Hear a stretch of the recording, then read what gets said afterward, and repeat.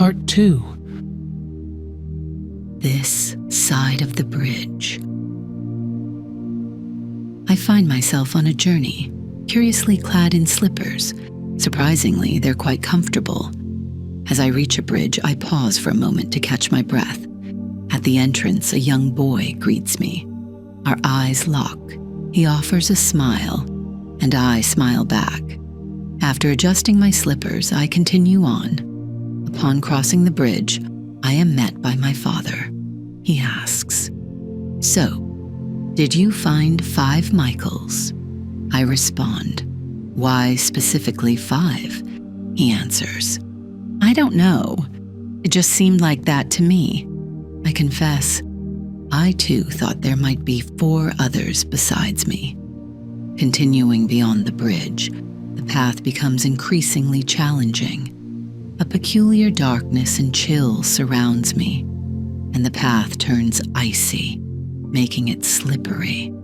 I have to lean against the wall and painstakingly explore the path from one end to the other. Eventually, I stop and call out to my father. "I can't traverse this place alone. We must hold hands and walk together." June 21st, 2017. Summer solstice and the fusion of heart chakras.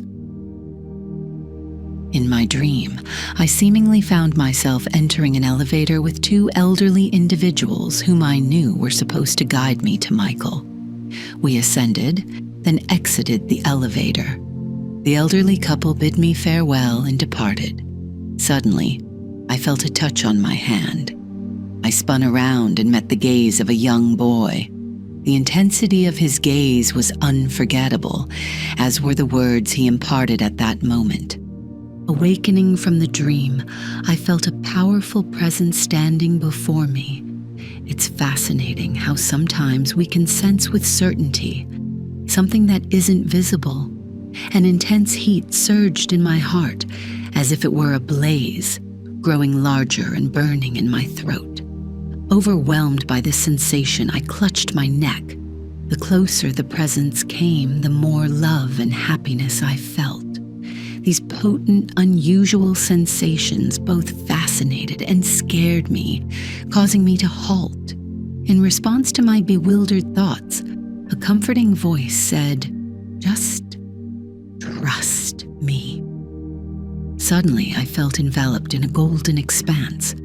In this space, I ceased to exist, replaced by boundless bliss, intertwined with endless golden streams. The sensation was fleeting, but its impact remained forever. I was mostly unsettled because I was unaccustomed to surrendering control. In that moment, I felt myself propelled deeply into other dimensions. This realization, mingled with excitement and curiosity, stirred a tinge of fear. "Don't be afraid. I've placed a piece of my heart in you," came his telepathic message. And somehow, I felt I had given a part of my heart too. From now on, you must keep your lower energy centers at their highest frequency. Otherwise, you will be worse. I will assist you in reaching the appropriate state of consciousness. From internet posts. Spiritual hierarchs and exalted beings generally exhibit deep humility and foster a direct relationship with you, treating you as an equal, even though you are not. It's worth adding that God has manifested in various individualities, appearing as many avatars in the form of incarnated beings on Earth. Each avatar has performed their unique divine work, operated on their individual ray, and transformed the divine omnipresence into their personal individuality. These higher forms of individuality align themselves in the hierarchy of light. Each has their own earthly focus of light in the form of a unique religion and followers. However, at the 7th level of consciousness, they are all unified, expressing the collective consciousness of God. Another important point is the distortion of original teachings by various religions over time. The divine knowledge initially bestowed upon human minds becomes distorted, altered, and sometimes even morphs into grotesque forms. The noble teachings of Christ, for instance, assumed monstrous qualities during the Inquisition, even though the religion of love is fundamentally incompatible with violence and hatred. We still see numerous such distortions today. We should also keep in mind that every engagement with a teaching inherently connects us to the energy of the Spirit, imparting that teaching. Hence, while expressing gratitude is important, caution is equally essential. It would be wise to steer clear of literature rooted in black magic or demonic practices, as everything we expose ourselves to leaves an imprint on our consciousness. Summer 2017, Encountering Krishna. In my dream, I encounter a man who I recognize as a devotee of Lord Krishna due to his attire and the markings on his forehead. His face seems vaguely familiar, yet I don't truly know him. It's his duty to guide me to Krishna. Leading me to a door, he sternly suggests, "Perhaps you should thank him once." His words confuse me because I don't understand why I must thank Krishna. "Enter and show due respect," he instructs, with the same stern tone, before ushering me into the room. I try to fathom what proper respect entails. I understand love, friendship, respect. But the concept of due respect is elusive to me. Upon entering the room, I halt, taken aback, and bow awkwardly to the man standing before me. I notice to myself that he indeed resembles the iconic images of Krishna. Suddenly, Lord Krishna approaches, takes my hand, and engages me in an absolutely candid conversation. I realize that this directness, humility, and equal treatment are common attributes of all light hierarchs. From our entire conversation, two thoughts remain etched in my mind. Firstly, I find Krishna to be an incredibly pleasant personality, and my heart fills with regret for not reaching out to him before. Secondly, his words linger. We are allocating extra energy for another 10,000, or was it 1,000, I can't recall, people. Upon waking, I ponder for a long time what these words could mean and who they pertain to. The Vedas and their discussions have always fascinated me, deeply influencing my worldview. Yet I've always identified myself as a follower of Christ and never focused on Lord Krishna's persona. I also don't understand enough the hierarchy of Vedic gods and demigods, but now it's clear to me how crucial it is to express gratitude, even if only inwardly and heartfelt, to the purveyor of spiritual knowledge, if you use this knowledge. Autumn 2017, a heart-bound connection with Michael. Since June 21st, a lot has changed. My bond with Michael has grown even stronger. Simply thinking of him invoked the blissful sensation of being immersed in a mystical golden space. A sensation that offered profound joy and happiness amidst my struggles. My isolation gradually transformed from feelings of imprisonment into a serene and peaceful appreciation of solitude. When alone and undisturbed, I could speak to him in my heart and revisit those unique, transcendent feelings. On days when my illness worsened, leading to a decline in consciousness and a loss of connection, I would envision the sakura tree from the world I had created through mental construction, and the sense of connection with him would swiftly return. My interaction with Michael typically took one of three forms, depending on the purity of our connection. The purity of this connection was influenced by several factors. For instance, in nature, a pure place away from populated areas allowed for better communication. Nighttime was more pure than daytime, as people were asleep, and the constructs of their thoughts did not intrude upon spiritual spaces.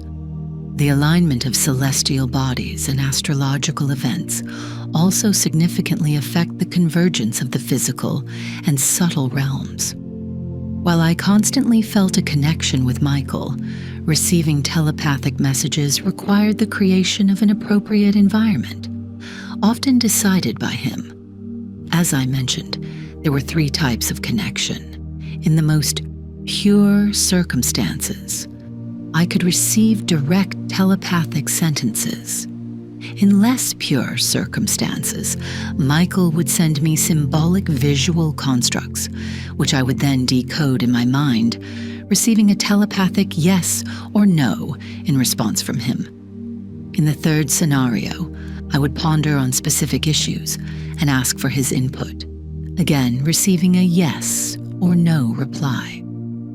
Hearing a telepathic conversation is akin to hearing someone's voice without seeing them. You identify the pitch of their voice based on their unique frequency.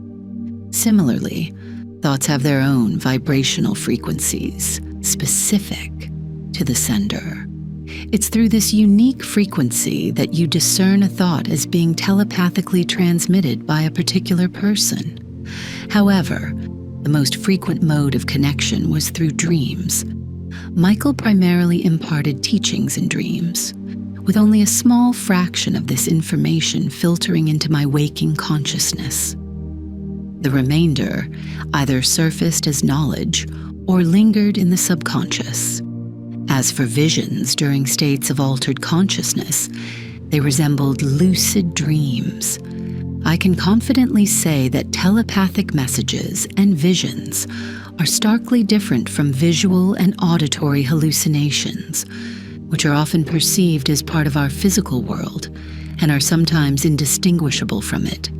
My visions and hearing pertain to the subtle realm and appeared to overlay our physical dimension. These experiences caused no discomfort, instead invoking immense pleasure and satisfaction. Michael gradually guided me towards a different style of prayer. To prepare, I would play music to uplift my mood, and in an altered consciousness, I envisioned myself floating a certain distance above the Earth's surface. Michael, detach yourself from anything material. Nothing belongs to you, and you belong to nothing in this world. Not your family, not your country, not your children, not your possessions, not even the clothes you wear. As soon as you foster a sense of ownership or associate yourself with any part of the material world, the energy that flows through you becomes distorted. The knowledge you impart will be refracted through this sense of possession and attachment. I could feel the swell of his energy in my heart. My spiritual body started rotating clockwise, somewhat resembling a white ethereal being. At its core, a radiant white light materialized as a glowing orb, which at some point appeared to detonate in every direction, sending out waves of pure white energy that extended across nearly the entire globe. Many beings were drawn to this energy, and somehow they absorbed this light. It was as though they were dissolving into spectra, directing the flow and then directed it. I can't confirm this for sure. I just know that this was Michael's intent, and it filled me with immense joy because it was our shared prayer. During one such prayer, I felt the desire to send waves of energy directly into people's hearts. I descended to the level of humans and radiated energy. Suddenly, I observed a wave of light igniting people's heart chakras, which immediately made me halt in fear. I once again understood that such self-willed decision and direct channeling of energy into living beings isn't appropriate. I sincerely hope I didn't cause harm to anyone.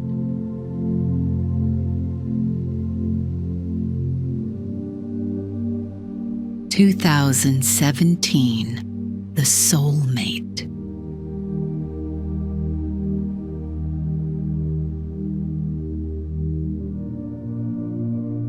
Me. My dreams and your narratives don't seem to merge into a cohesive picture. At times, I feel as though this picture is fragmented, like pieces of a mosaic. I'm unable to grasp the meaning of certain dreams, leading me to question their validity. Michael, it's precisely the journey we're on, and don't be taken aback when these fragments coalesce to form a coherent picture. To facilitate this, you must relinquish all preconceived knowledge and embrace the unimaginable. That's the reason we craft these dreams, to make the final image more palatable. Deep down in your heart, you're aware of which dreams to trust and which to dismiss. There's a profound bond between us. I understand every thought of yours. Me. Why do I have this feeling that you are my other half? Is this a normal sensation? Michael, the answer to this question will come to you in due course. Just remember, no bond is stronger than that between two halves of a whole. Relationships such as disciple-master, master-devotee, and even parent-child are, in a sense, manifestations of the magnetic draw between two halves of a whole.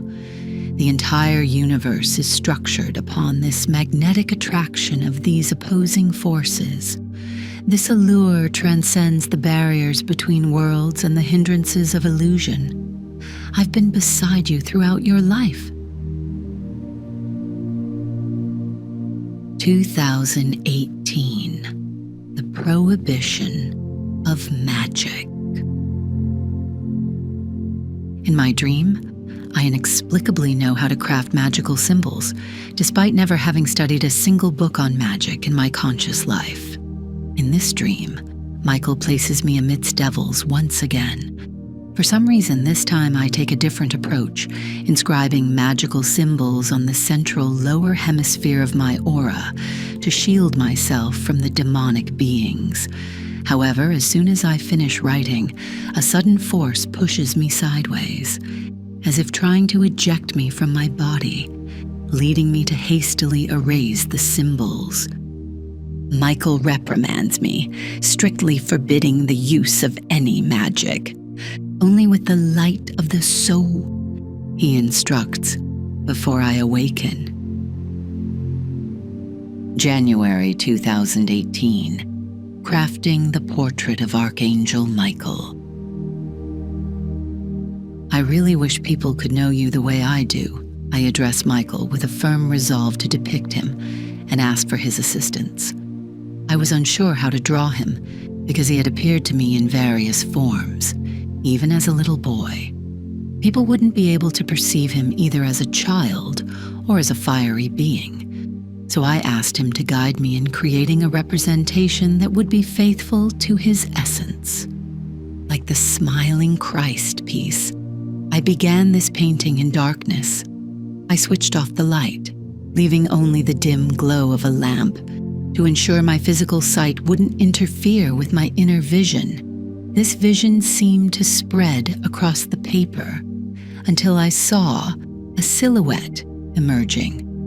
Quickly, I traced this shape with a pencil and highlighted key areas. From the second day onwards, under better lighting, I refined the details of the painting, incorporating clothing and attributes inspired by various icons and statues. The background featured the Caucasus Mountains. Although I don't consider myself a professional artist, I feel the painting was successful, as it expressed his soul's qualities. The painting process took about a month, and I greatly enjoyed it because it brought me a special sense of closeness to him. January 31st, 2018. A dream about my painting. In a dream, I found myself in a room with a completed icon of Michael resting on a table. People entered and left the room intermittently. Suddenly, 2 acquaintances from childhood arrived. I'd always found them to be ostentatious and thus had little common ground with them. They glanced at the icon of Michael, but in its place, a mundane landscape painting had appeared mysteriously. Baffled about the whereabouts of the Michael icon, I started searching for it. Meanwhile, another person entered the room. This person had a rather unpleasant aura, and the landscape painting that replaced the icon of Michael disappeared. This time, a blank page occupied its place. My confusion grew, and I began shuffling through the assortment of pictures in search of the missing icon. Then, a woman whom I had never met before, yet had a warm and pleasant demeanor, walked into the room. As if by magic, the image of Michael reappeared on the paper. The lady admired the artwork, had a brief chat with me, and then departed. When I was left alone, I surveyed the vacant room. I could sense Michael's presence beside me, even though I couldn't see him. "Is this your doing?" I asked aloud. "If it is, show me a sign of confirmation," I said, raising a plate filled with dried fruits. Unexpectedly, a piece of dried fruit soared from the plate, disappearing into thin air. "Sometimes you scare me," I commented, laughing before waking up. 2018, Working with Human Souls.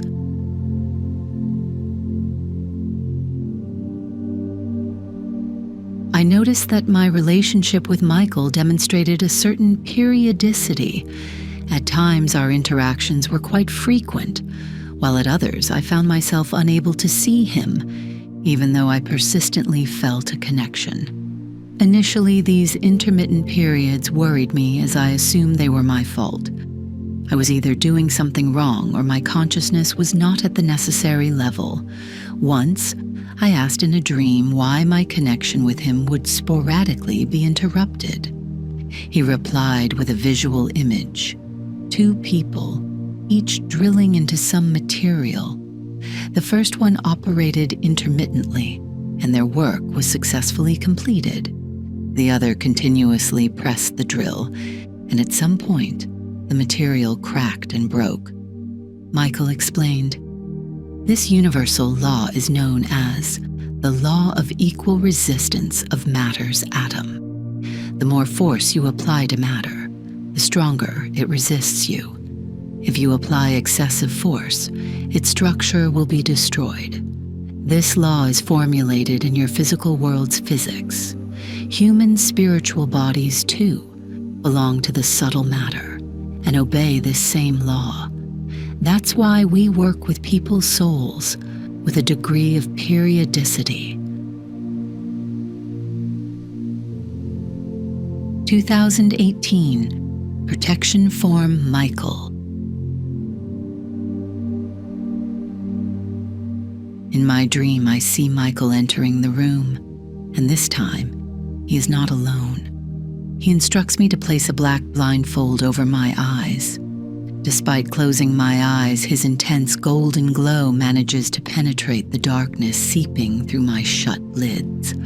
As he draws nearer, I am engulfed by his love for me, a sentiment I reciprocate. Accompanying him are his angels, who form a protective circle around me in the room. This seems to be some form of safeguard he has established for me.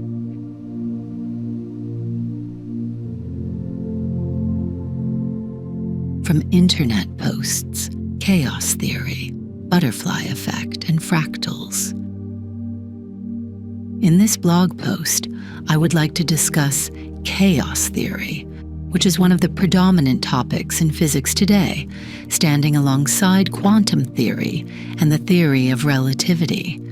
Chaos theory is a branch of deterministic dynamics, asserting that seemingly chaotic occurrences can actually be explained by standard mathematical equations. What's perceived as chaotic is the complexity of the system, not a random or illogical connection between its components. To put it in layman's terms, there is no chaos, just intricate dynamics. As Einstein said, God does not play dice. Chaos theory has found application in numerous fields today, ranging from information technology and predictive analytics to marketing and game theory. In scientific discourse, chaos has a different connotation than in everyday language, where it denotes disorder or randomness. In chaos theory, chaos refers to a situation where a system appears disorderly at first glance, but is in fact governed by the laws of physics, acting in accordance with them. This term is synonymous with dynamic instability, a concept first formulated by the early 20th century physicist Henri Poincaré to describe the absence of internal order in certain physical systems.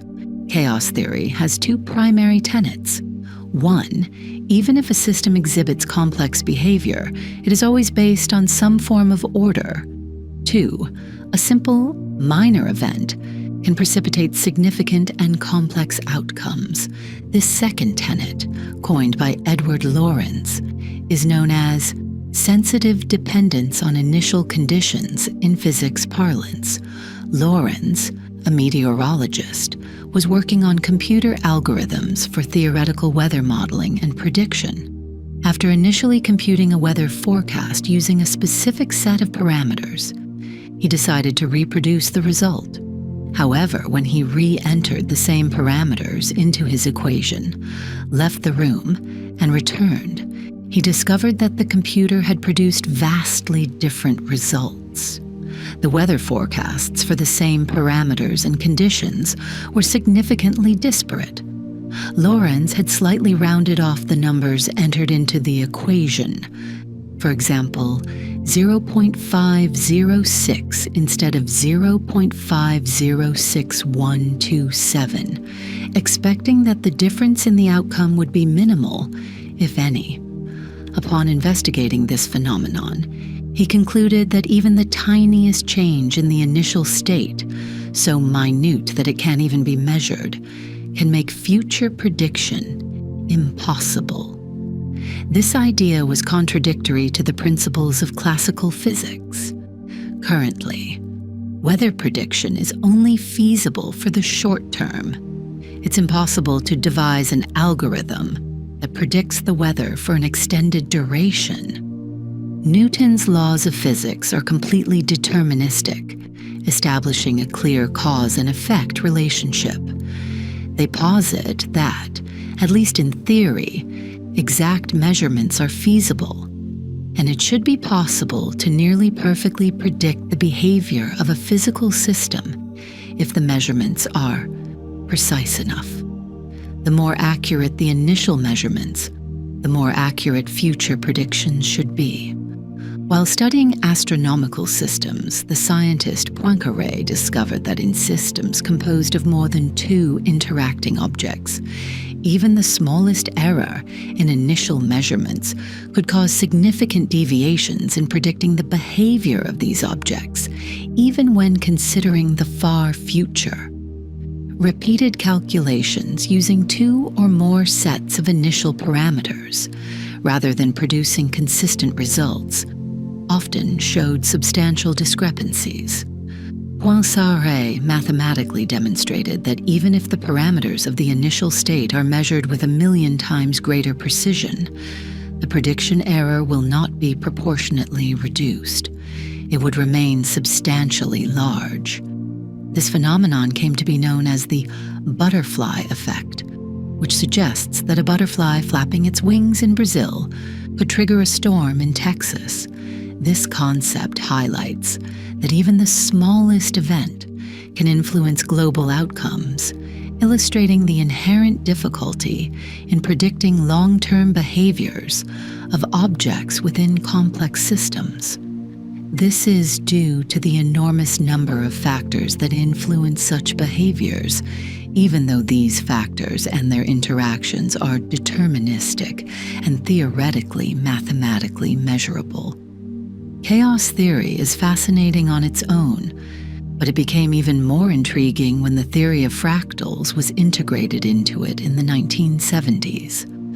A fractal is a geometric form or structure that emerges within a dynamically changing system.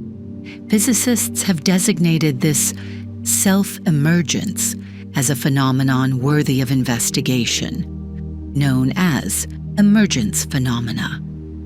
As I understand it, moving matter within chaotic dynamics self-organizes into fractals, even at the level of subatomic particles. https www.sciencenews.org. Article: Physicists wrangled electrons. Quantum fractal of Biclidimauja, WAR0Gs by IFH52, YHDXNRCGZD 2IXQM YVMJCFTOTRS AYHH XWD7X3BI9F5F04. The primary feature of fractals is the replication of the fundamental geometric figure at different scales. For instance, a triangle contains a smaller triangle, which in turn contains an even smaller triangle, and so on. Chaos dynamics have been observed to create such structures, which manifest in such disparate fields as biology, economics, and climate studies. These patterns are clearly observable in nature, appearing in biological forms like snail shells or broccoli sprouts. The study of fractals is a major focus of 21st century science and generates considerable interest because patterns that are universal to various aspects of our lives should provide intuitively accurate insights for describing the world.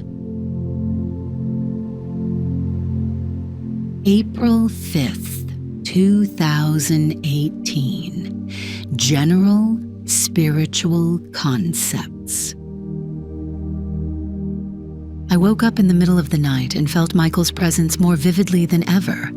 Such potent sensations occur only on special occasions. Once more, I was enveloped by the energy of his love and protection. I perceived myself as a tiny entity, guarded by an immense force that kept the onslaughts of the world at bay. Although this protective layer made me feel somewhat isolated and estranged from the world, it also imbued me with a sense of warmth and affection. "I believe it's for the best," I heard him say. "Otherwise, you would be under constant attack from everyone and everything." Subsequently, a stream of information started to flow. Initially, I thought I should immediately document it. But as soon as I sat down at the computer, I unwittingly slipped out of the altered consciousness and lost the connection.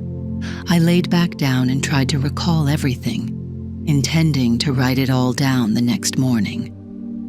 While processing these thoughts, I finally grasped what he had been trying to teach me and the reason for everything that was happening. Humanity is transitioning to a new stage of evolution. We must reacquire the ability to perceive the spiritual world and be guided not by the laws of the derived material world, but by the principles of the primary spiritual world. Cultivating such a mindset is the only way to transcend the limitations of three-dimensional matter and unlock the path to numerous dimensions. It's a process of returning home. I also want to discuss how spiritual commandments were bestowed upon people. There came a point in the past when strict, detailed laws about proper conduct in the material world became necessary. These laws resembled regulatory acts more than they did spiritual guidelines.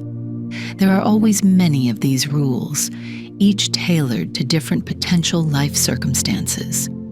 This is because the lower a person's consciousness, the less capable they are of making heart-led decisions. They struggle to discern right from wrong, good from evil, and apply general commandments to specific life situations, hence the need for detailed instructions, often governed by fear. With the advent of Christ, human mental and spiritual fields were elevated, thus increasing the level of mankind's wisdom. Christ not only introduced commandments for higher consciousness, but also, by sacrificing himself, initiated a karmic relief for humanity, embedding his energetic focus into the earth. As a result, many Christian saints became vessels of his energy. While it's true that Christ's arrival played a significant role in elevating human consciousness, it's important to note that spiritual guides for humanity had manifested even prior to him.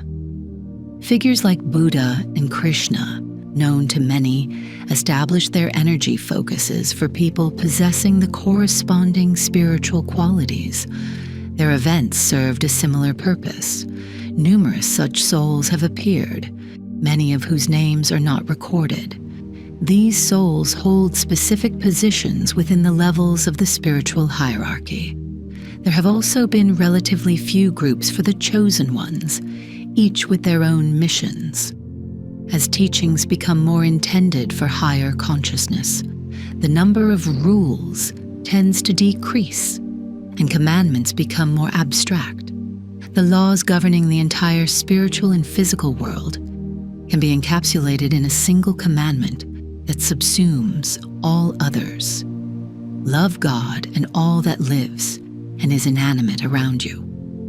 Unfortunately, this call for unconditional love, while beautiful and true, is only achievable by individuals with highly evolved spirits.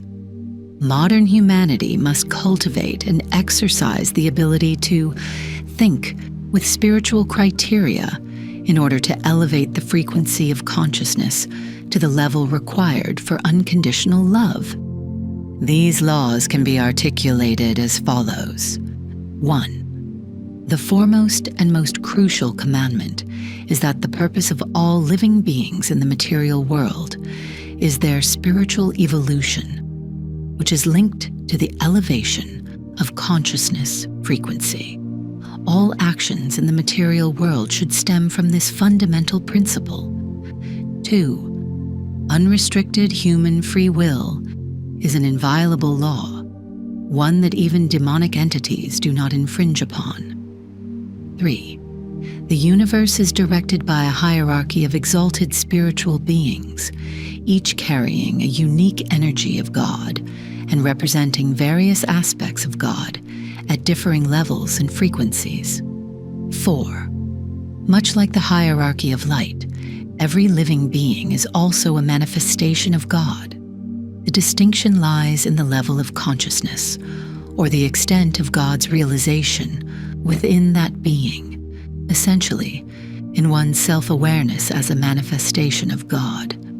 This self-awareness involves acknowledging the existence of God, or the prime source within oneself, and reaching the highest possible level of realization of God as an individuality. The more profound this understanding, the more one's consciousness expands, gradually aligning with larger collective consciousnesses. The higher the frequency of a being's consciousness, the more it identifies with a larger collective, and the stronger the sense of unity with other beings within that collective. This unity eradicates the narrow, self-centric thinking of the Außer and I. Beings with lower self-awareness have self-centric consciousness. They possess clearly defined ego boundaries and are distinct within the field of their own kind. In contrast, beings of higher spirituality, while retaining their individuality, can subsume their material self, lower self, in a greater sense of unity with others. This is due to their individual self-awareness of God inside. For instance, we, what you refer to as angels, perceive each other as a single entity, but maintain our individuality, whereas humans struggle to experience this unity due to their pronounced ego. Every living being's soul, through centuries of reincarnation, accumulates spiritual qualities that shape its individuality and higher self. This higher self stands in contrast to the temporary self, lower self, that manifests in each incarnation and is discarded afterwards. Humans should not identify themselves with the physical self, but rather adopt the perspectives of the higher self. 5. Living beings are tasked with discovering their unique wave, their specific type of divine energy, which they channel in the material world. This wave is informed by their spiritual qualities, developed and accumulated over numerous incarnations, and their genealogical connection in the tree of life. This spiritual genealogy links one to a specific master as a student, a spiritual descendant of a particular light hierarch. One should find this spiritual master guided by the heart's intuition and form a connection, as this master will be the individual's guide and catalyst for consciousness elevation. 6. The tree of life is a sort of fractal structure that can manifest on various scales. Like all fractal structures, it has its own geometry, mathematical structure, and governing principle. Sacred geometry, magical geometric figures, and numerology, once accessible to humans, are all connected to the mathematics and principle, algorithms of these fractals. Fractals are structures of primordial divine energy that refract and channel it by a particular principle, pulsating in various dimensions from the smallest to the largest and vice versa.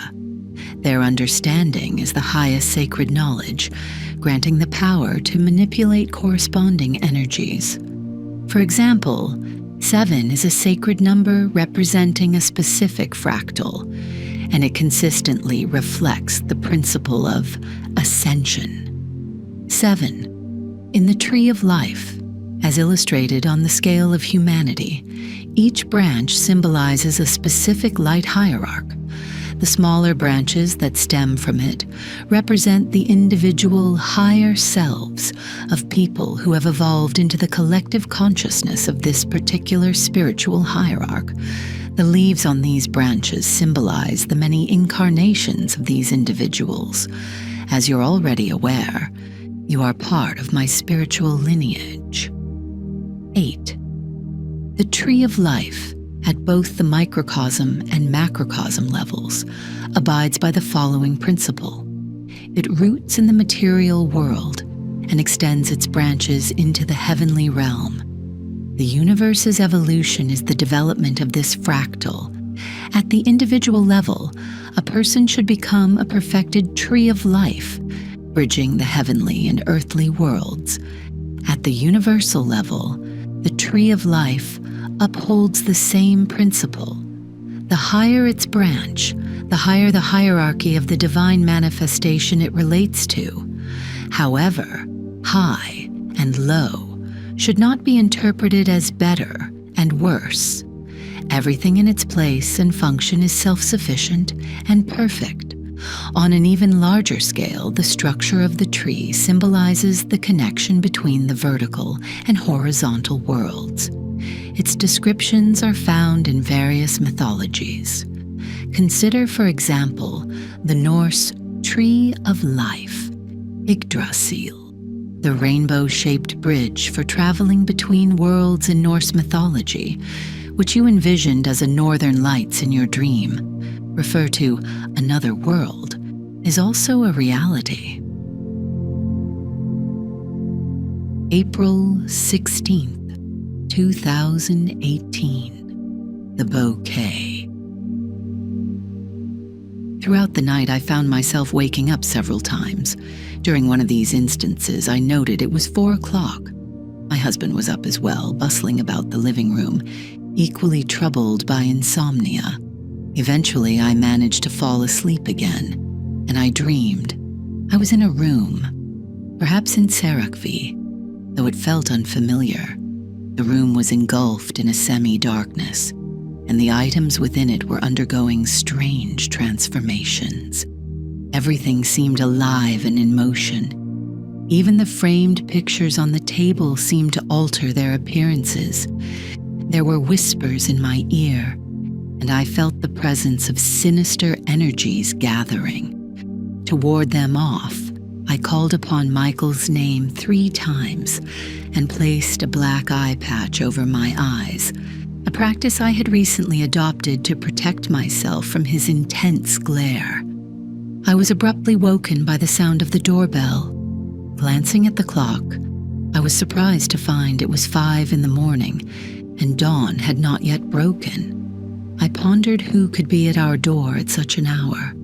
My daughter had left for Baku and wasn't due to return until later. Could it be a security officer? Had something happened? I heard my husband approach the door, and my father stirred from his room as well. As my husband opened the door and began speaking quietly with someone, he glanced over at me, surprise written all over his face, and beckoned our unexpected visitor inside. A middle-aged lady walked into my room, holding a large bouquet of flowers. She approached me and handed me the bouquet, to which I expressed my surprise. "Who is this from?" I asked, for some reason choosing to speak in Russian. "From him," she responded softly, careful not to wake my youngest son sleeping nearby. Taken aback, I couldn't believe what I was hearing. "That's impossible," I replied, flustered. "But he promised," the woman countered. I didn't recall such a promise. She drew an invisible sign of Michael over my left eye with her finger for protection, before making her way towards the exit. As she was leaving, she paused, her gaze settling not on the painting of Michael that hung on the wall, but rather on the space where the painting had been when I was working on it. "Looks like him," she exclaimed, before stepping out the door. I lowered my gaze from the flowers and attempted to stop the woman, calling her back, but she had disappeared. I returned my attention to the bouquet. The flowers seemed familiar, their scent triggering memories. They were branches of blooming jasmine. Clutching the bouquet, I prayed it wasn't all a dream. I awoke then, regretting the fact that Michael's gift could not manifest in reality. Strangely, I found myself envisioning my husband bringing me a bouquet. But of what? Lilac? Jasmine would be hard to come by. I pictured him walking into the room, bouquet of lilacs in hand, saying, "Since you mentioned that the bush isn't harmed by breaking off a few branches, I decided to get lilacs." I fell asleep with these thoughts swirling in my mind. An hour later, I was awoken by my husband peeking into the room. "Come in. I'm not asleep anymore," I called out to him. To my astonishment, he walked in holding a large bouquet of lilacs. "Since you mentioned that the bush isn't harmed by breaking off a few branches, I decided to get lilacs." He echoed my imagined words and handed me the bouquet. Michael then revealed, "As soon as my bouquet was conceived, it materialized in physical space in the form of your husband's gift. However, my bouquet will stay fresh for a long time." Added later, I came to understand his words as, one after another, various people began giving me flowers. Sometimes my assistant Manana would bring me flowers from the village, while at other times the gardener would clip some from our own yard. Before I could fully appreciate one bouquet, another would be given to me. I even started documenting this with photographs, wondering when this cascade of flowers would eventually cease. Added later. The act of gifting flowers continued throughout the entire summer.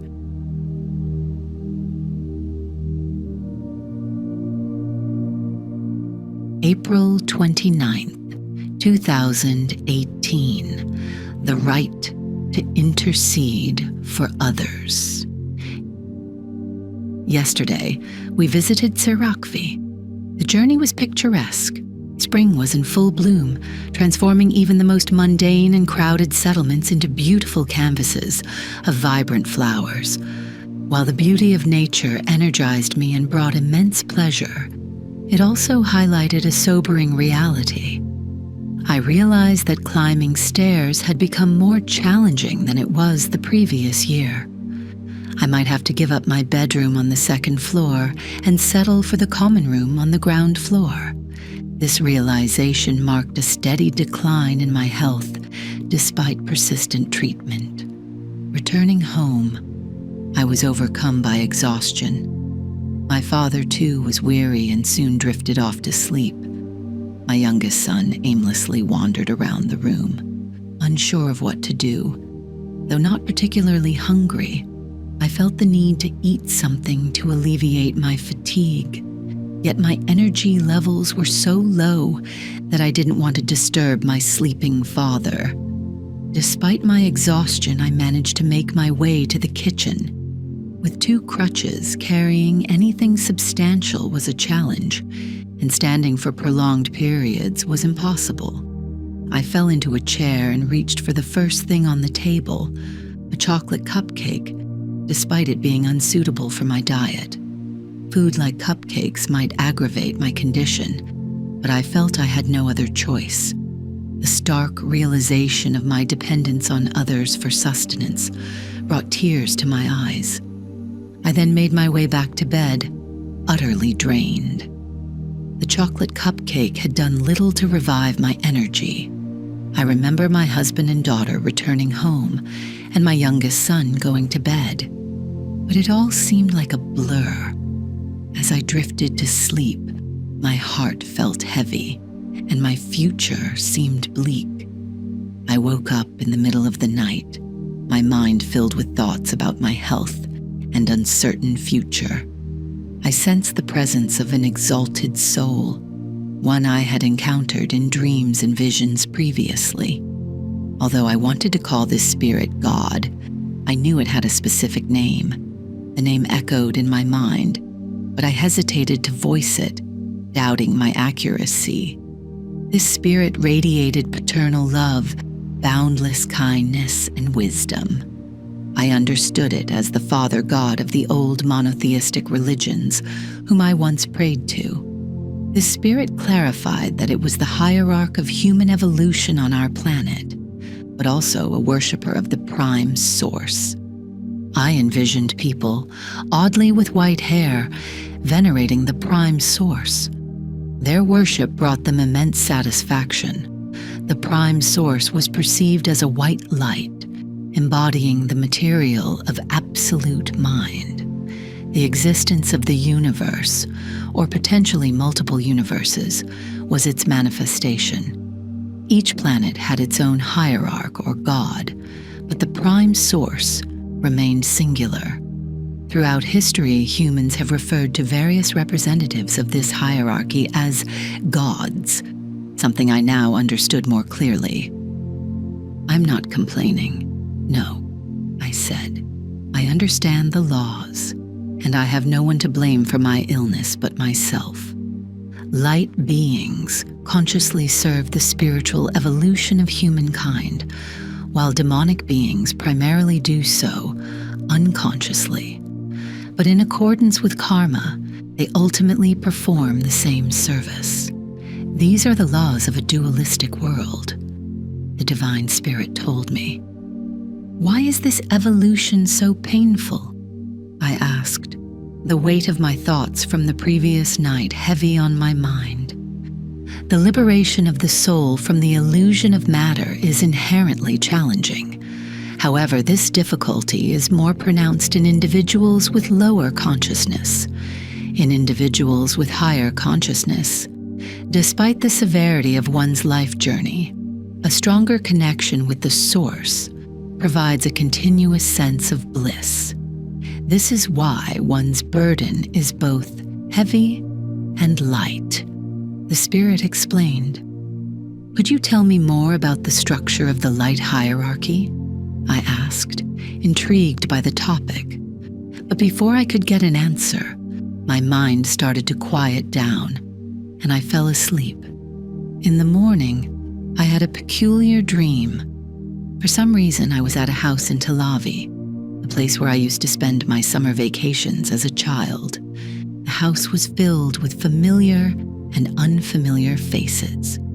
I was with a young pregnant woman who, somehow, I knew couldn't possibly have a child. She had suffered several miscarriages and anticipated another. I asked my father if there was anything we could do to help her. "No," my father responded. "The same will happen to her." Left alone with the young woman, I empathized with her struggles to have a baby, and my heart felt heavy. Suddenly, I experienced a sharp pain in my stomach, mirroring her pain. I felt her physical and emotional suffering as if it were my own. I had an intuitive understanding of the fetus breaking apart in her womb, and her uterus contracting with terrible pains to expel the fetus. We both collapsed to the floor. My heart ached more than my body. The young woman was sweating, writhing in intense agony. I was overwhelmed with sadness and cried with her. I realized that she was relentless and would attempt to have a baby until her last breath.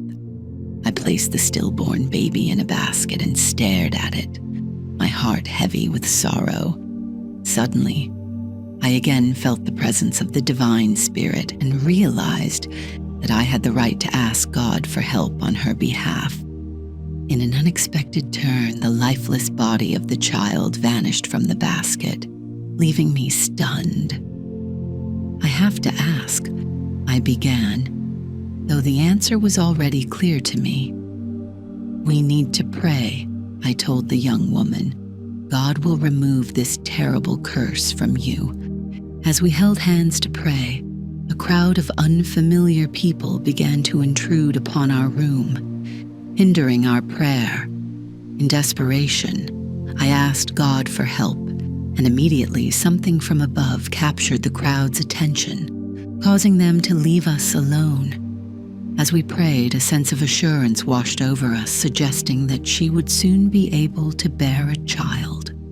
I even saw the man who would be her partner and the father of her future child.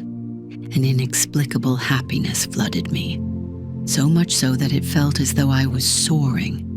I awoke with this joyful sensation still lingering, feeling the continued presence of the divine spirit.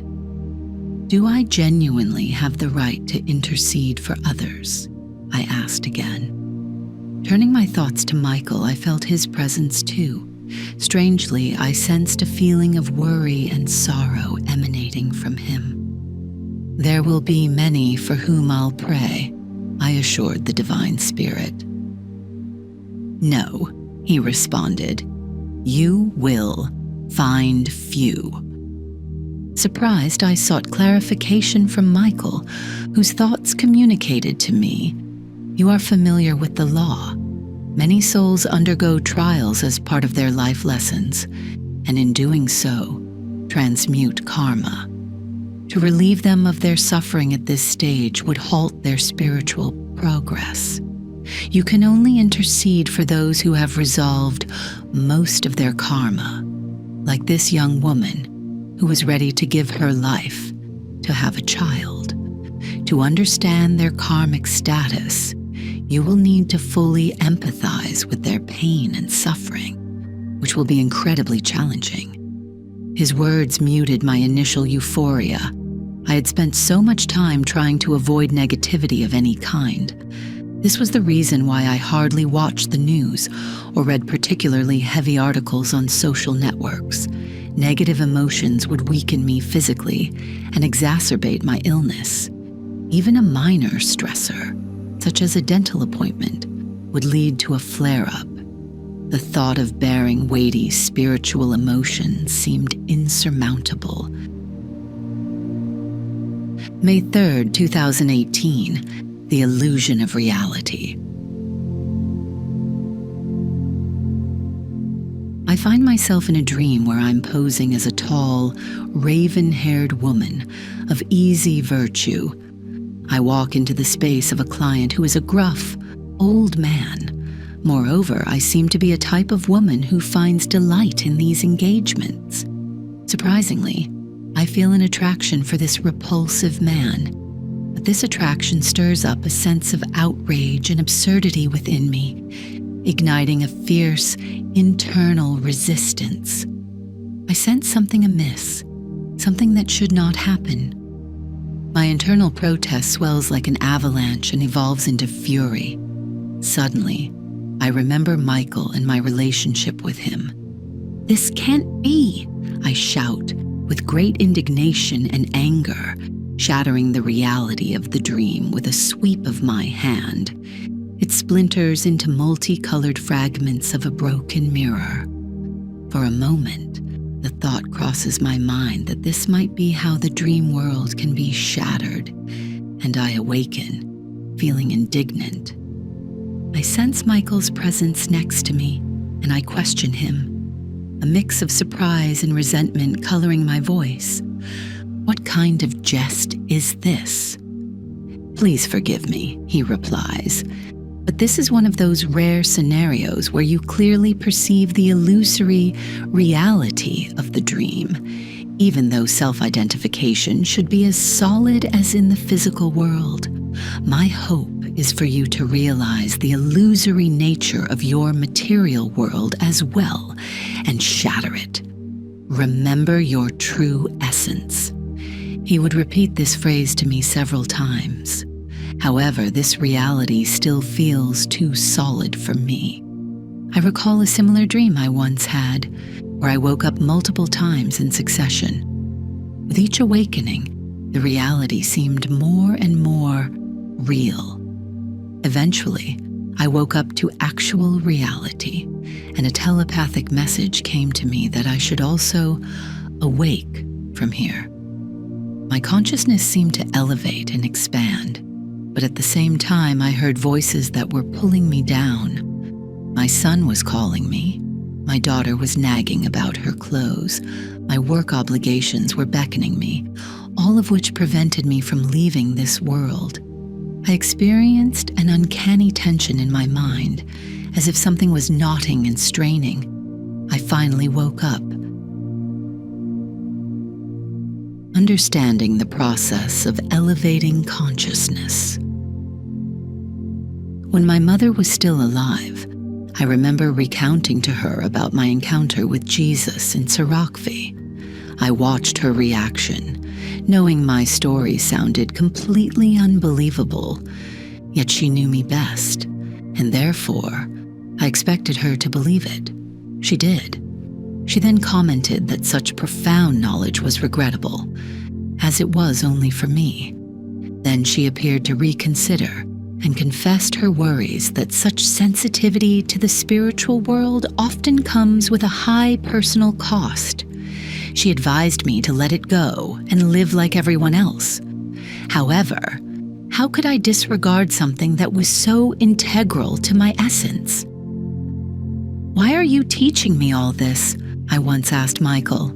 "I can't discuss these topics with anyone, and I'm not even certain if anyone besides my family will ever read my writings." His response was as follows: "Active engagement in the material dimension is often not necessary for achieving a purpose. Just as quantum particles are interconnected through quantum entanglement, so are humans linked through various unseen connections. Recall the principle of fractals. The large mirrors the small, and the small mirrors the large. Elevating the consciousness of one person automatically results in raising the consciousness of those entangled with them. Consider it akin to a piece of cloth that ascends when one of its points is lifted. The other points elevate as well. Don't perceive this as limited to one single plane. You need to learn to think across multiple dimensions simultaneously. This could be the mental space, karmic space, or the egregore, and so on. Elevating consciousness equates to vibrating at a higher frequency of consciousness. At this frequency, individuals can access correspondingly higher ideas, much like tuning a radio to a higher frequency wave. The thoughts that occur to you may also come to them as their own thoughts. Why do you suppose that significant scientific discoveries or novel ideas often strike different individuals at the same time? New ideas are already circulating in space, and the corresponding mental structures have already been formed. The crucial element is to have a critical mass of receivers. Remember what Krishna told you. Currently, we are in a crucial period in the life of humanity. The development of material intelligence has reached a dangerous threshold.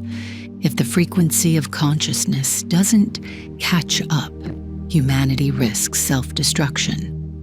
Advanced materialistic intelligence combined with low consciousness is a hazardous mix.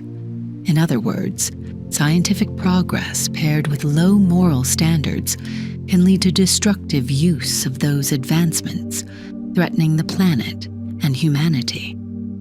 In addition to individual efforts to elevate consciousness, the frequency of consciousness is raised through a form of radiation.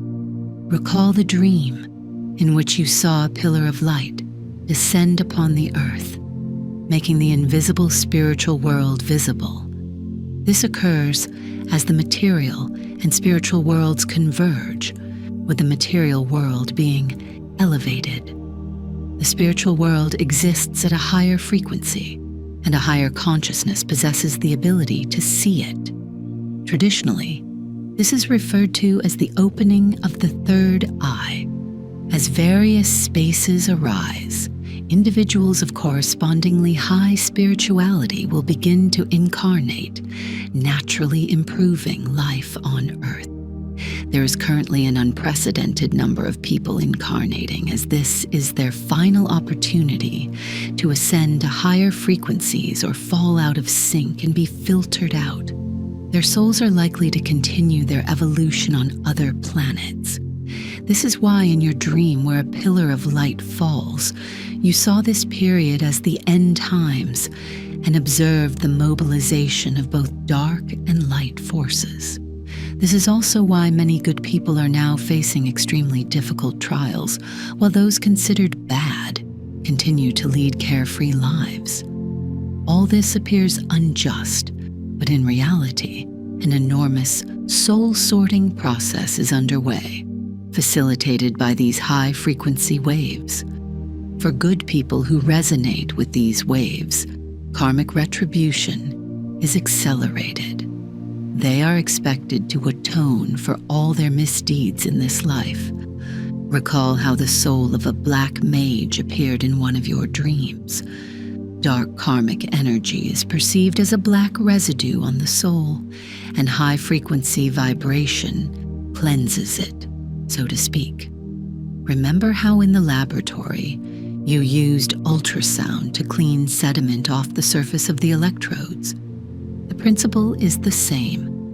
In the material dimension, this process presents itself as an onslaught of various problems. That's why we see so many diseases and trials, and why life seems to be speeding up. Conversely, people who have fallen out of frequency receive some good karma because they are not yet ready for the next stage of evolution.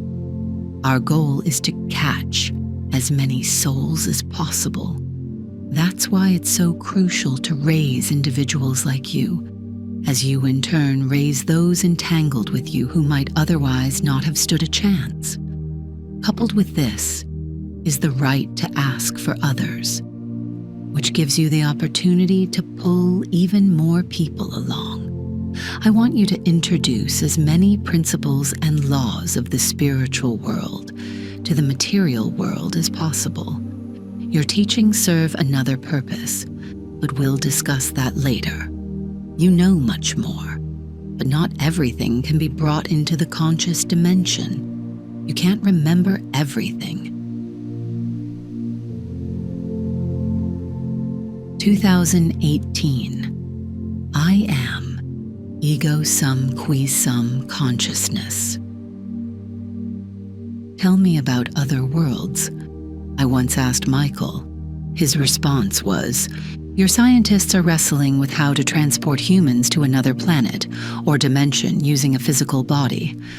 What they fail to understand is that the physical body is a part of this material world and belongs here.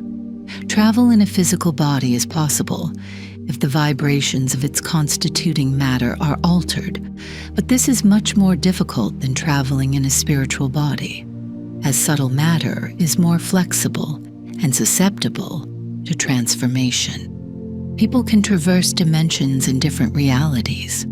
To do so, it's crucial to maintain a stable consciousness frequency.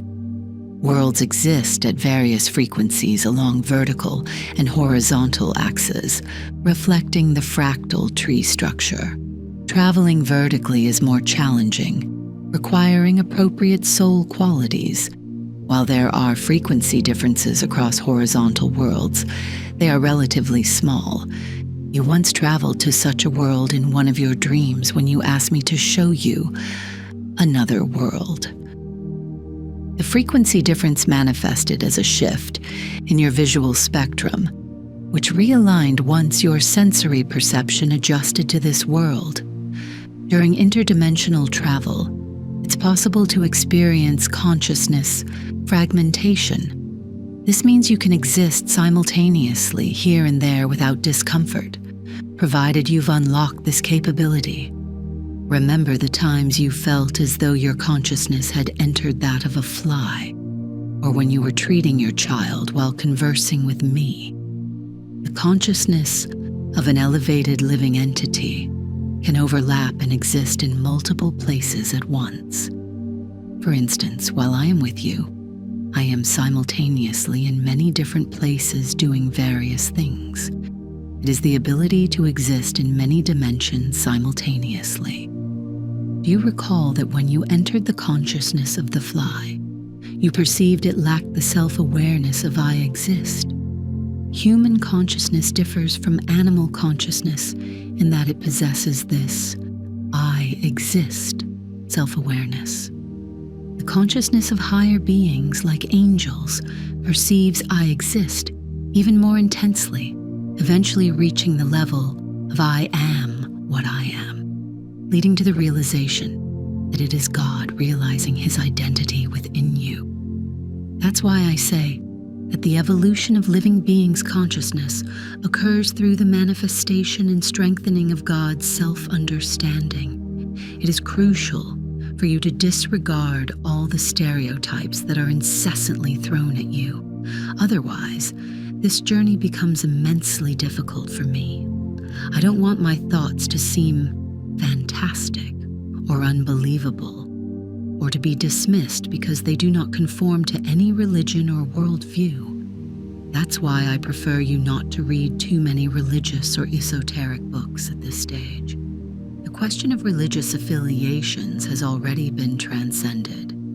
I frequently implant thoughts into your consciousness, allowing them to bypass your understanding and lie in wait for your subconscious to process them, which will then allow you to better formulate and comprehend them. Reading books was beneficial at a certain stage, but now it's time to let go of them. Regrettably, the program of illness had to be activated to turn you towards us. Without this, even after your encounter with Jesus, you would have continued to invest all your energy in the material world.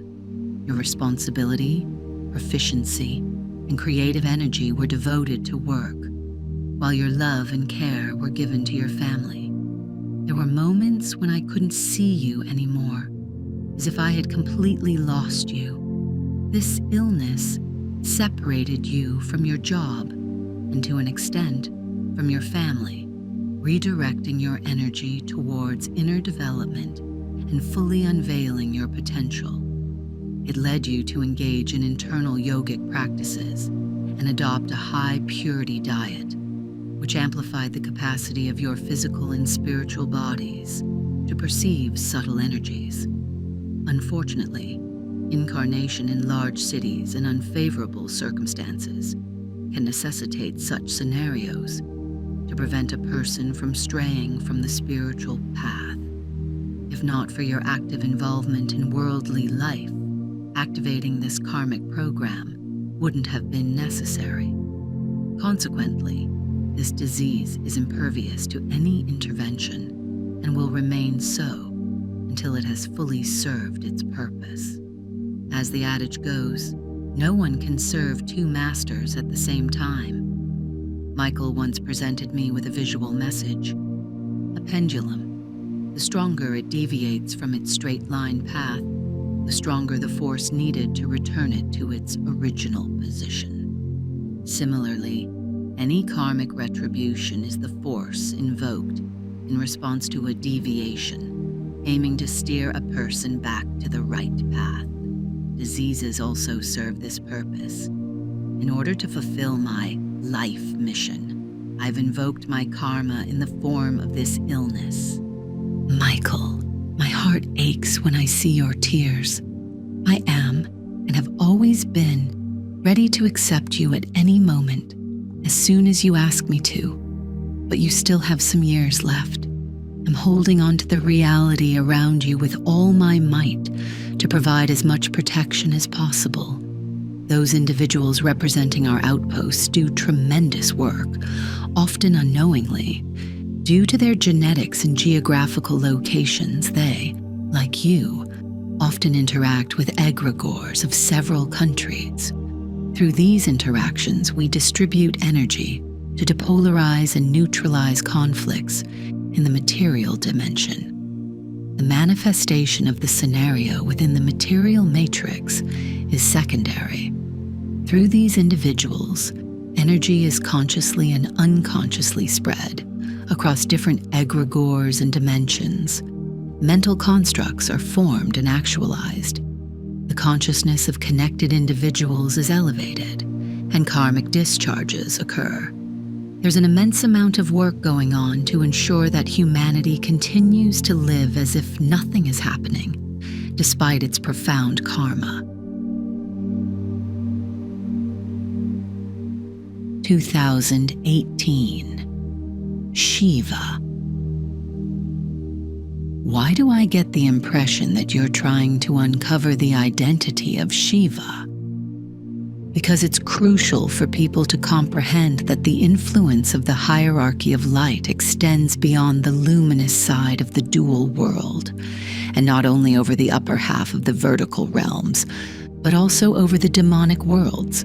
In other words, not only the positive side, but also the negative.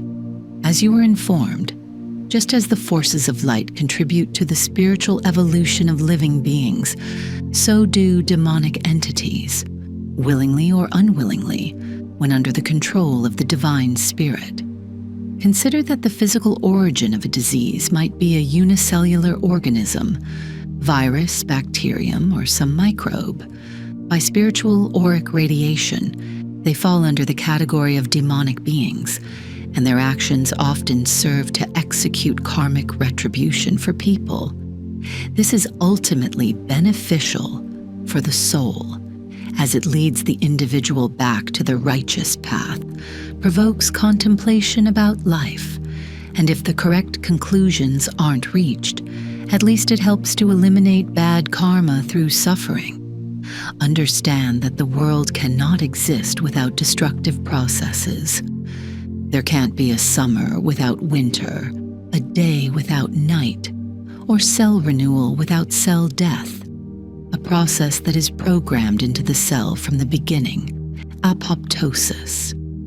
A cancerous cell is dangerous because of constant proliferation, and therefore causes the destruction of the whole organism. For trees, deciduous leaves are essential, and their shedding in the fall is programmed into the tree's genetics.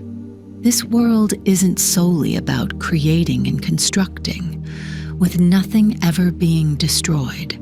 Destruction, decay, and death are as vital as creation, construction, and birth. These forces need to be in balance. Often, it is demonic entities that carry out this destruction, and their actions are steered by a divine hierarch possessing such strong spiritual potential that he can exist within a demonic environment without being tainted by its vibrations. The snake around Shiva's neck symbolizes this very capability. It represents the poison that he was able to consume. Recall your dream about Shiva, the black butterfly that landed on your hand. Recollect your emotions. See butterfly. Memories surged back to me. A large black butterfly perched on my hand, seemingly staring into my eyes. A child was attempting to grasp my hand. I found myself laughing, awash with joy and happiness. There was a divine nobility about this butterfly, yet it wasn't white and pale like an angel. There was something else to it. Do all demonic beings fall under the control of Shiva? No, just like there are humans who defy God's will. But eventually they too, along with all manifested worlds and every creature within them, are ultimately governed by a single supreme cosmic law, regardless of what you choose to call it. April 2018 year. The power of truth. One night, I once again entered an altered state of consciousness and asked Michael, I have this feeling that lately I'm having fewer dreams and talking to you more directly. It's as if you're waiting for me to start writing. If this is the case, why didn't you tell me about it directly? Michael replied, I needed you to have confidence in yourself. While humility is a commendable trait, self-doubt inhibits the flow of energy into personal strength. One of the purposes of undertaking the Pledge of Truth was to develop self-assurance and trust in one's words. Your throat chakra had to be fully opened. When someone speaks the truth, not based on belief or supposition, but rather rooted in the nature of their soul, their words carry a special, persuasive power. They directly influence the speaker's mental body, for truth holds immense strength. Remember that instance when a skeptic doubted the existence of Christ, and you simply responded, He exists. You stated this without any supporting argument or justification, and yet He unconditionally believed you. He trusted you without another word, because what you shared, you knew, you didn't merely believe. And I gave you dreams because when you received these insights, you associated them with your dreams and not with some book, religious, or philosophical source. Furthermore, we rarely provide people with direct instructions. A person must arrive at specific conclusions on their own, else these conclusions cannot become an integral part of their soul treasury. Nobody can walk the path of life for them. The act of directly inhabiting, possessing a human body while contacting and manipulating it is characteristic of demonic beings.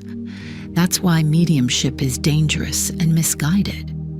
In our communications, Gnostical connection, individuals never lose their sense of self or free will and always connect remotely or telepathically, though such people are very few. 2018, Energy Healers and General Treatment. Michael, it's regrettable that the concepts of karma and reincarnation are missing in Christianity and other widespread religions.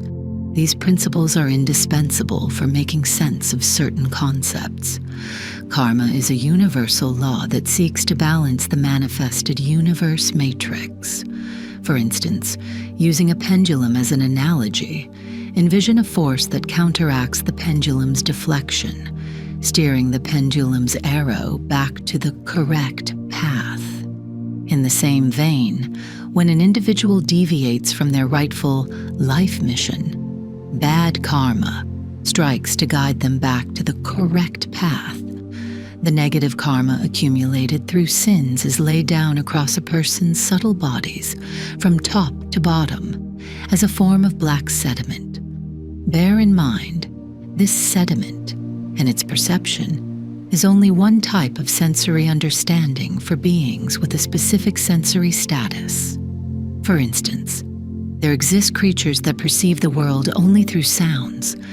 They hear information rather than it. These beings perceive the world as music, with their reality being one grand symphony. The diversity of sensory statuses among different beings is a separate expansive topic.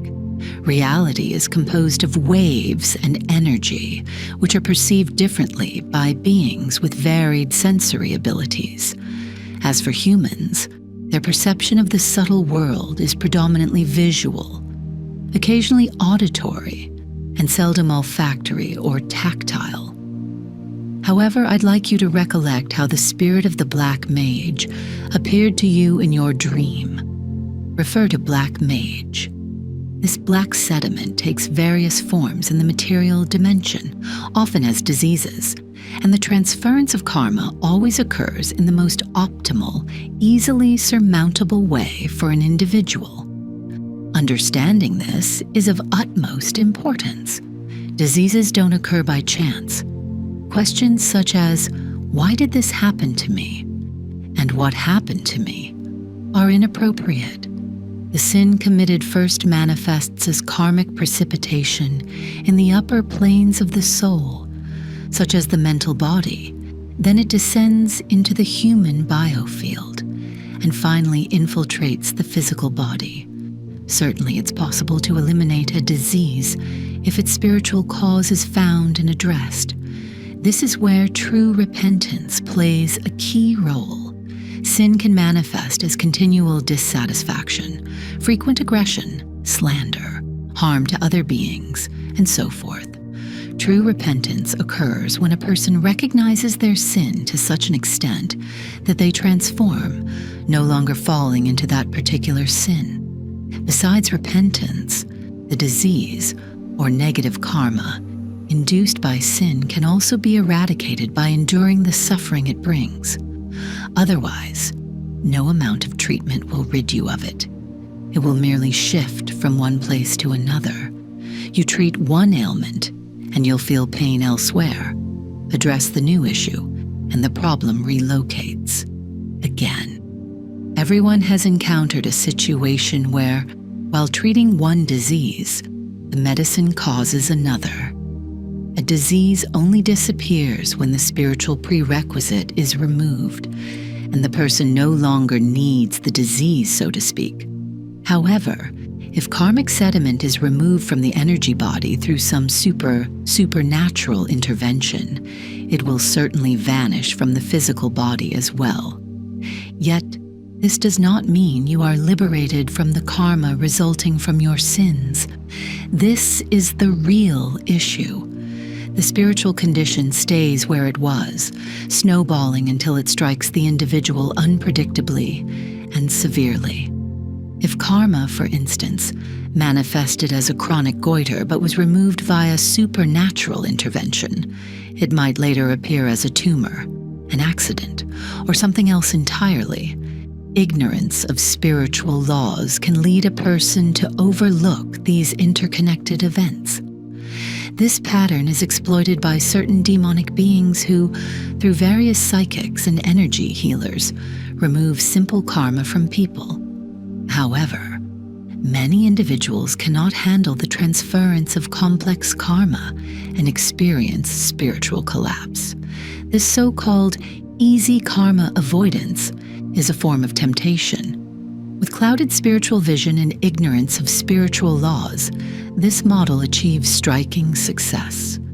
True energy healers are scarce today.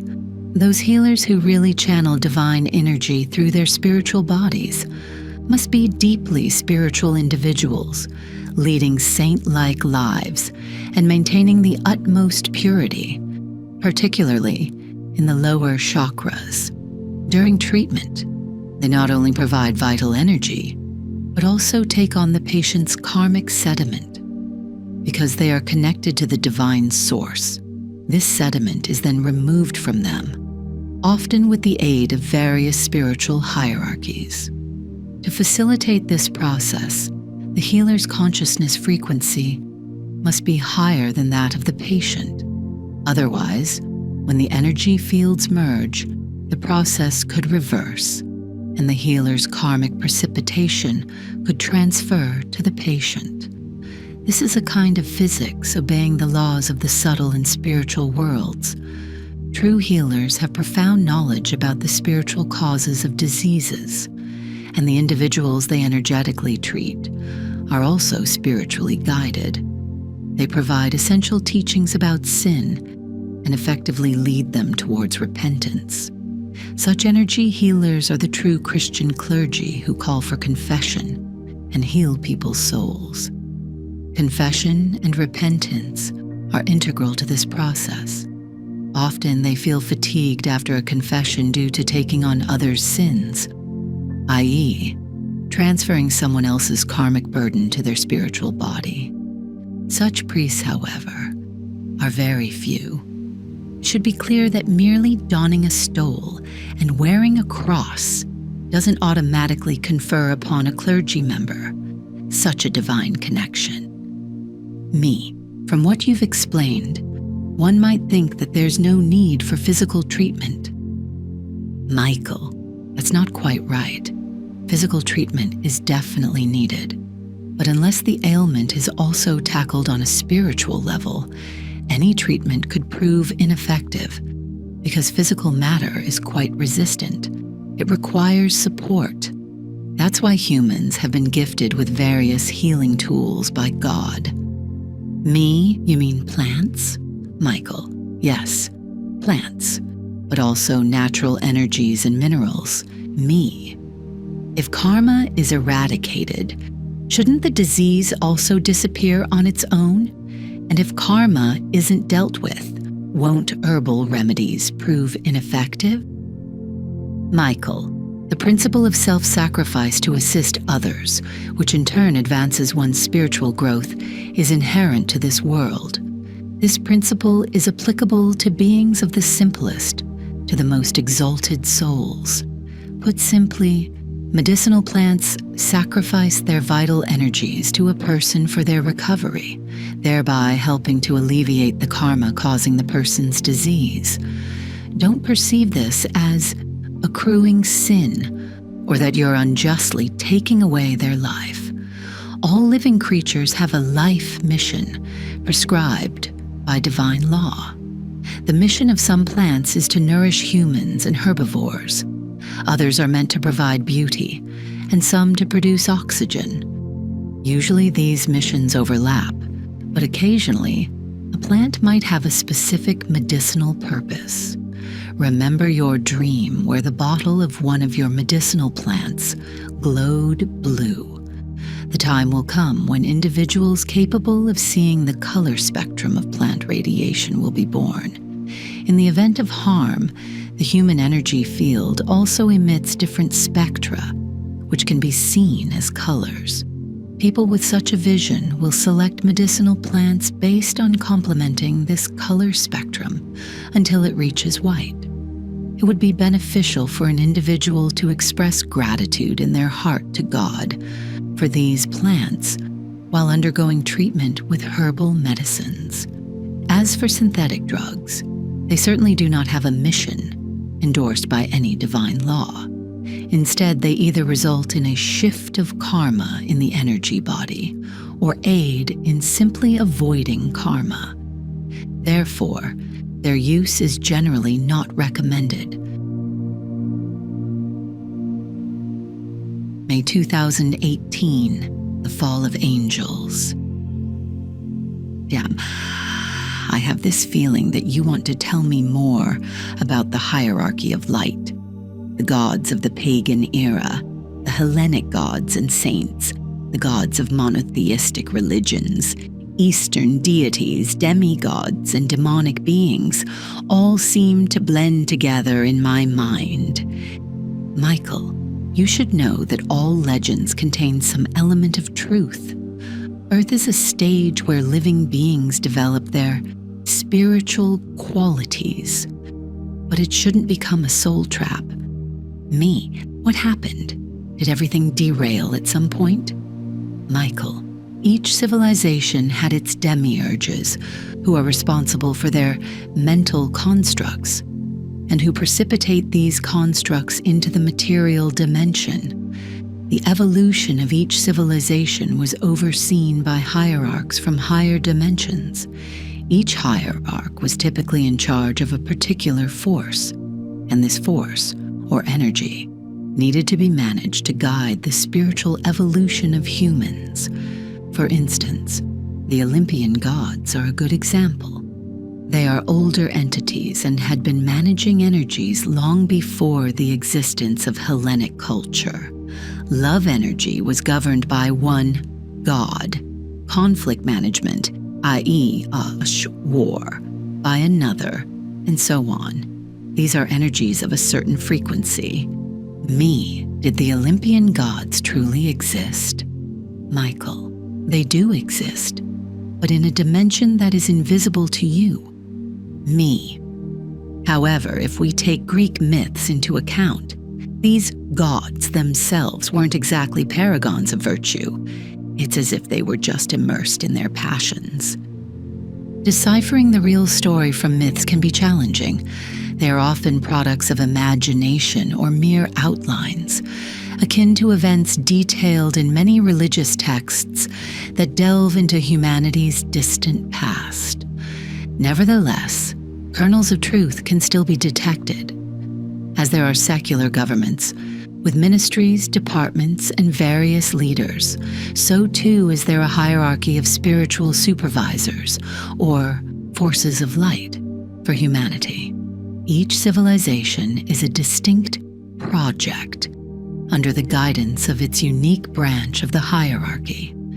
These civilizations, like living organisms, remember the fractal principle, where the small mirrors the large and vice versa, had periods of development, maturity, and decline. You should understand that absolute perfection doesn't exist in the manifested worlds, not even in the highest realms of vertical worlds. Beings, who were referred to as gods by humans, serve the prime source and manage specific energies. Yet you need to realize that their domain of existence is profoundly different from Earth. Their world can be termed a paradise-like world, where the living being exists in a state of bliss.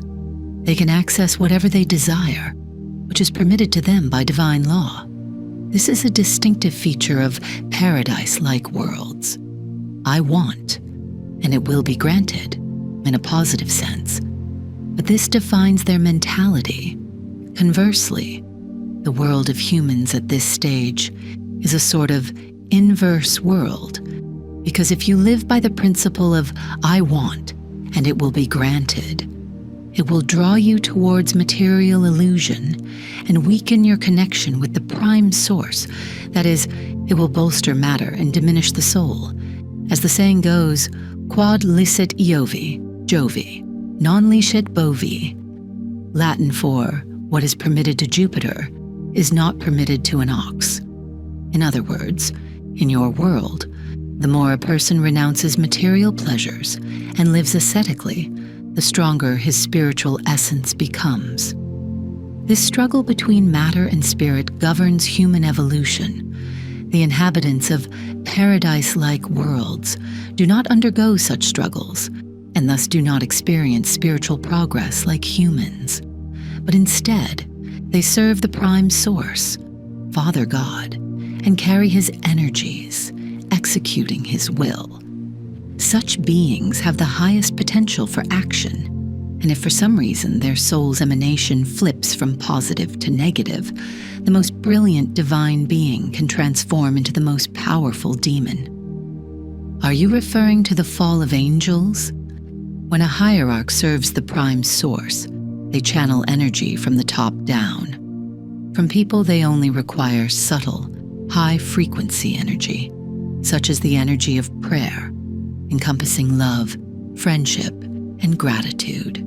With such energy, the hierarch can bind or, let's say, tie to the individual, like a climber tied with a rope, in order to elevate this person's consciousness. Remember what I taught you.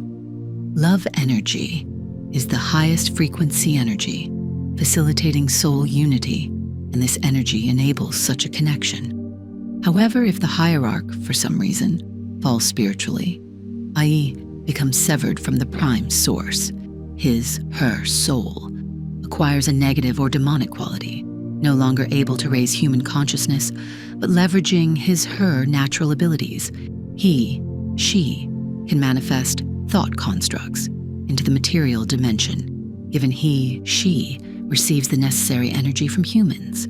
That is, he, she, can induce rain, drought, or any other material manifestation in response to prayers and rituals. But in this case, he, she, doesn't need the energy of love. Instead, he, she, needs to be nourished with larger, coarser energy, such as vital energy of living beings, the sacrifice of living creatures, especially humans, and particularly children. Why did such a spiritual decline occur? Precisely because of the "I want, and it will be granted" mentality. This mindset is extremely perilous for those incarnating in a reverse world, i.e., a world of dense matter and low vibrations, as a human being, retaining full memory of their origin and the active potential of an angel or a higher dimensional being. Many couldn't resist this temptation. Often, the fall was connected with a relationship with someone of the opposite sex.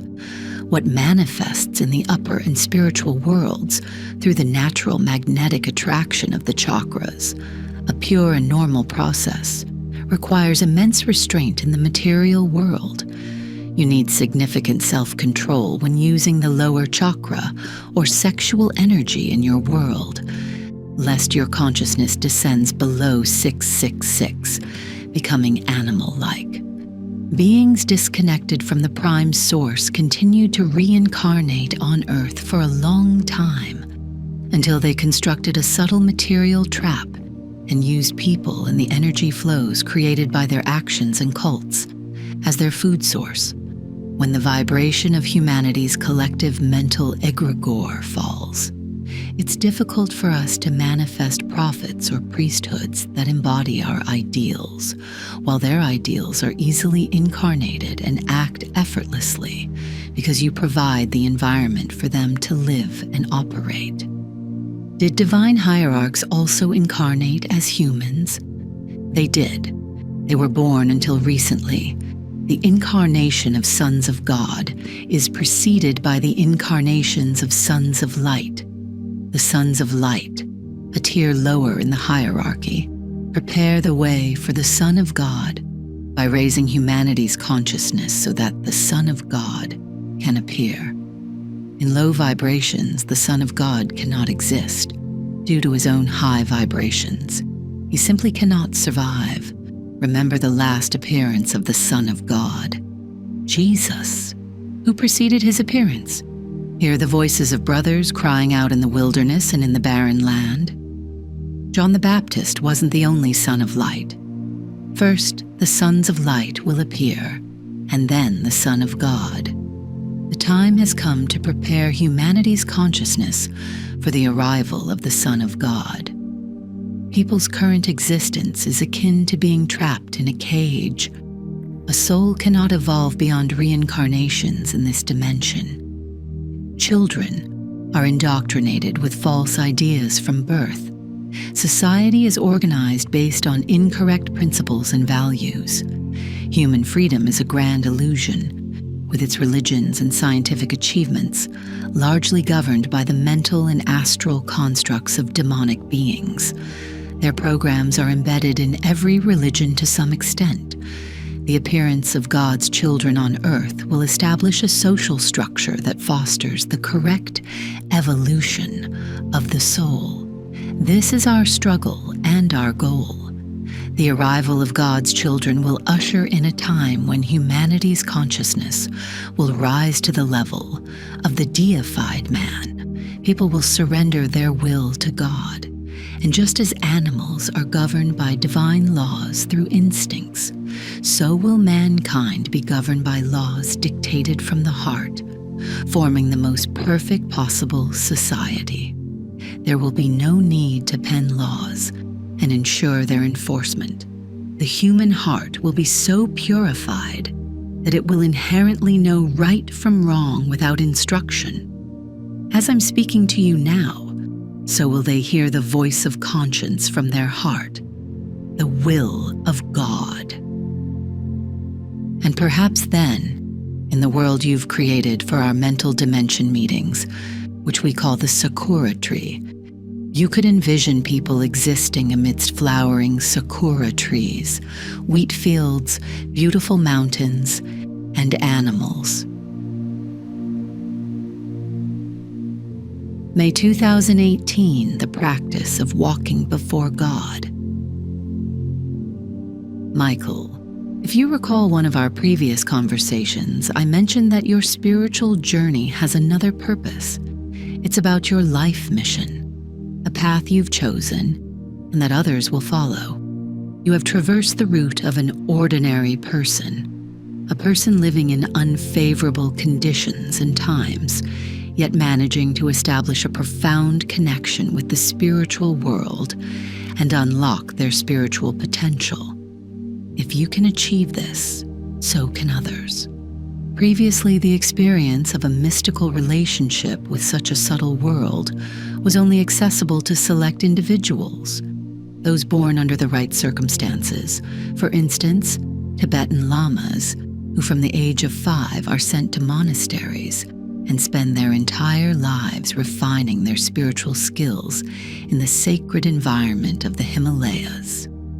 Such opportunities are granted to very few souls. What we need is a path for the many, for those born under ordinary circumstances. We need a Zen to elevate these souls. Contemporary individuals are becoming increasingly detached from traditional religions, which have deteriorated due to mass influence.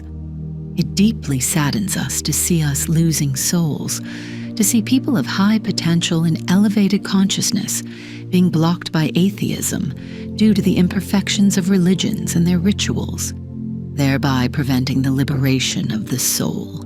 This is why we require a new, more individual, internal, heart-centered path where we pull a person, much like a rope, and elevate their consciousness to a higher frequency. This is a path that includes only two parties, the individual and God. There exists an entire stratum of society capable of establishing this connection, but is currently entirely detached from us. Your life serves as a clear example for them. It is of utmost importance for individuals who cannot find their place within any religious movement to discover this individual path. This path requires no temples, rituals, or high priests. As the frequency of humanity's consciousness increases, the physical world draws nearer to the spiritual. Under such conditions, it is no longer necessary to have a spiritual master in the physical dimension. It's especially difficult to find a worthy spiritual guide in an unfavorable environment. The person guiding you to the peak should be someone who has already reached it, not someone merely using a map as guidance, relying on holy books that have been rewritten multiple times, modified over the centuries, and often interpreted in utterly absurd ways is no longer necessary. Using such texts as guidance is only a stage in the evolution of souls. In the conditions of converging worlds, by attaining the appropriate height of consciousness, it's possible to ascend to a higher spiritual dimension and establish a genuine, heartfelt connection with a master from the spiritual world. It could take years to sense this connection, or it could happen instantaneously, depending on the soul's readiness. The most important thing is for an individual to find that exalted soul, their spiritual counterpart, according to their heart's dictate. This could be Jesus Christ, Virgin Mary, Krishna, St. John the Baptist, or someone else. It depends on the spiritual kinship between the person and the saint. It is a profound personal connection between the hearts of an individual and the saint, which gently pulls the person from the illusion of the material world and guides them towards spiritual peaks. You know firsthand the blissful state that results from establishing this connection and the extraordinary possibilities that open up at such times. Once established, this connection cannot be broken. It draws your soul like a magnet. An individual should call their spiritual guide's name 3 times and surrender their soul to them, and through their intercession to God. They should involve this saint in their life. This is called walking before God. From this moment, the individual's spiritual intentions or actions become wholly visible to the saint and allow the saint to intervene more based on certain divine law.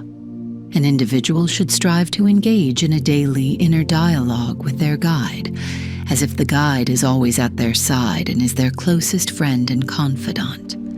One must not think that such heartfelt, thoughtful conversations go unheard. Every word is heard.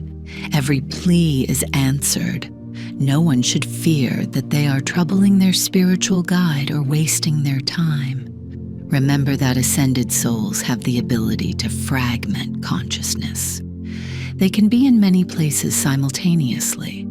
An individual should understand that these conversations should radiate positive energy and emotions, as it is this high-frequency energy that strengthens the connection with the saint. If an individual shares all their positive experiences, joy, and love with their guide, they will receive a 1,000-fold return. Once an individual genuinely loves their guide and feels a reciprocal emotion, these two will unite in a single field, and the individual's spiritual progress will accelerate and broaden. It goes without saying that this relationship should be dedicated to soul development, and it should never devolve into petty gossip, discussions about trivial material concerns, or the pursuit of material benefits. Of course, such a relationship requires a certain readiness of the soul, a strong inner desire, an immense trust, and loyalty towards the spiritual guide. Without these attributes, the connection cannot be established. Trust me, it's impossible to escape from the illusion of the material world without a strong, heartfelt yearning for God. At the end of each incarnation, at the moment of separation from the physical body, an individual has numerous attachments to the earthly realm, whether it be family, work, or homeland. These chains immediately pull the soul back into the body, repeating the cycle endlessly. Fear of God, in essence, is just moral control over man. It cannot transport a person to the spiritual world.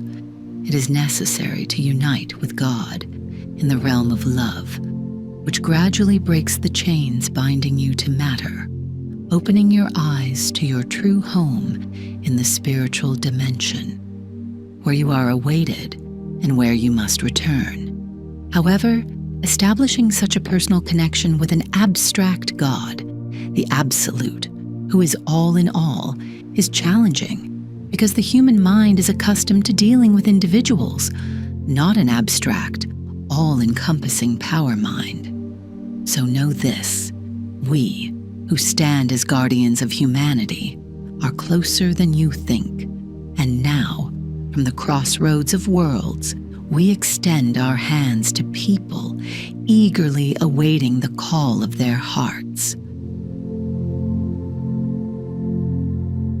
June 2018. The Fiery Hierarchy. Me. Now I understand why many ancient religious buildings align with the movements of the sun, and especially with solstices. Michael. As I've mentioned before, the information perceived by beings with different sensory statuses, whether as shapes, colors, sounds, or vibrations, is fundamentally wave energy, essentially light. So, the famous saying, "Knowledge is light and ignorance is darkness," is not a mere metaphor. It's a literal truth. I gradually brought you to this idea. My essence is wisdom, akin to light. That's why, unlike your body, which is composed of elements from the 5 basic principles, my body is made of the subtle matter of the fire element. That's why you saw me as a fiery angel in one of your dreams. That's my truest form. A fiery body suits beings with soul qualities like mine, and our living environment is also a fiery manifestation. In Christian iconography, I am often depicted with a flaming sword. People know a great deal, often only at the subconscious level, because the collective psyche of humanity stores a wealth of information. To me, a ray of sunshine is like a well-trodden path that I can walk freely along. Remember last summer, June 21st? On this day when the energy of the sun, or fire, or light, is at its strongest, our worlds are particularly close. It was then that I connected my heart chakra to yours. We united into one field, and since then you've been able to hear me, particularly clearly. We've been connected with humanity for a long time. Ancient solar cult buildings were constructed to concentrate solar energy and to establish a connection with Yosu Iseti Hengatam holy places. This intimate connection and the resultant unification of consciousness into one field enabled our priests, adepts and high priests, to speak on behalf of the gods. Even the most powerful kings listened to them and obeyed their words. In Christian and Jewish cultures, I am known as Archangel Michael, but I have many names and many individualizations. In the early days, the connection was so strong and so pure that we could even temporarily incarnate and impart a wealth of knowledge to people. This knowledge was largely related to the cosmos, as humans needed to understand their place in the universe, to realize that they are part of a cosmic family, and that the universe is much broader than it seemed to people at that time. We taught astrology, astronomy, and mathematics, along with the laws of the material and spiritual worlds, and the mastery of matter through the control of the elements.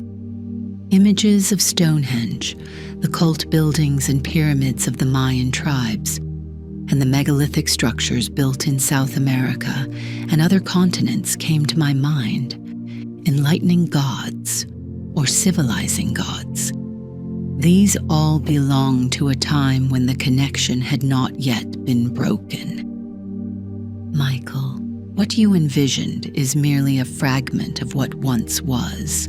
Connection with us was only possible for highly spiritually evolved souls, those whose consciousness resonated with the frequencies of love, joy, and gratitude. Over time, as humanity began to misuse knowledge, leading to its own degradation, priests and high priests also lost their way. Their consciousness frequency declined, and despite performing rituals, they could no longer contact us. It was during this period that they intentionally or unintentionally replaced us with demonic spiritual entities who demanded the vital force of living beings as worship energy. Thus began the era of sacrifices. You must understand that imparting knowledge as well as receiving it carries a great responsibility, because in a dual world, it can be used for both good and evil. The knowledge giver bears a heavy responsibility to ensure their student applies this knowledge appropriately. Humanity's spiritual degradation affected us as well. Do you recall the myth of Prometheus, also known as Amiran, Amirani, or Amiran, Georgian, Amirani, is the name of a culture hero of a Georgian epic who resembles the classical Prometheus. Within this myth, an and many others like it, profound truths are conveyed alongside a great deal of fiction. Prometheus stole fire from the gods and gave it to humans, for which Zeus chained him to the rock of the Caucasus, where an eagle tormented him for centuries. The true meaning of this story is as follows. We gifted you with fire, or light, which represents wisdom, and in doing so, we assumed karmic responsibility. As a result, divine law, or karma, later this word as changed to dharma, tied us to the fate of the material world. All your shortcomings and misfortunes strike us as the eagle strikes Prometheus's body. We once liberated you from the shackles of animal ignorance, and now it's time for you, divine humans, demigods, to liberate us, as Hercules liberated Prometheus. Unavoidably, a thought came to me. What if you hadn't given us wisdom? Michael, as I've explained, the evolution of living beings progresses through the expansion, enlightenment of consciousness. The conception and development of the mind is one frequency range on the ascending scale that you cannot bypass or leap over. Our branch of the hierarchy governs the development of living things within this range. This was our duty in service to the divine. Now is a precarious time. Due to the disconnection with us, the development of wisdom has been limited to the study of the material world. A significant gap has emerged between the knowledge of the spiritual and material worlds. For today's intellectual individual, belief in God and even acknowledgement of spiritual dimensions are often viewed as embarrassing, yet in reality, the material and subtle spiritual worlds share many of the same laws and principles. Spiritual knowledge is a much higher level of understanding, and its perception requires significantly elevated skills and profound wisdom. Remember when Christ expanded and elevated your consciousness. How did you perceive the material dimension? I recalled the dark gray plain and people with their heads down. This plain seemed to be blanketed by a dark fabric. Michael, if humanity severs its connection to the divine completely, it will self-destruct, likely due to the misuse of material knowledge. This dark fabric must be thinned, penetrated, and ultimately removed. And this can only be accomplished from within, from the material dimension. June 2018, How to Avoid Suffering. Recently, my son has developed a fascination with pirates. It's not that he admires criminals or murderers. He doesn't seem to acknowledge these qualities in them at all, and expresses genuine surprise when informed that good pirates don't really exist. He's enamored with their thrilling adventures, their extraordinary, perilous, and romantic lives. For him, their world is one where enchanting mermaids and fearsome mythical creatures coexist with historical events and characters. The sea teems with mysteries, and beyond the horizon there always seems to be a deserted island where a one-legged, one-eyed pirate has stashed away a treasure chest, brimming with gold and jewels.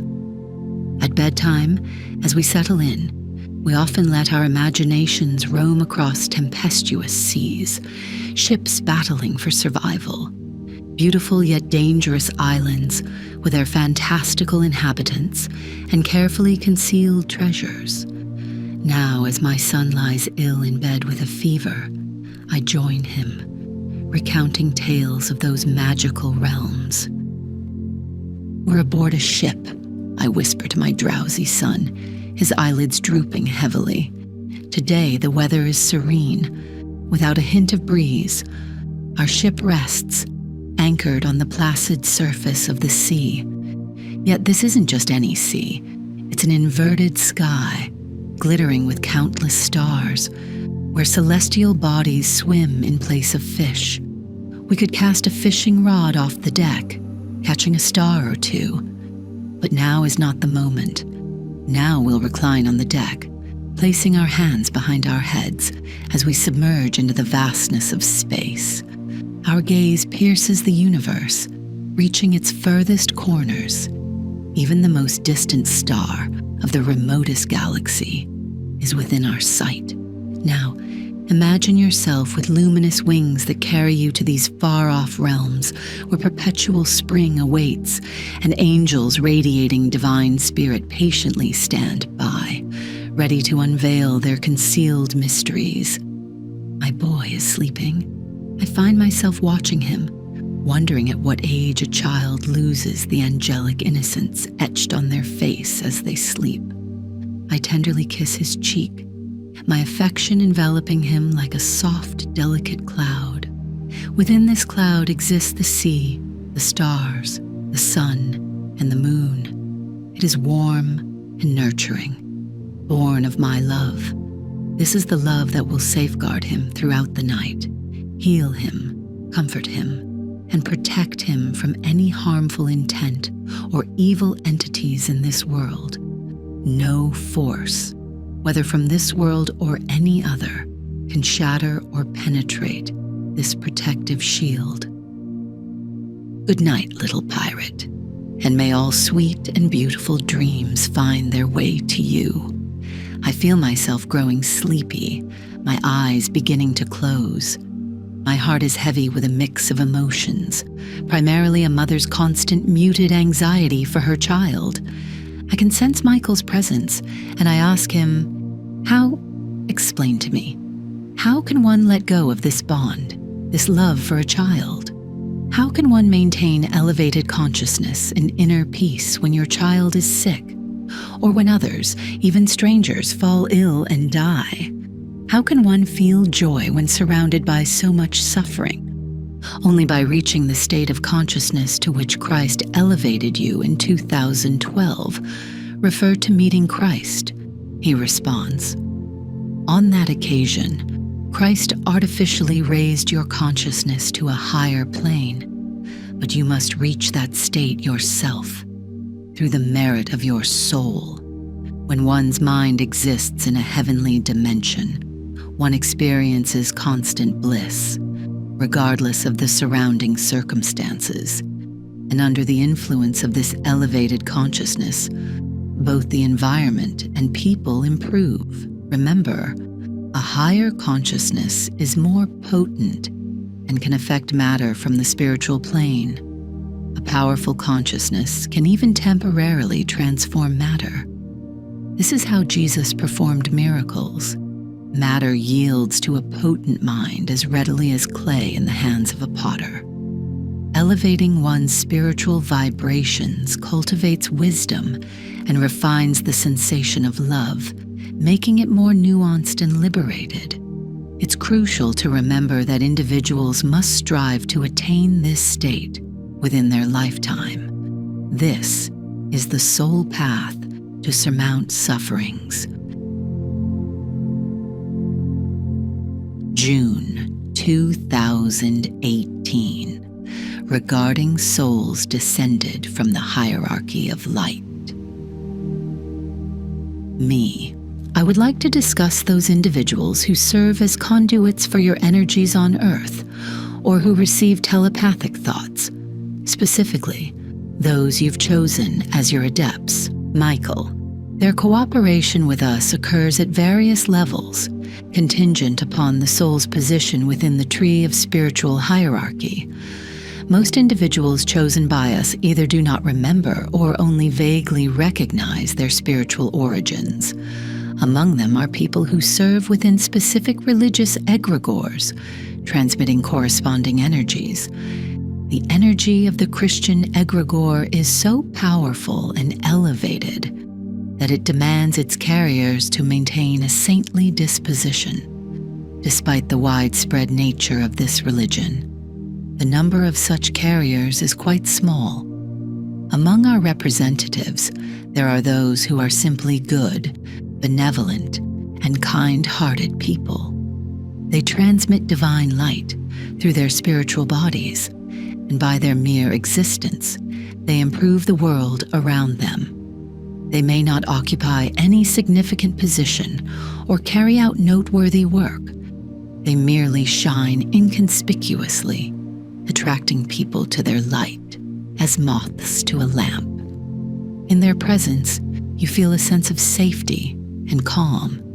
Such individuals offer positive energy, hope, and joy to others, despite often not recognizing their own purpose and finding life extremely challenging. Your dimension is of an intermediate type. People of average spirituality find it easiest to adapt to such worlds. Both the positive and negative extremes find existence challenging. Yet, very positive individuals often serve as our messengers. Among our messengers, there are also those who, beyond spiritual bodies, must carry divine light into manifested consciousness or intellect and express this light in the form of wisdom. This task is undertaken by a separate branch of the hierarchy. I would like to draw an analogy with the human ear. The human ear can detect a certain range of sounds, neither more nor less. It cannot hear ultrasound or infrasound because these frequencies are outside its range of perception. As I have reiterated many times, information also exists in the form of subtle waves, akin to a flow of light. When we transmit information to our telepathic receivers, it's like illuminating them with a beam of light. It is crucial at this point that the receiver's consciousness has a broad range, allowing this information, which encompasses the laws of the spiritual world, to be perceived. If the consciousness of the receiver narrows down to a single egregore consciousness, like my country, or worse yet, to their own self, they will only grasp information within their range, regardless of how profound the information received may be. If the recipient's consciousness fails to expand again, we must sever the flow of light. We do not favor any one country over another because we see humanity as a single entity, an interconnected organism where everyone has a unique role. Our objective is not to fuel the collective consciousness of a specific country, or even more so, to feed a particular ego. That's why I frequently say, you belong to nothing, and nothing belongs to you. You often remind yourself of this. Never presume you are superior to someone else because I speak to you, not even the last person by your estimation. Because for us, all individuals are of equal worth. Every human being represents a manifestation of God at their level of individuality. Not only humans, all living beings hold value. Do you recall the dream you had in Rome when you blessed the devil and you perceived that he was touched? Your perception wasn't mistaken. It genuinely transpired, albeit briefly.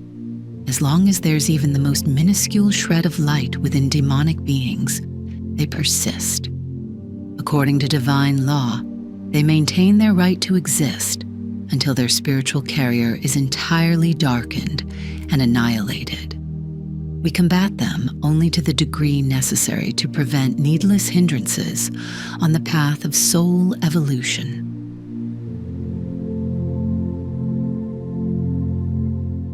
June 2018. The power of positively framed words. Lately, continuous protests have been taking place throughout Georgia, particularly in Tbilisi. People are demanding a range of reforms: freedom of speech and expression, liberalization of drug policy, protection of sexual minority rights, law enforcement system reforms, and justice in cases of unjustly investigated murders. The protests and rallies are marked by continuous negativity. Amid the intolerance and conflict of opinions, it seems a new value system is being carved out within the nation. The month of May was especially tumultuous. It was as if the entire nation was being shaken and fragmented. Are these processes beneficial? From a material perspective, yes, but from a spiritual standpoint, I sense a surge of heavy, dark energies, by which demonic beings are active. With rare exceptions, demonstrations are driven by negative energy. Following such upheavals, forces of light are mobilized to sort out the spiritual debris resulting from these processes. It would be beneficial if people learned to phrase their demands positively. For instance, instead of uproot injustice, they could say, "We demand justice." Instead of no violence, they could assert, "We demand mutual understanding and tolerance." Instead of "We demand punishment of murderers," they could insist on "We demand justice." At first glance, these changes seem trivial, and the underlying demand remains the same. However, the energy released when uttering these revised slogans shifts from negative to positive. A positive word always carries positive power. Positive energy is potent, and releasing it will undoubtedly yield corresponding results, perhaps indirectly, but inevitably. Such are the laws of the spiritual world and the rule of karma. Amid these processes, I gradually sense my soul being tainted, causing inner anxiety. I wake at night and enter an altered state of consciousness, feeling as though I'm being lifted upward, a common sensation when communing with Michael or other spiritual hierarchs. Looking down, I see very clearly some invisible force tracing a pentagram with black lines over my head. The pentagram disappears upon completion, only to reappear, while black streaks sporadically materialize and vanish. This sight unsettles me and triggers a familiar wave of anxiety about things that I don't understand. I ask Michael for an explanation, but his response eludes me. I begin to pray fervently, Jesus' heart prayer. Lord Jesus Christ, Son of God, have mercy on me, a sinner, and see clearly circular waves radiating outward, much like ripples formed when a stone is thrown into the water. June 16th, 2018. The Pentagram. A week has passed since I saw the pentagram during my altered state of consciousness. Telepathic messages paused during this week. I was accustomed to such breaks and believed they were necessary, deciding not to rush the process. However, this time I sensed Michael was awaiting some self-derived conclusion from me. My mind drifted to thoughts of going out, walking, and re-engaging with friends to discuss normal topics after a year of seclusion. I yearned for their company. My yoga practices and mental constructs of walking were becoming increasingly fragmented. Coupled with this was the end of the school year. Children's exams and celebrations seemed to further delay my connection with my spiritual guides. Me. I want to talk about fractals again. I felt this and was drawn back to a previous message discussing the geometry of fractals and the principles associated with them. Michael, there are such things as fractal principles in the manifested worlds.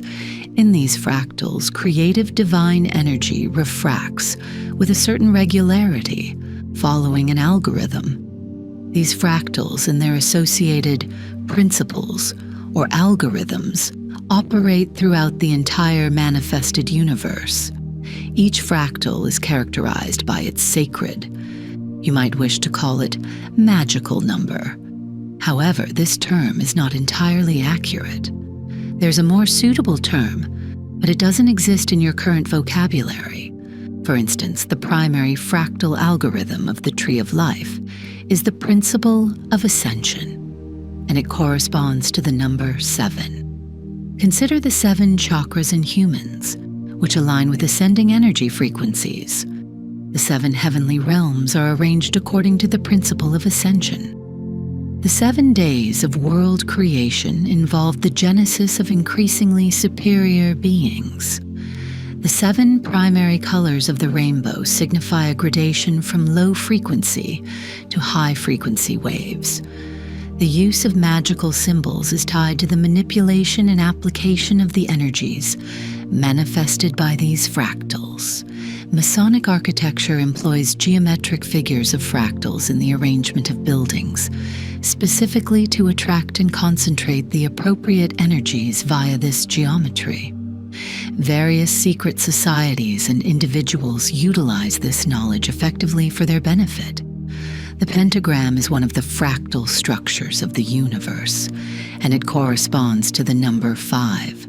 I want you to visualize and sense the nature of this fractal and its algorithm. A, B, C, Figure 1. A, an illustration of a pentagonal fractal structure with a snowflake provided as its natural example.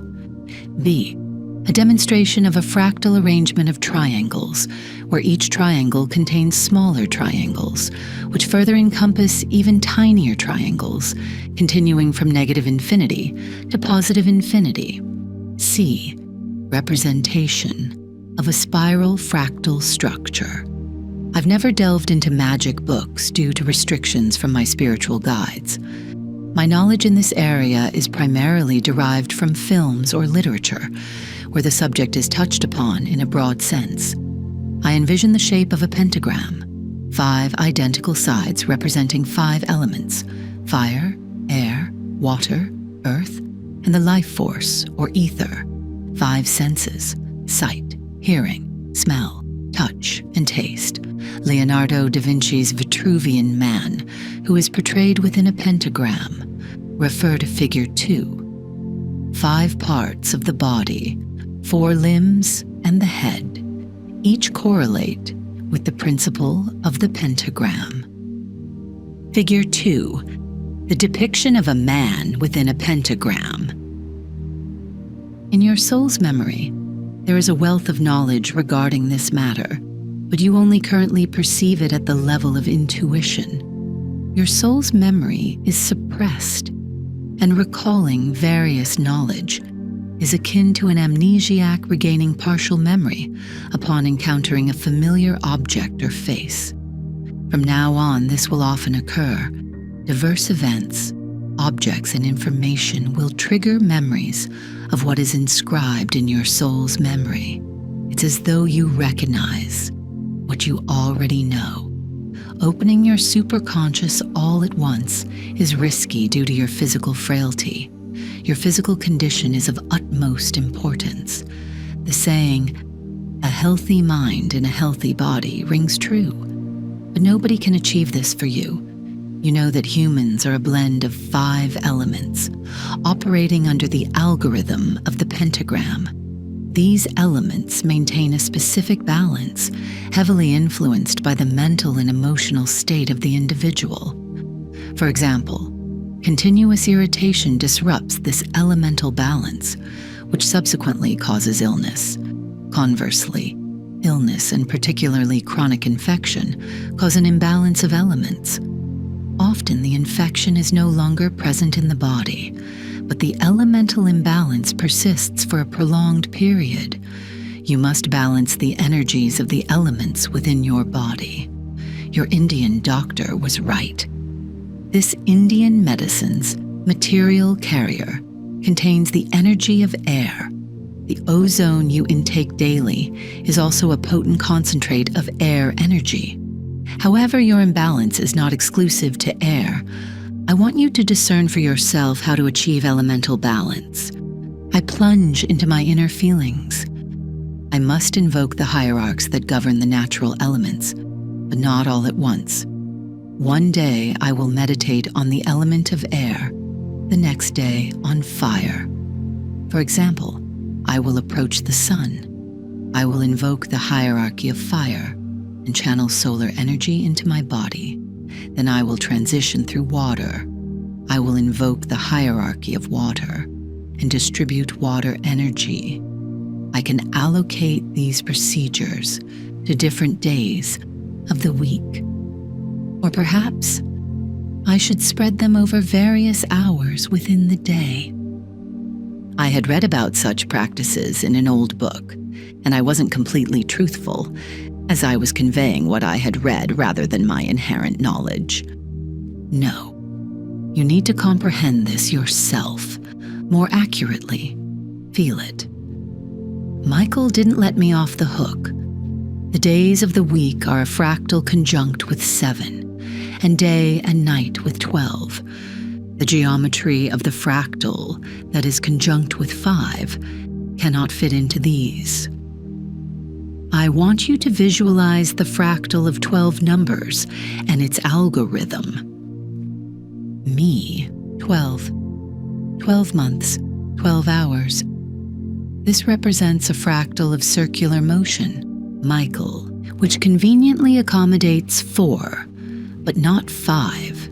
You can divide 12 months into 4 seasons, 12 hours into 4 parts of the day.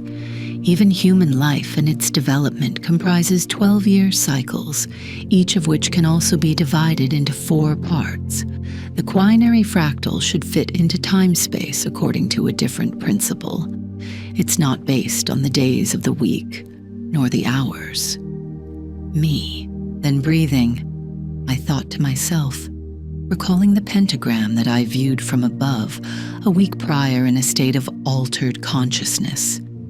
If I envision my body drawn in a pentagram like Da Vinci's Vitruvian Man, I can maneuver the elements in the same sequence the pentagram was drawn. Left leg, head, right leg, left hand, repeat from left hand, or first right leg. Michael, breathing is a fractal intertwined with 2, symbolizing inhalation, exhalation, or the centripetal-centrifugal algorithm. Whole worlds, epochs, and sub-epochs of their existence adhere to this algorithm. At the microcosm or microfractal level, it's human breath, and at the macrocosm or macrofractal level, it's the breath of Brahma, or God. God manifests worlds by exhaling and annihilates them by inhaling. Indeed, it exemplifies the duality of the world. You can associate with breathing if you incorporate the principle of an element's manifestation, extinction, at this time. Me, then I'll sync with the heartbeat. This thought came to me spontaneously, as I often prayed in sync with the rhythm of my pulse. Michael, a heartbeat is a fractal related to one who is the one that manifests in our heart with the I exist algorithm. One simultaneously signifies completeness, an entire single whole that doesn't need to divide and circulate through 12 systems or ascend through 7 systems. It's the most self-sufficient, the smallest, and the largest unit all at once. Me, the larger the number and the more complex the geometry a fractal is associated with, the more intricately divine energy is differentiated. In a sense, the energy is revealed in greater detail, I continued, seemingly merging with Michael's thoughts, and I felt my mind beginning to tire. I asked Michael for a respite. I haven't reached any conclusions yet. I need time to digest all of this in my mind. Me, I can't distinguish between when I'm hearing your thoughts and when they are my own. It's as if our minds are unified, I expressed, feeling weariness set in. Why are you sharing all of this with me?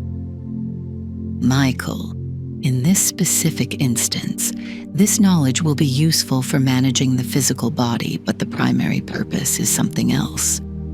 I aim to awaken access to inner knowledge within you, to knowledge that emerges from within, that you inherently know, not because you read it somewhere or someone told it to you, but because you have become a part of the world that holds this knowledge. When one's consciousness ascends, expands, and the knowledge of the soul is unveiled, they often receive information about the principles of the universe's organization. It's a slow and gradual process. From my internet posts on the subject of suicide.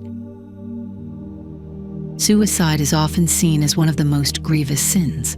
However, it is less of a sin and more of a tragic mistake or a terribly misguided decision about oneself.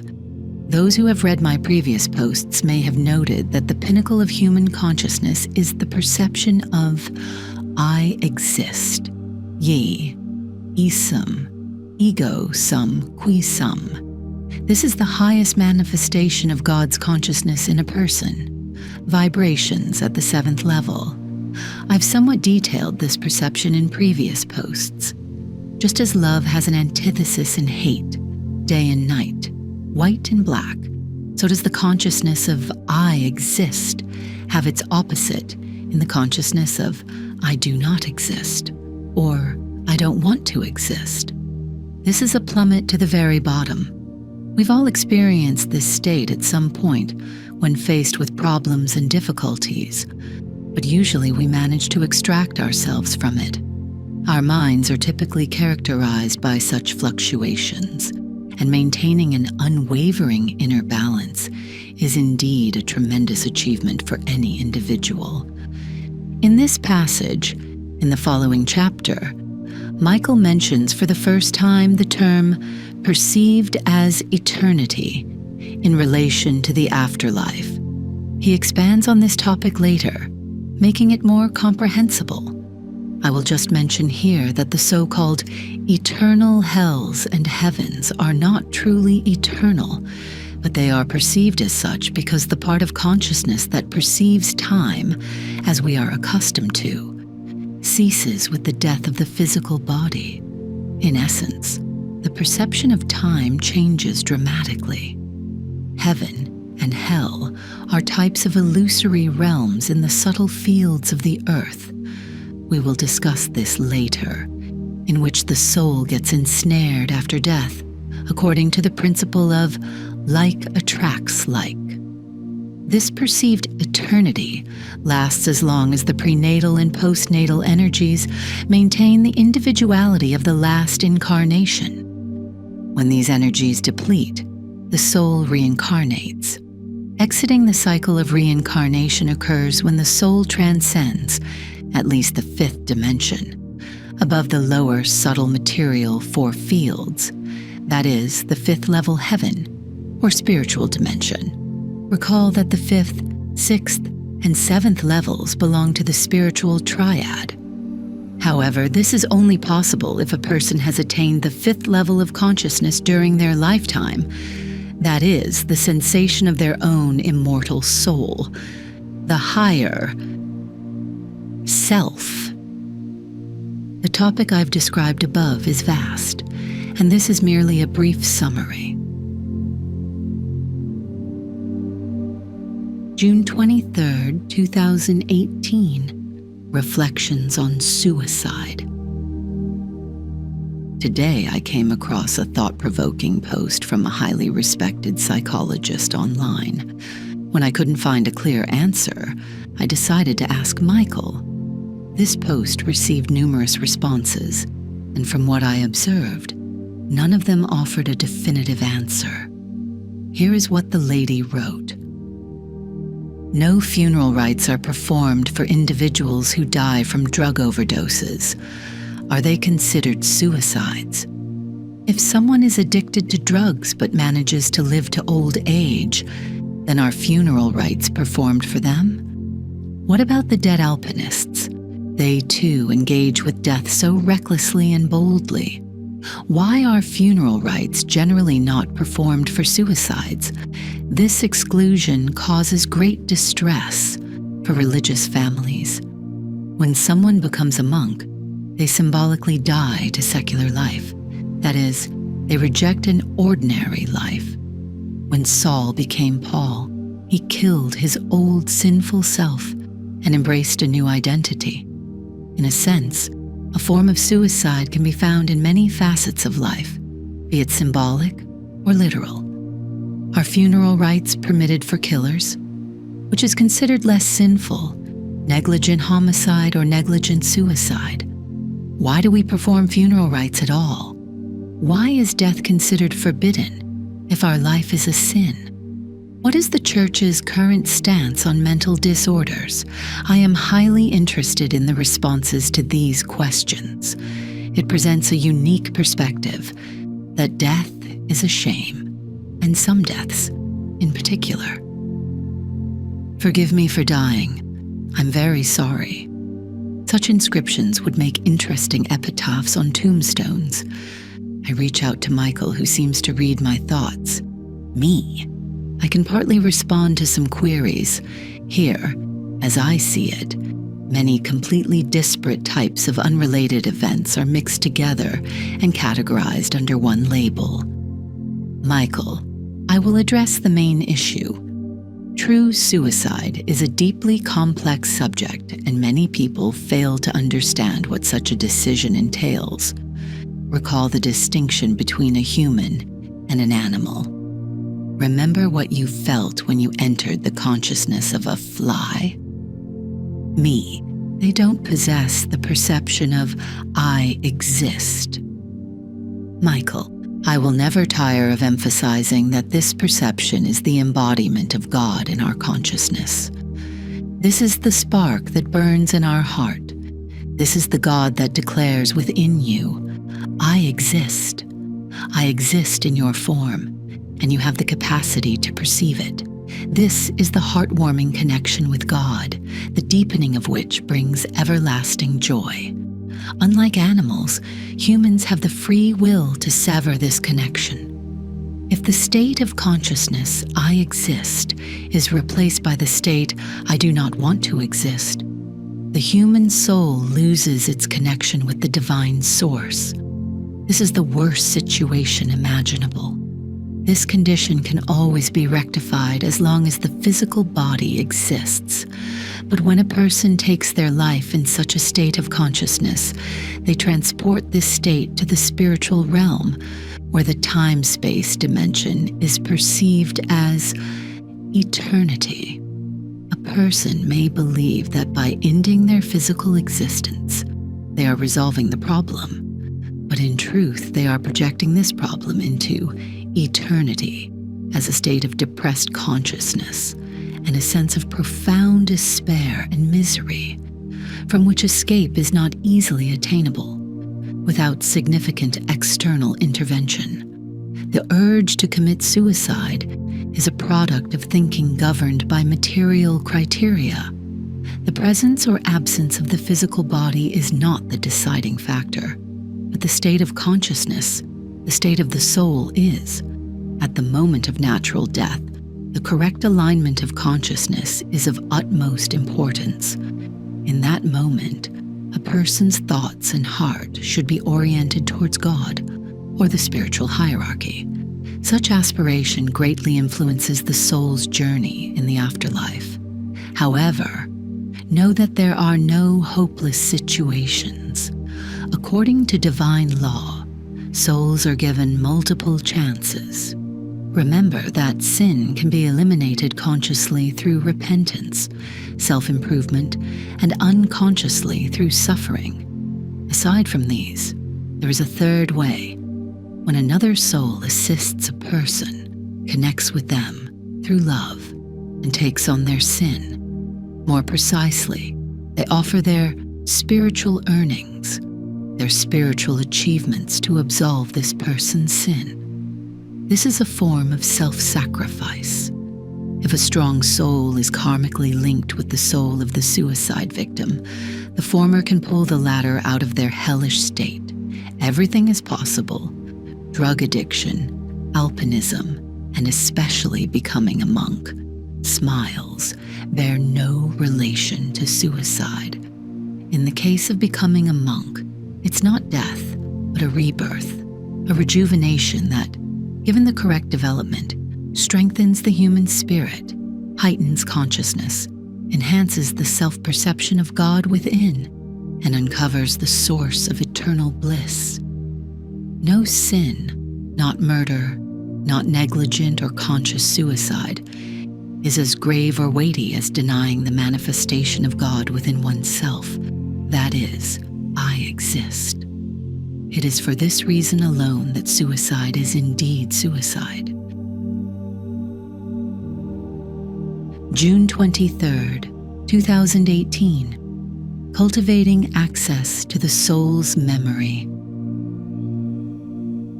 I woke up this morning with the sensation that I had been instructed throughout the night. I recall discussions about the tree of life, and strangely enough, other halves. How are these two connected? Can't remember anything, I confessed to Michael. I only have a faint memory of the schematic representation of the tree of life and the lengthy conversations surrounding it. Michael responds, "That's not a problem. This information is stored in your subconscious and will certainly surface into your conscious mind. Try to recall. I guess people search for their partner, their soulmate, in the physical world to attain a state of wholeness that is inherently ingrained in them at a subconscious level. Michael, the pursuit of wholeness is truly the soul's longing to reunite with the one from whom it was separated. That is, with God, the primary source.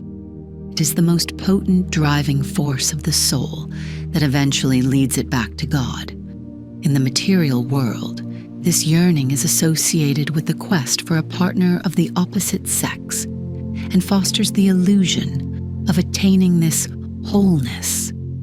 As long as the soul desires and requires incarnation in the manifested worlds, it attains this wholeness by forming a harmonious relationship with its mate. At a certain stage of development, this proves beneficial, but like everything in the material world, this wholeness is temporary. Individuals are inevitably separated, whether due to differing circumstances, uneven development, or death. And the fact that establishing this physical wholeness is associated with pleasure is no accident, and it is not solely to stimulate the continuation of the biological lineage. When establishing wholeness between the soul and God, the soul experiences an indescribable bliss, incomparable to any physical pleasure. People sense truth in their hearts. The purer the heart, the greater the capacity to discern truth. But beyond recognizing the truth in what someone else says or writes, someone with a highly purified heart can directly access truth, the wisdom of the world. This wisdom seems to spontaneously emerge from within. You may have noticed that there are highly educated individuals who are, at the same time, unintelligent. The quantity of externally acquired information does not determine a person's wisdom. True wisdom is independent of education or scholarly knowledge. Me. Why are you sharing this with me?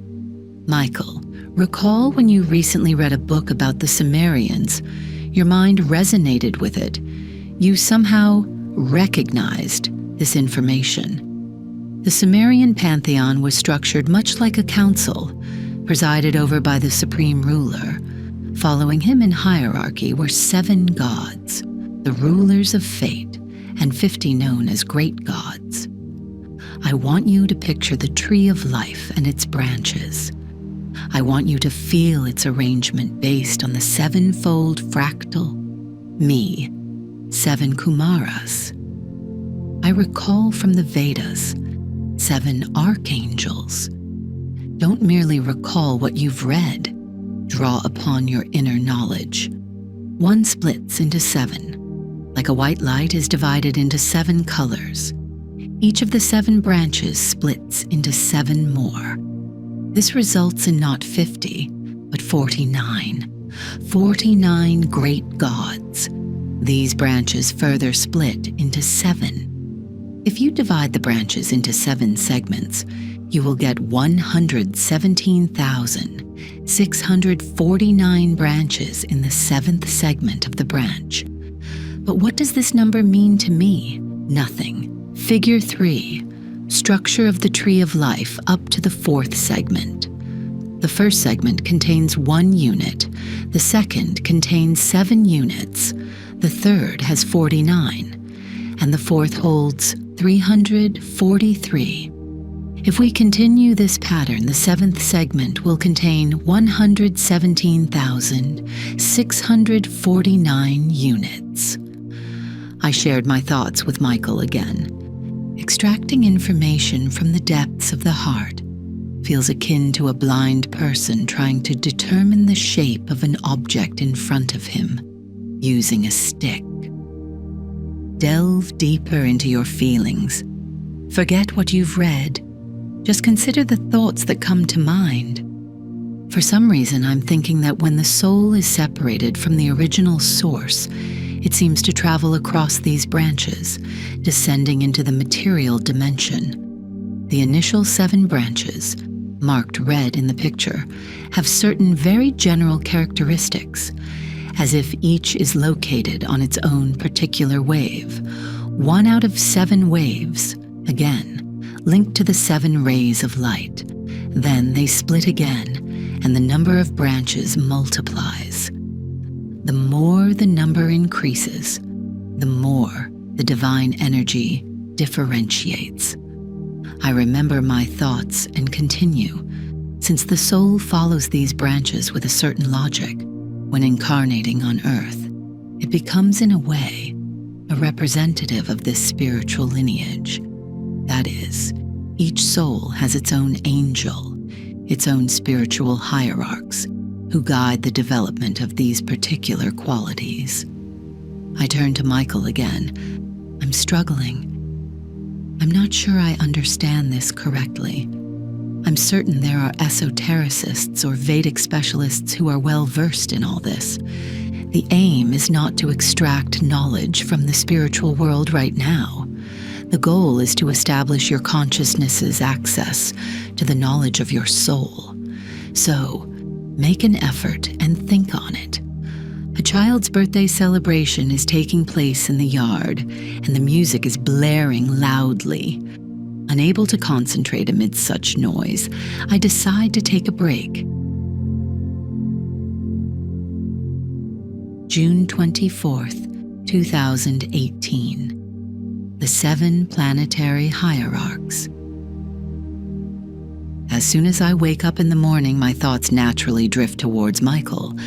I still savor the comforting affection of his presence. At times, I merely yearn to experience this warmth, and nothing more. Yet involuntarily, I find myself reverting to yesterday's thoughts. It suddenly dawns on me that the 7 main branches correspond to the 7 astrological planets. 7 gods, rulers of fate.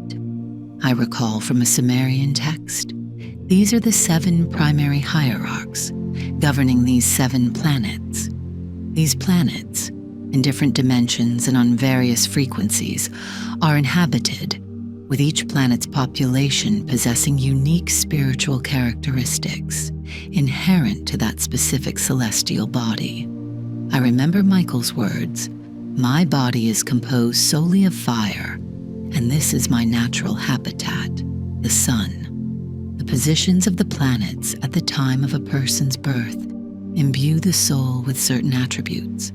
This planetary alignment is a unique configuration that paves a particular spiritual, energetic pathway for a soul of specific qualities. These celestial bodies, or rather their energy, or even more precisely, their hierarchies, also determine the soul's optimal pathway for development on Earth.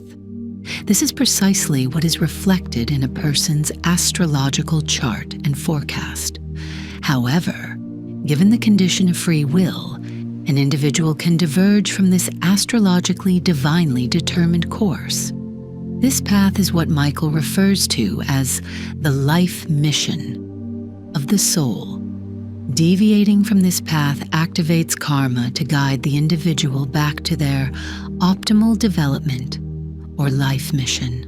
Figure 4. 7 astrological planets: Moon, Mercury, Venus, Sun, Mars, Jupiter, Saturn. I feel as though I have discovered something, and I say to Michael, "All of this is very complex." Michael responds, "It is both complex and simple. The main thing is to understand the principle. Do you remember studying organic chemistry? Once you grasp the fundamental principles, everything else organized around those. If you ponder over it, the principle you understood then was the principle of fractal structures. Organic carbon compounds correlate with the geometrical figure of a tetrahedron, which is related to the number 4. Everything else revolves around that. Indeed, the number 4 is one of the master numbers in your dimension. The valency of a chemical element is the sacred number of the fractal with which you are already familiar, 4, and the crystal lattice formed by this element, be it a tetrahedral, hexagonal, or pentagonal structure, actually materializes fractal structures. Remember, in this world, the small mirrors the large, and the large mirrors the small. June 26th, 2018, Serakvi. A time will come when I must let you go. Michael, why have you been avoiding my thoughts? It's been a few days. I sense that you're hesitant to accept what I've been telling you. His warmth envelops me like a gentle autumn mist, laden with tears, sad and tranquil. I must explain to you. You must listen, and you need to accept. We have to return to where we started. What does the concept of soulmates have to do with the tree of life? There is a pause, and I feel some unrest in my soul. As if the foundation is missing, consciousness flits about, searching for refuge, and helplessly collides with insurmountable walls. I know you don't want to, he tells me again, and I'm surprised that even an angel can be anxious. I don't want to either. You sound so human, I say. What must be said has to be said, as the soul arrives on earth through spiritual hierarchies, so it returns. I am not your soulmate, not as you perceive it, and you should not be so attached to me. Your true other half is God. That's what you felt when I encompassed you in my heart. When Jesus Christ takes people into his heart, they also experience the same sensation. This feeling of dissolution and disappearance of one's ego is precisely the merging with divine consciousness. It was a fleeting experience for you, but that's what it was. God manifested through my heart. I've connected with your soul, but a time will come when I'll have to let you go, because this attachment is also an illusion of the manifested world, one of the illusions. I continue his thoughts. I'm not accustomed to resisting him, and so I remain quiet. My thoughts, mind, and soul are silent, but we no longer need words or thoughts to comprehend each other. Perhaps I don't want to continue on this path. Remember, you have the heart of an angel, and I, the heart of a human.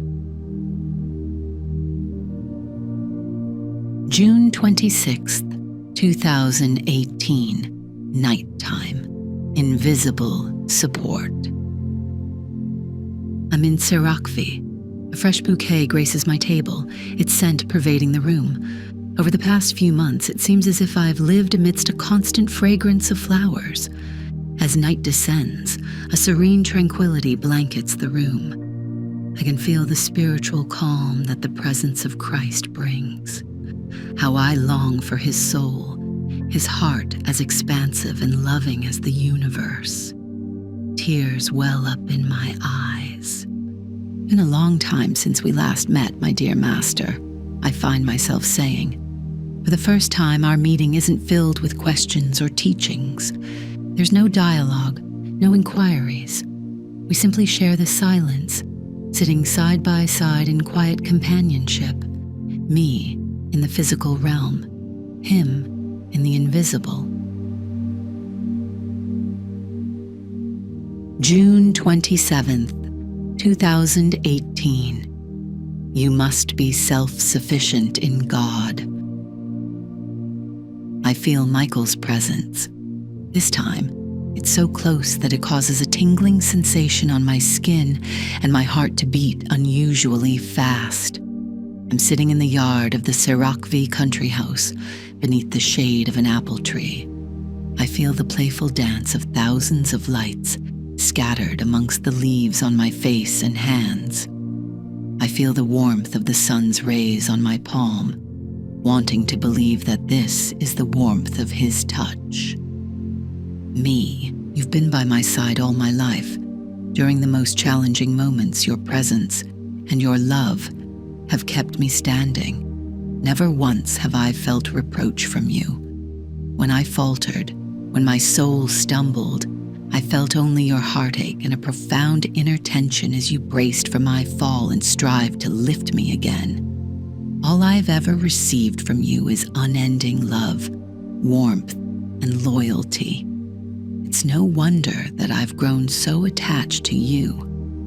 Whenever you're mentioned or I see your image, my heart swells with quiet joy. The feeling of joy and pride, as if someone close and cherished is being remembered and praised. I see you everywhere. I see you with closed eyes. When I pray to God, my thoughts drift towards you. Even when I say the Jesus prayer, your image is all that I perceive. I see your eyes that I've never seen. With every breath, I feel as though I'm inhaling your soul's radiance. How can I express the experience of being enveloped in a constant cloud of love? I don't know how to live without you.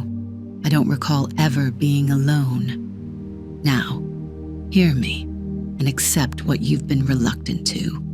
I sense that you're suppressing certain emotions in me, like self-doubt or uncertainties. You're influencing my consciousness. I know you're doing this because I granted you the authority when I surrendered my soul to you, and you believe it's for the best. But hear me out. It's not doubts or self-doubt. I am just an ordinary person, nothing special. I haven't noticed any significant spiritual progress over these years. What are your expectations from me? I feel I've just become reclusive, a solitary person who's retreated from the world, to converse with you for hours and to feel your presence by my side. But who benefits from me?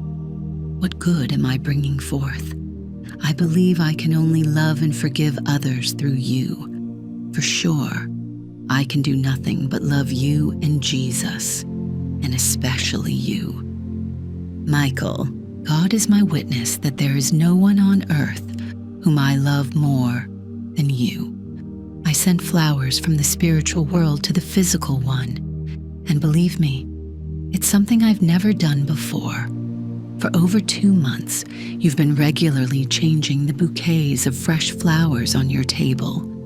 Throughout this period, I've inspired different individuals to gift you flowers, since I'm unable to do so myself. For the first time, I find myself wishing I had a physical body. But how can I prevent a river from flowing into the ocean? Should I construct dams? Should I drain the tributaries? A soul must merge with God, find self-sufficiency in Him, and awaken to the perpetual perception of the primordial as eternal bliss. We are merely intermediaries. Our role is to elevate the consciousness of those who unite with us in the field of love and purify their hearts. Your aspiration should be directed towards God. I am not God.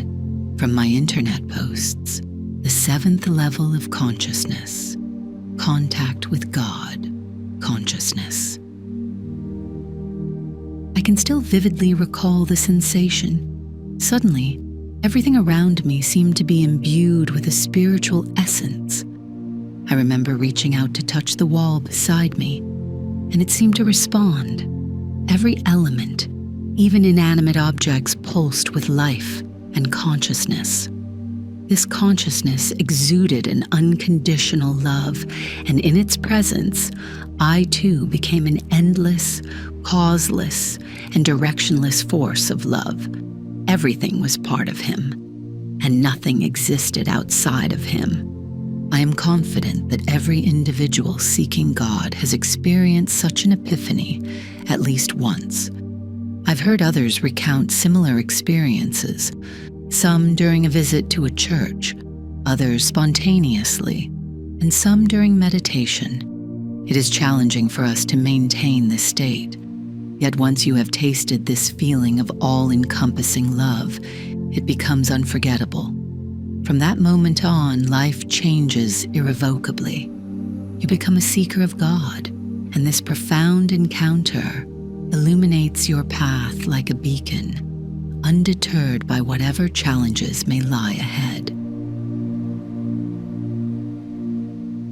June 29th, 2018. Tbilisi, the seventh level of consciousness. My family members may be perplexed about my hours-long solitude, ensconced in my room. I sit, seemingly staring at nothing. How can I convey to them that entire worlds are unfolding before my eyes? Why do I feel like I'm no longer present here? That a significant portion of me resides somewhere else? I'm physically here, yet I'm elsewhere. I lose track of time. I forget to eat. I forget about the children. Where are they? What are they doing? How much time has passed? My heart brims with boundless love. Who is it for? Who feels this love? Michael responds, "Your heart was cleansed, exuding profound love, but this love was intensely human and directed at me. When the heart purifies further, it simply becomes a source that radiates a constant pure light, an unending effusion, where there's no lover and no beloved." I've eagerly awaited this moment. Maintaining this state indefinitely isn't feasible. However, once the soul tastes this unceasing holy light, it cannot forget it. This becomes your beacon, towards which you will always steer, no matter the storms and hurricanes you face. July 1st, 2018. The Triquetra. Me. In one of my dreams, you gifted me an amulet that I identified as a Celtic triquetra. Intrigued, I asked my husband to order a similar pendant for me. Could you explain what this symbol signifies? Michael, it signifies the triune. So, is it a symbol of the Trinity principle? Indeed. The Trinity. I elaborate. Father, Son, and Holy Spirit. 3 states of matter. Solid, liquid, and gas. The triple human structure. Spirit, soul, and body. Perhaps there are other analogies as well. The manifestation of 1 in 3 forms. 3 hypostases. Precisely. The Trinity principle also represents one of the fractal structures of the universe. When you mention the revealed world, are you suggesting that there exists an unrevealed world too? Yes, it's a realm of pure consciousness, where nothing exists but consciousness in its absolute form. Could you elaborate on this dimension? You must know. I attempt to envision it, recalling the sensation of falling into somewhere that I experienced when Michael enveloped me into his heart field. It was a fleeting feeling that revisited me subtly yet persistently a few times later. It's like you're traversing some streams, yet simultaneously you embody the stream itself. In this state, you bask in indescribable bliss. Why would anyone aspire to exist in the manifested worlds, even in the heavenly ones, when such a state of bliss is attainable? He smiles. It's for the same reason the Prime Source wishes to express itself, and why we all form a single organism. A soul cannot achieve eternal bliss without serving others, lest his brothers and sisters suffer. This dimension is structured such that until the grand cycle concludes, souls can only dwell there temporarily. If a soul opts for eternal bliss in this dimension at the expense of forgetting others, it gets ejected from this dimension due to selfishness.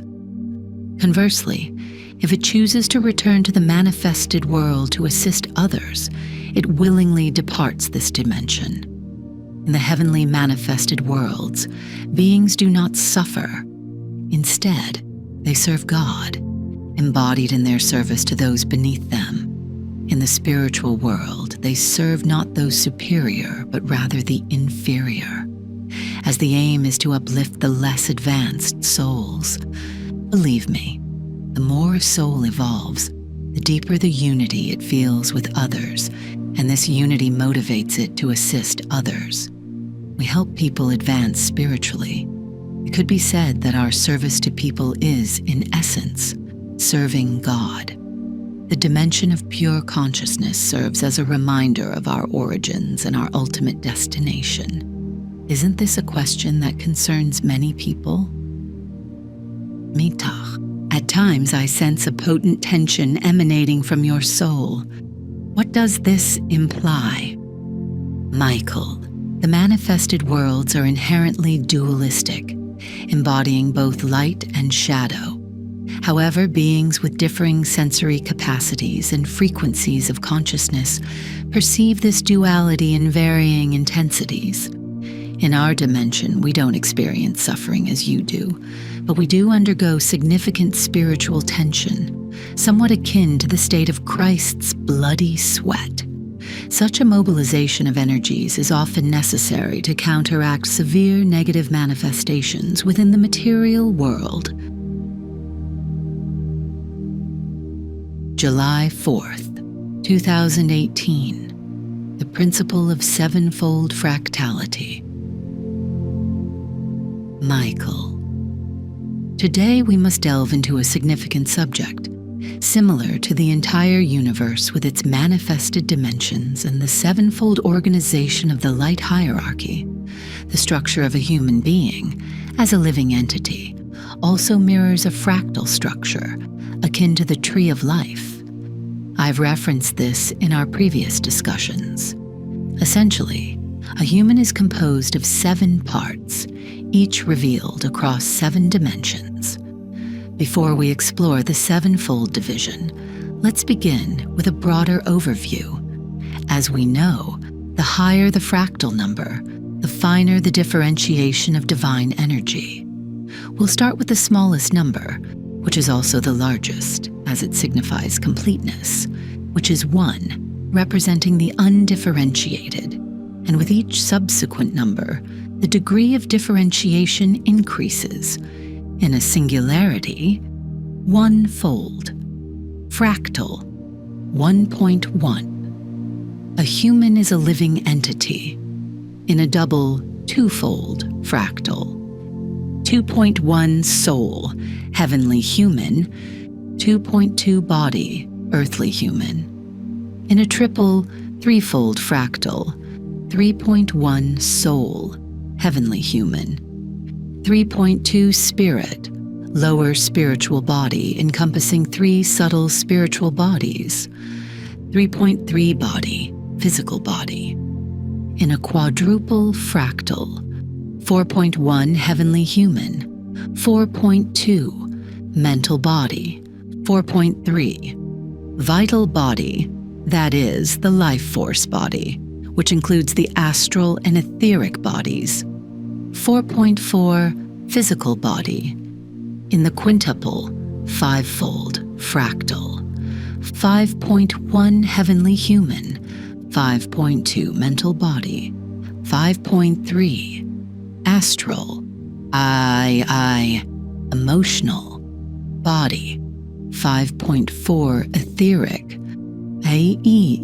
energy body, 5.5 physical body. In a sextuple, sixfold fractal, upper triad, 6.1. The prime source, and its perception as I exist, representing God's self-realization and individuality.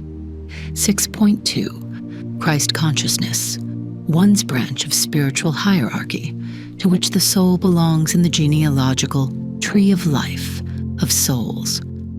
6.3. The highest spiritual body. This is the highest individual spiritual body where spiritual qualities reside, and which remains constant despite incarnations in different physical individuals of earthly beings. This part of the soul is closely connected to its other half, or Christ consciousness.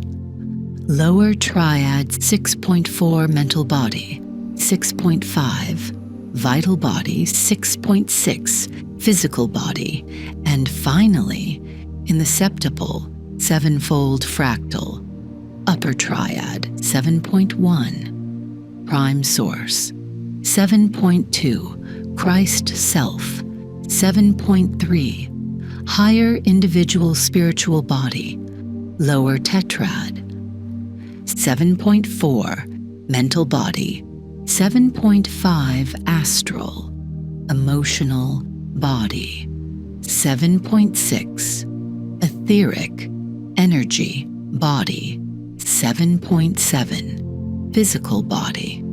Figure 6. The physical and spiritual structures of a human, differentiated according to the various principles of fractal structures in the manifested universe. Michael. Indeed, this differentiation could continue further. You're already familiar with it, even down to dividing the physical body into 5 segments, according to the 5th order fractal principle. This chart is merely a fragment of the sensually perceptible infinity of living beings within your space, or time dimension. Now, move beyond linear thinking and visualize infinite differentiation. Imagine that positive infinity eventually converges with negative infinity, closing the cycle. If you consider geometric figures and imagine that the number of angles increases indefinitely, what will the figure resemble? See figure. 7. Me. Circle again. I answer, feeling my mind growing weary from the strain. Figure 7. As the number of angles increases indefinitely, the figure returns to its original circular form. Michael, indeed, for the smallest is also the largest, and the largest the smallest. To transcend the three-dimensional realm, one must learn to see with the soul's eye and grasp the perception of eternity. We must move beyond linear thinking. Now let's revisit the chart and the sevenfold differentiation of a human being as depicted in Figure 6. Primordial or divine energy flows from top to bottom on the frequency scale, influenced by karmic accumulation. Heavy karma, or the dark energy of sin, which only affects the lower 4 bodies, hinders this flow. At this stage, we might envision a human as a clouded or contaminated reflection of God. When a person's lower 4 bodies, the lower 4 segments in the diagram's sevenfold division, are sufficiently purified, they become a complete channel for divine energy, and metaphorically, for the will of God. I describe this process as cleansing the heart. Let's look again at the chart, focusing on the 7-part fractal section. The top 3 parts, representing the heavenly man or spirit, form the highest triad of the human soul. The prime source is the spark of God Himself, awakenable in our hearts through self-recognition of God's I exist within us. The highest individual spiritual body is the perpetual and unchanging part of the human soul across incarnations. It is in this part where the spiritual qualities gained through earthly experiences, which I mentioned earlier, are accumulated. The Christian consciousness is part of the highest hierarchical consciousness. In other words, it's the human soul's hierarchical affiliation within the tree of life. The soul perceives this hierarchy as its counterpart. It is this spiritual hierarchy that guides an incarnate person's evolution. This consciousness is what Christians refer to when they say, "I have merged into Christ consciousness." Buddhists when they claim, "I have attained Buddha consciousness," and Vaishnavas when they declare, "I have merged into Krishna, Vishnu consciousness." This is the first divine differentiation, the initial 7 branches on the tree of life, as shown in Figure 3. During life, the human soul acquires 4 lower bodies, 3 composed of subtle matter, and 1, the physical body, of gross matter, which it sheds after the death of the physical body. These 4 bodies, directly tied to incarnation, disintegrate at its conclusion. Identifying with these bodies, and not detaching from them after death, can lead to various illusions, both in earthly existence and the afterlife. The traps you experienced in your dream when your mother's soul passed through them resemble these illusions. In Christianity, these are known as aerial toll houses. If a person realizes during their life that their true self is an eternal soul, the highest triad depicted on the chart, and not the temporary individuality of the embodied lower tetrad, then after death, their consciousness can easily detach from the 3 remaining subtle spiritual bodies and transition to higher dimensions. Karmic energies, or sins, accumulate on these 4 bodies. After the death of the physical body, in the lower tetrad of the planet, within the lower spiritual dimensions, these energies can cause the soul to become ensnared in the aerial toll houses at the corresponding vibrational level. The black vertical arrow on the chart that points downward symbolizes the direction of karma's discharge, or sedimentation. Returning now to the pentagram section of the chart, where a human being is divided into 5 parts. Imagine a Vitruvian man with the heavenly man, or supreme triad, as the head, and the limbs representing the 4 lower bodies: mental, emotional, etheric, and physical. Today, most people resemble a Vitruvian man, disconnected from his head. That is, the body, the 4 lower bodies, are out of sync with the head, which should direct the body and limbs movements. In essence, a person's connection to their true self, their soul, and thus to God, is profoundly weakened, resulting in their limbs, the 4 lower bodies, behaving erratically. Humanity's primary goal is to re-establish this connection, to reconnect the limbs to the head, and to reinforce the link between the 4 lower bodies and the upper triad. When this union is achieved and the divine energy is harmonized, the Heavenly Father's energy, represented by the blue dashed, vertical, downward-pointing arrow, begins to flow unimpeded from above, and the Mother Earth's energy ascends from below. At a microcosmic level, mirroring the microfractal, a human being becomes a tree of life that unites heaven and earth. Through their body and soul, they connect the material world with the spiritual realm. This is the true purpose of our lives. July 5th, 2018, establishing the focus of light. Michael. When a person reestablishes their connection with their spiritual origins, the channeled energy begins to cleanse the karmic sediment from their lower 4 subtle spiritual bodies. This process could be compared to shaking dust off a piece of cloth. The high vibrational energy in spiritual bodies literally shakes off this sediment, although this is, of course, a symbolic analogy.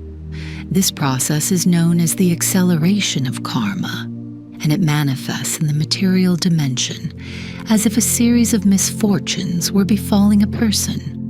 The processing of karma occurs at the level of all 4 subtle spiritual bodies. Hence, these misfortunes impact the mental, emotional, energetic, and physical realms. Reflect on your own timeline of memories. You experienced fatigue, a mental fog during which you lost contact with me, intense emotional lows and depression, not to mention a sudden deterioration in health.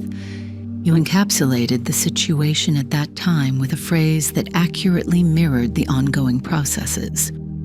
It was as if all the rubbish that had accumulated in the depths of my life had surfaced and was suffocating me. This occurred when the first powerful wave of energy inundated your subtle spiritual bodies. Additionally, your practice of the Om mantra, during which you appealed to the Heavenly Father to cleanse your heart and synchronize your body and soul, also aided in strengthening the connection with your upper triad. With subsequent influxes of light, your lower 4 bodies underwent purification and harmonization in relation to your upper triad. Your energy, mental, and emotional state improved, and your connection with me was restored. Although in the summer of 2017 I had to boost my presence around you, this hastened the process even more, and light began to accumulate eventually. This was evident in your mental clarity and the further fortification of our connection. Your emotional body started radiating strong love, your mental body wisdom, and your etheric body began making connections with higher dimensions. The physical body is the most resistant to us, but once enough karma is cleared, it too will start accumulating light, establishing a beacon of light through your spiritual and physical bodies. This is how the restoration of a person and ignition of spiritual centers occur slowly and steadily. It is an exceptionally beautiful sight for those who can see it. July 6th, 2018, Fallen Angels. Realizing that my masters can actually influence people's consciousness and the flow of karma alarmed me a bit. The potential extent of such power brought to mind the danger of its misuse. Sensing my thoughts, Michael did not immediately respond, prompting me to further refine my understanding. This led me back to my most profound and significant question. Me. I've always wondered why you wanted me to grasp the fractal structure of the universe. Michael, it's not about making you comprehend it as much as helping you recall what you already know. There are some key insights you need to be aware of regarding the god or gods who demanded sacrifices of living beings. They are not actual representatives of the hierarchy of light. Me. So, the ones demanding sacrificial rituals were fallen angels, Michael, not exclusively. We don't call them that, but for the sake of your religious understanding, that term may be the most accurate. Me, these beings, they're from some higher dimension. They have the ability to manipulate human consciousness and time-space because their awareness transcends what you refer to as linear thinking. Michael, they reside in the 5th dimension, or 5th density, in the 7-fold fractal tree of life, but they operate at lower levels on the scale of individual consciousness. See Figure 8, to be discussed later. Me, the hierarchs of light forces don't need the life energy of living beings to manipulate energy, because they are directly connected with the prime source, channeling the creative energy from above. Michael, recall the chart and the downward pointing blue dashed vertical arrow. The principle remains the same because the fractal remains the same. Me, As for the dark entities of fourth dimension, those with a physical body, and dark entities of fifth dimension, in the case of the so-called fallen ones, who are incorporeal, being cut off from the prime source, they feed from below. They thrive on dark emotions, thoughts, and the energy of fear. It's a type of subtle energy that can't be detected in the physical dimension, either by our senses or physical tools. They need a significant energy influx to manipulate time matter obtained from the sacrifice of living beings, especially children, because they possess this energy in abundance. This fifth dimension operates at a higher vibrational frequency than the human consciousness dimension. Is that correct? I paused, a question forming involuntarily. I always thought that souls in higher frequency dimensions are more ethical, more divine. How can there be beings of greater malevolence in this dimension, which is supposedly superior to ours? Michael, take another look at the diagram of the spiritual tree of man, and you will understand, as the small mirrors the large, and the large mirrors the small, following the same analogy. The lower four worlds, lower tetrad, belong to the lower dimensions, just as the lower four human bodies do. The upper three worlds also correspond to the highest triad, as in the structure of the human soul. The universe is a line on a frequency scale of ascending consciousness, as I have repeatedly explained. Humans, in terms of consciousness frequency, surpass third-dimensional beings, fauna, second, flora, and first, mineral. Recall, I told you that the lowest human frequency borders on the animal frequency, symbolized as 666. This number, if you recall, is tied to the sacred geometry of fractals. This is why it's referred to as the number of the beast. It denotes the beast, not the animal, because a person who descends to the level of an animal becomes a beast, not an animal, meaning a fourth-dimensional person falling to the third dimension. Despite your consciousness frequency being higher than that of animals, isn't evil more pronounced in humans than in the animal and plant realms? What animal can match the cruelty committed by man? What animal can conceive of and manifest such darkness, evil, and wickedness as man? Similarly, the same happens with fifth-dimensional entities that have fallen a rank in the consciousness scale, that is, to the fourth, but with even greater intensity. Here, a living being can become extremely divine or extremely demonic, having the ability to do more and retaining free will to choose between the dark and light sides. This fall alone is of an exceptionally large scale, and the cruelty displayed by these beings is as unfathomably harsh to you as your cruelty is to the flora-fauna beings below you. I would also like to note that within your fourth and fifth dimensions, there are sub-dimensions that also have a sevenfold structure. These evil or wrathful Quas-Irafal gods of yours are either fallen beings from the lowest sub-dimension, first level of the fifth dimension, or beings from another planet within the fifth consciousness level of the fourth material dimension. Me, I wonder why an evolved being from the fifth dimension, who understands the laws of the universe, would choose the dark side. Aren't they aware of the laws of karma, and wouldn't this divine law ultimately hold them accountable? Michael, as you know, beings of the fifth dimension can perceive an additional dimension, which grants them more creativity. Now consider humans, who are fourth-dimensional beings. They exert control over lower beings, that is third, second, and first-dimensional beings.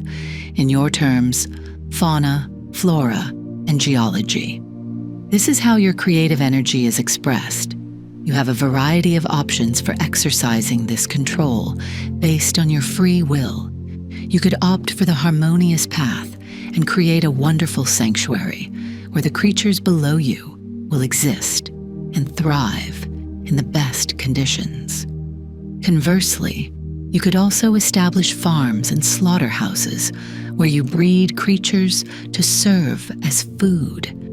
Do you see what I mean? The fifth dimension is granted such creative power as it's part of the spiritual dimension, where free will is somewhat restrained and the will of God prevails.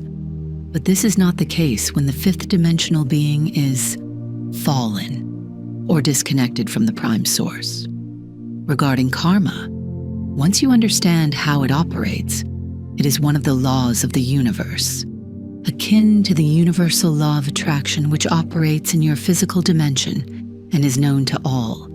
Doesn't the universal law of attraction or gravity apply to everyone, regardless of their gender, profession, or spiritual achievements? I nod, and he continues. Gravity also affects fauna and flora, that is second and third dimensional beings, and they have no means to defy this natural law. Don't think about birds, because they too exist and move within this law. However, you, beings of the fourth dimension, have used your free will and higher consciousness to find a way to circumvent this law by venturing into space. Space is not a natural habitat for your biological species, so you have to overcome gravity to reach a place you desire, which is not designated for you by the laws of God/nature. However, there's a certain price to be paid for fulfilling this desire, such as a considerable amount of fuel and consequently energy input. Therefore, a substantial energy investment is required. Similarly, with a good understanding of how karma works, it's possible to somewhat evade it, although this too comes with a price. And that price is you, humans, and the energy you emit. For fifth dimensional beings disconnected from their source to maintain their frequency and comfort zone, they require energy. This is the energy that you, beings in the lower, more unconscious dimensions, provide through your conflicts, wars, sacrificial rituals, religious turmoil, and even just daily life when your frequency is around 666. But evading divine laws, specifically the laws of karma, is like an inflating soap bubble that will inevitably burst with a simple prick. Just as your technogenic civilization, which defies the laws of nature, the same God's laws, through technology, becomes entirely dependent on these technologies and could experience a total collapse due to a simple natural disaster. So will those you call fallen angels, sometimes even gods, are completely dependent on you, and their bubbles will burst when you cease to feed them. In other words, when you elevate your consciousness, open your connection with your higher spiritual triad, and become who you are intended to be by divine design. Trust me, you can't fight them because, like you, fourth dimensional beings understand that struggling only strengthens them. Brandishing fists and weapons merely emanates the violent energy that sustains them, anchoring you in the fourth dimension and a cycle of constant reincarnation. The method to fight them differs. And now the cycle comes full circle, returning you to where your spiritual journey began. You remembered the first dream you had as a child in Talavi, which you documented. Do you remember? Power is made perfect in weakness. 2 Corinthians 12. I fall silent contemplating his words, a question that has been nagging at me for a while, for which I can never seem to find an answer, rises unbidden. Michael, who are you? Where do you fit into the infinite branches of this tree of life and in the cycle of reincarnations? And who am I? But I don't receive an answer. I can feel my mind fatiguing, thoughts swirling around me like a maelstrom, and sleep is pulling me into a vortex of unconsciousness.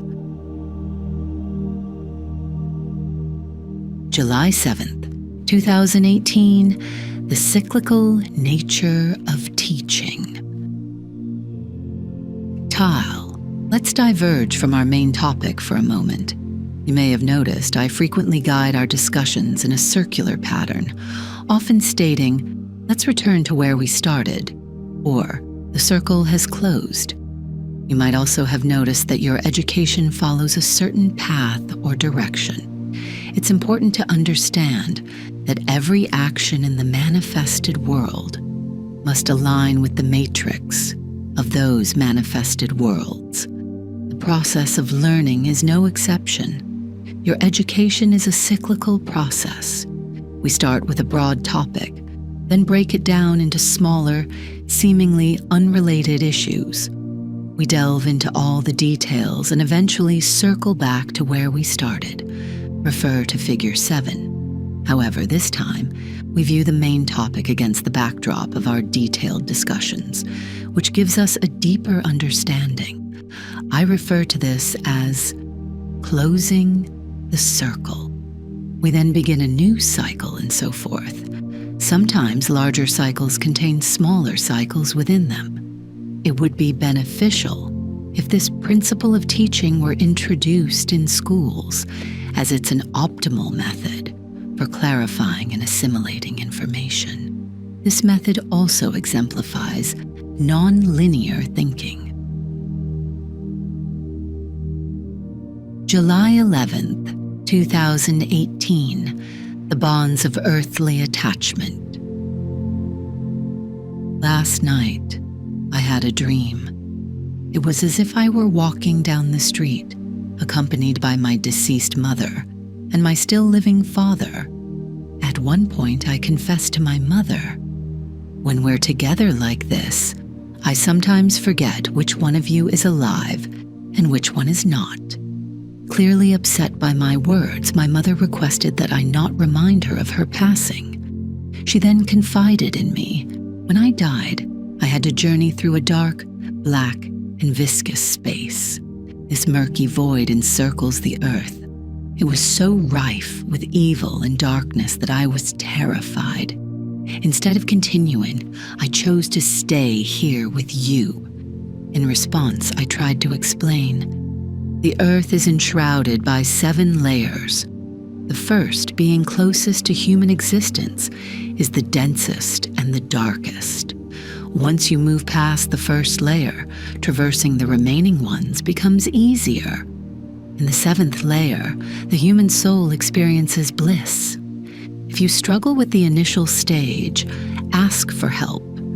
Call upon the soul of Anthony of Souroge. You always felt a deep spiritual connection with him. We receive significant assistance from higher dimensions. But remember, when you call upon your guide, don't simply call out once. Repeat his name and your request for help to maintain the connection. That way, you can navigate that passage. As we continued our walk, I asked her again, "Do you want me to take you to Sololaki, to your old house?" But my mother, looking perturbed, replied, "No, that place only reminds me that I'm no longer among the living. I'd rather stay with you." I woke up, haunted by unsettling thoughts, and tried to reach out to Michael. Once again, I sensed his presence enveloping me, much like a comforting, loving cloud, and I heard his thoughts. "Dive deeper into your feelings. You know." I delve into my heart, and the further I venture into my intuitive feelings, the stronger the sensation of navigating like a blind man through a dense forest. I recall my sense that since my mother's passing, I felt her continually by my side, and in my dreams, I interact with her as if she were still alive. But isn't this a common sentiment? Many individuals who've lost a loved one often express feeling the presence of the departed soul near them. They converse with the spirits of deceased family members through their thoughts and appear to receive support and protection from them. I recall how psychics, who allegedly perceive the spiritual realm adjacent to this physical dimension, often observe the spirits of deceased individuals behind their living relatives, sometimes as protectors, sometimes as debtors. I'm reminded of the descriptions of ancestor spirits participating and coexisting in the living world in the myths of the Egyptians, Indians, and other cultures. What does all of this mean? I ask Michael. My mother was a genuinely good person. Could her spiritual light be undervalued and lost? Why do I see her soul bound to our dimension? Has her soul not found rest in the light? Yes and no, he responds, and I feel, as always, that he wants me to discover the answer myself. Her higher self, her superior spiritual body, indeed resides in the light. But I want you to examine the concept of attachments, and remember that neither the soul is one-dimensional, nor is time, space. I reflect upon my mother's life, where one central theme consistently emerges: family. Family was her everything. She lived both with her family and for her family. Such intense family attachment brought her both happiness and sorrow. Just like all attachments in the physical world, Michael adds to my thoughts. But is such a dedication to family wrong? She truly devoted herself to us. Isn't that beneficial for the soul? Absolute selflessness is beneficial for the soul, the divine energy expended by the soul, radiating outward without expecting anything in return. True love, devoid of attachment, is the endless emanation of pure light. Recall how you feel. Refer to level 7 of consciousness, when love fills you to the brim, causing both you and the object of your love to disappear.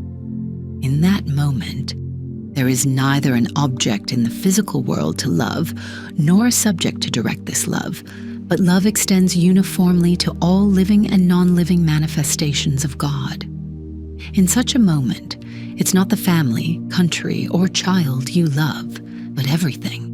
This is selfless love without attachment. No dark space can hold such a soul back, for this soul is itself a continuous radiation of pure light, and has no boundaries, no time, no dimension. Your excessive attachment to me, despite your love, could hinder you from experiencing this all-encompassing love. Refer to, you must be self-sufficient in God. This is what I explained to you before, which made you sad due to your human nature. When will you completely trust me? I do trust you. It's myself I don't trust.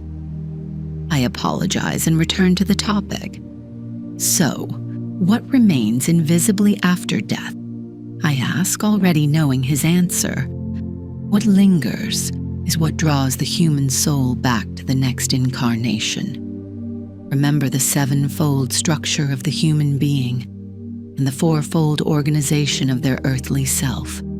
Strong identification with the earthly self, fostered by these material attachments, prevents the lower 3 subtle bodies from dissociating and annihilating after the physical body's death.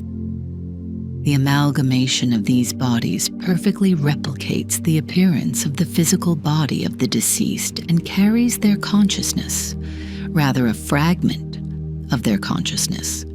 These spiritual entities seem to be in a semi-conscious or unconscious state, whereas the upper triad of the soul, C diagram, the true soul, returns to the prime source. This is termed the fragmentation of soul consciousness. The retention of these left below subtle spiritual formations within the lower dimensions is determined not just by the deceased person's life attachments, but also by the object of attachment.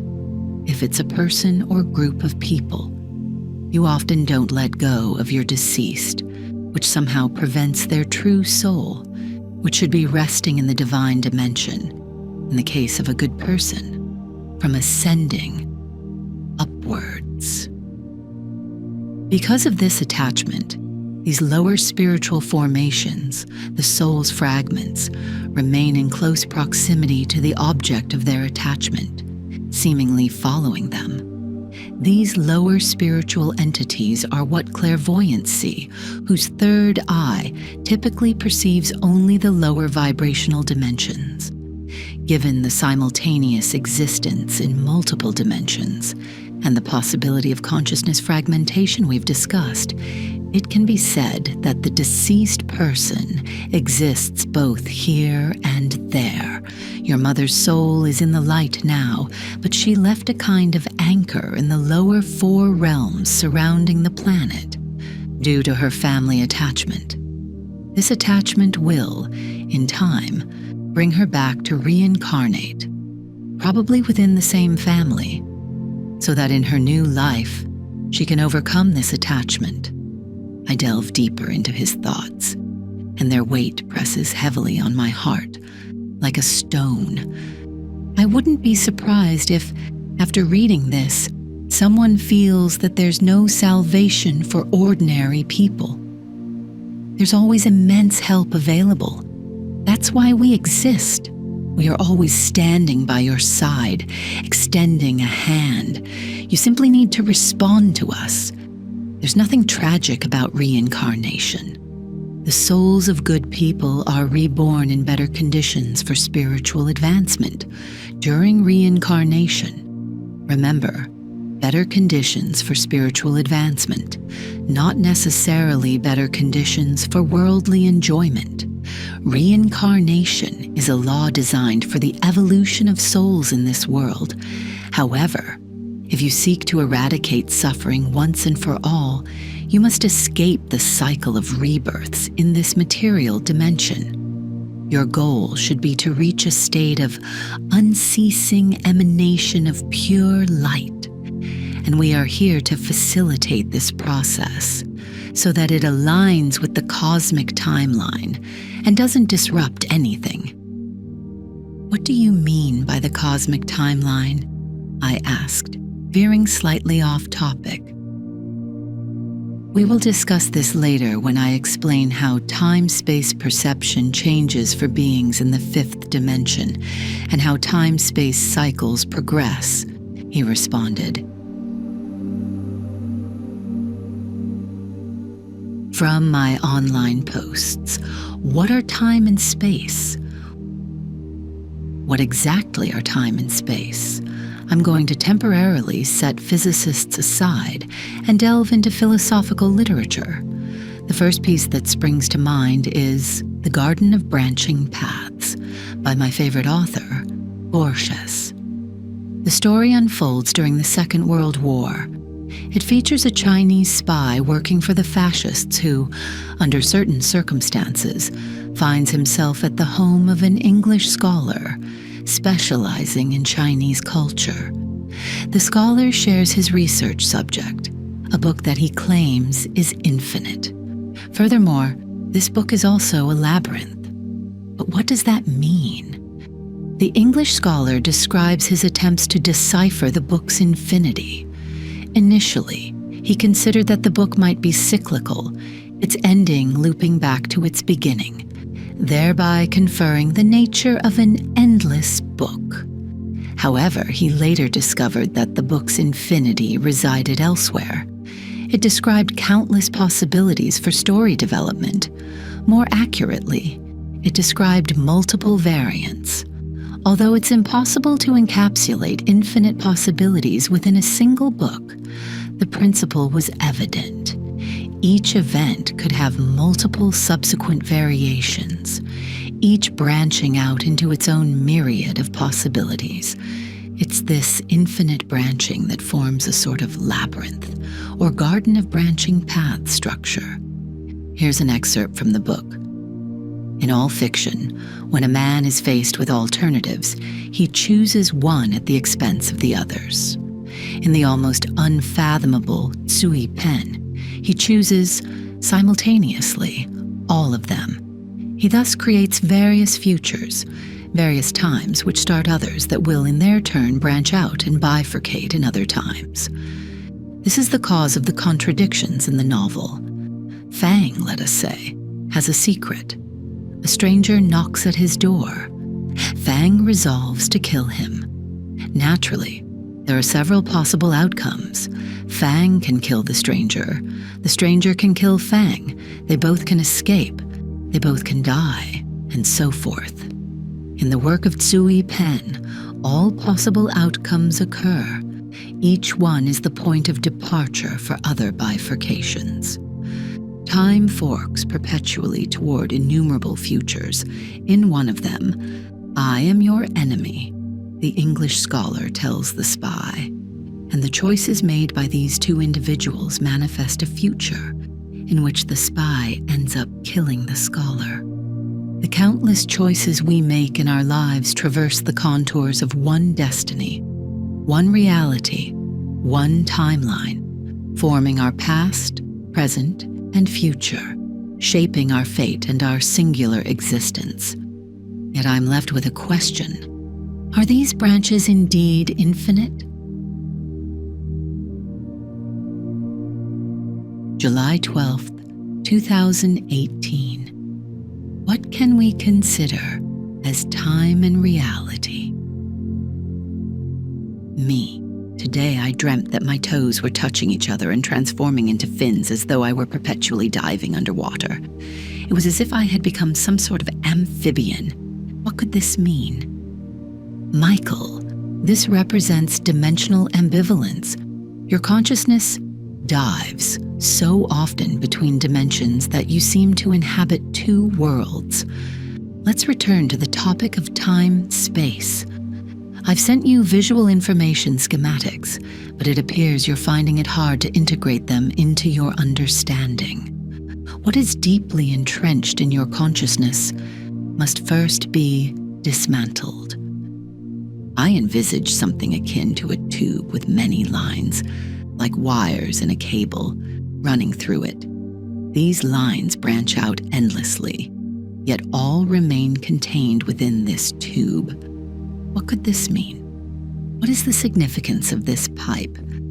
That's a representation of the corridor of possibilities of realities. Each line signifies a distinct variant of the time-space continuum, or reality. The branches represent alternatives emerging from this option, as every decision of a free-willed entity shifts reality in some direction. Yet all these parallel realities exist within the corridor of opportunities. You perceive the time-space as linear, when in fact it's encapsulated in a corridor of possibilities, a larger fractal of this linearity principle that higher dimensional beings can perceive.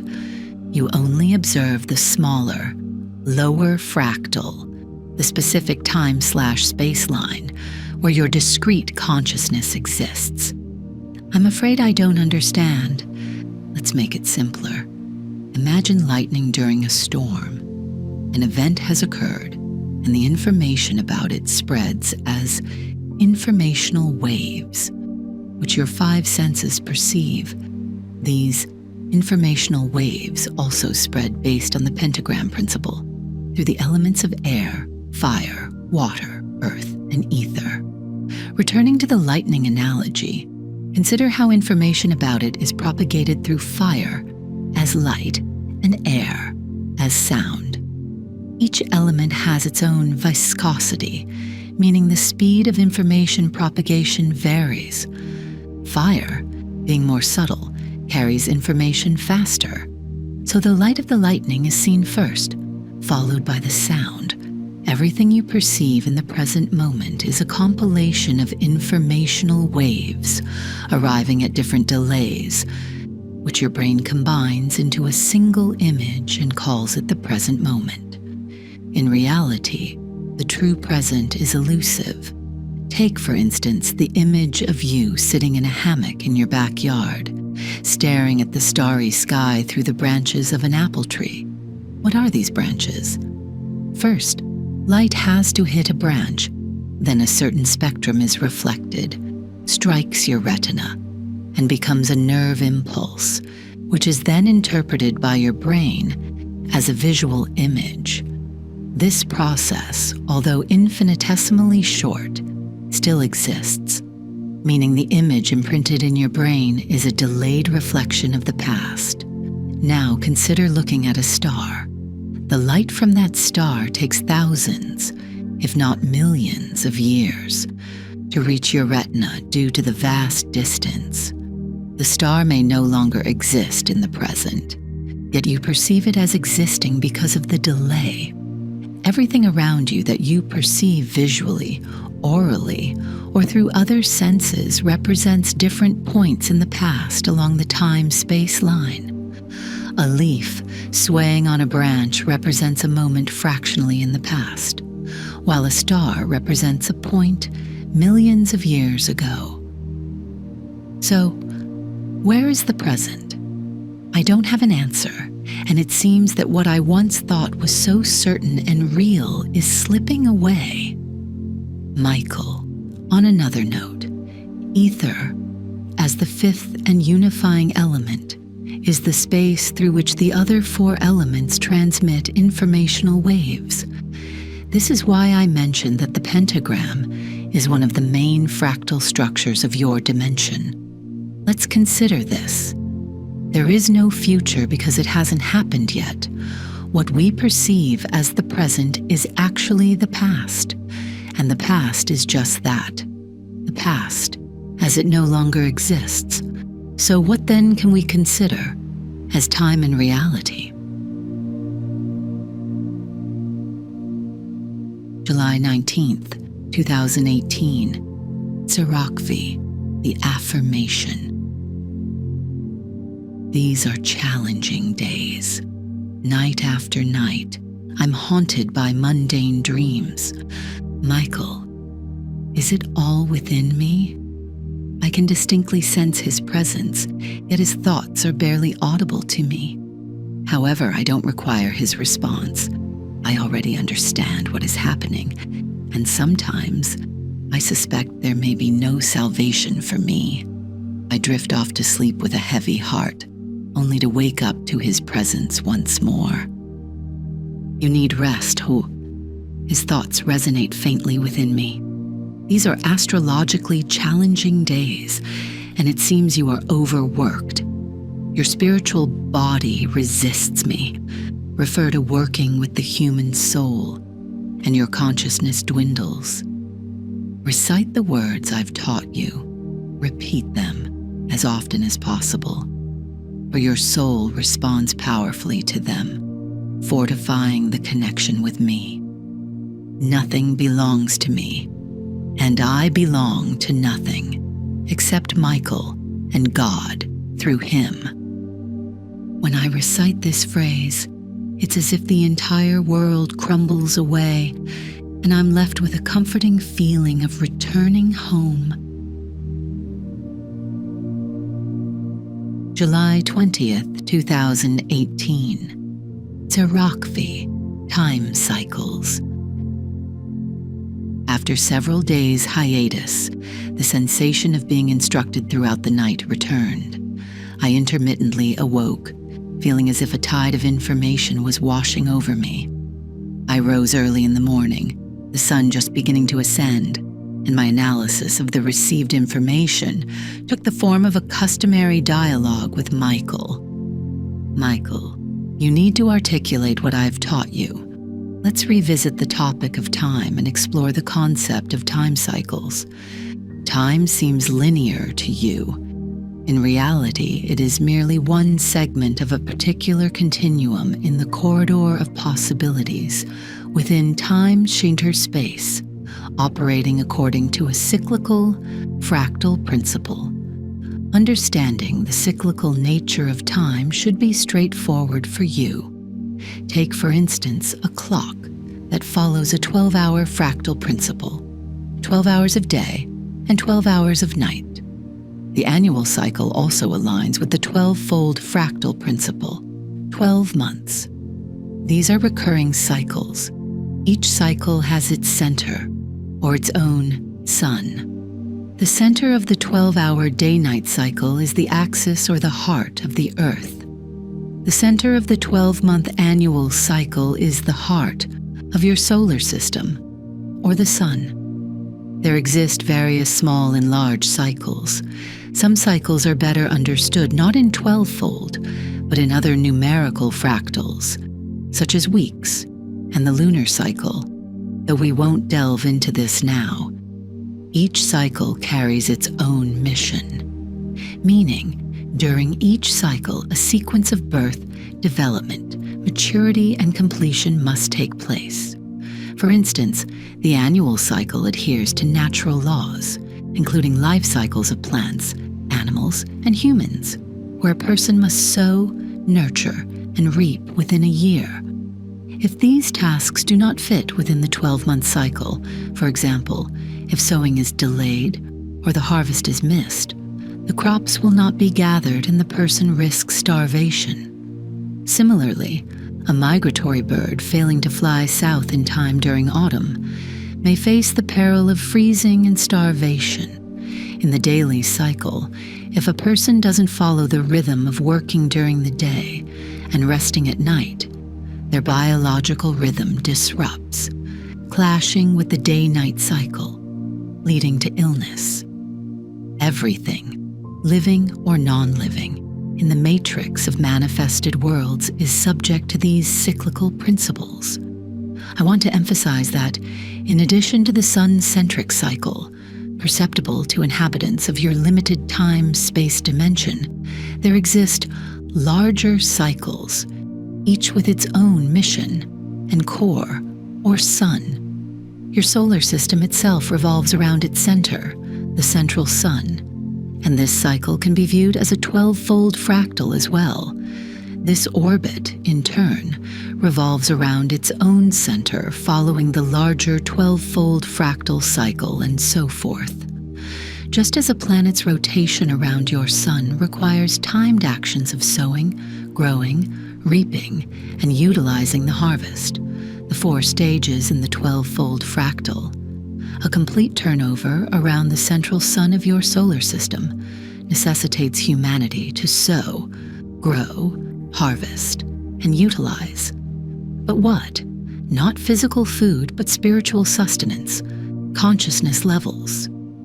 At the conclusion of the great central solar cycle, human consciousness should ascend to the next level, progressing from the 4th dimension, level, to the 5th on the 7-fold fractal of the consciousness scale.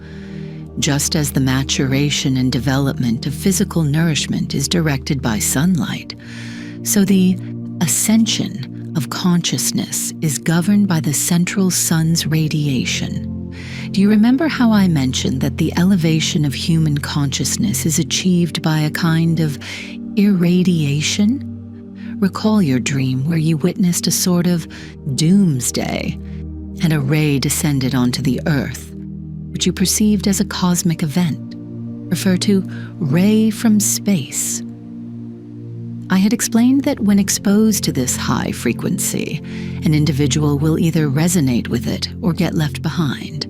This is the great harvest of souls described in the Bible, similar to how Earth's rotation around the sun brings summer as it approaches the sun, fulfilling a function in the life cycles of living beings, and winter as it moves away.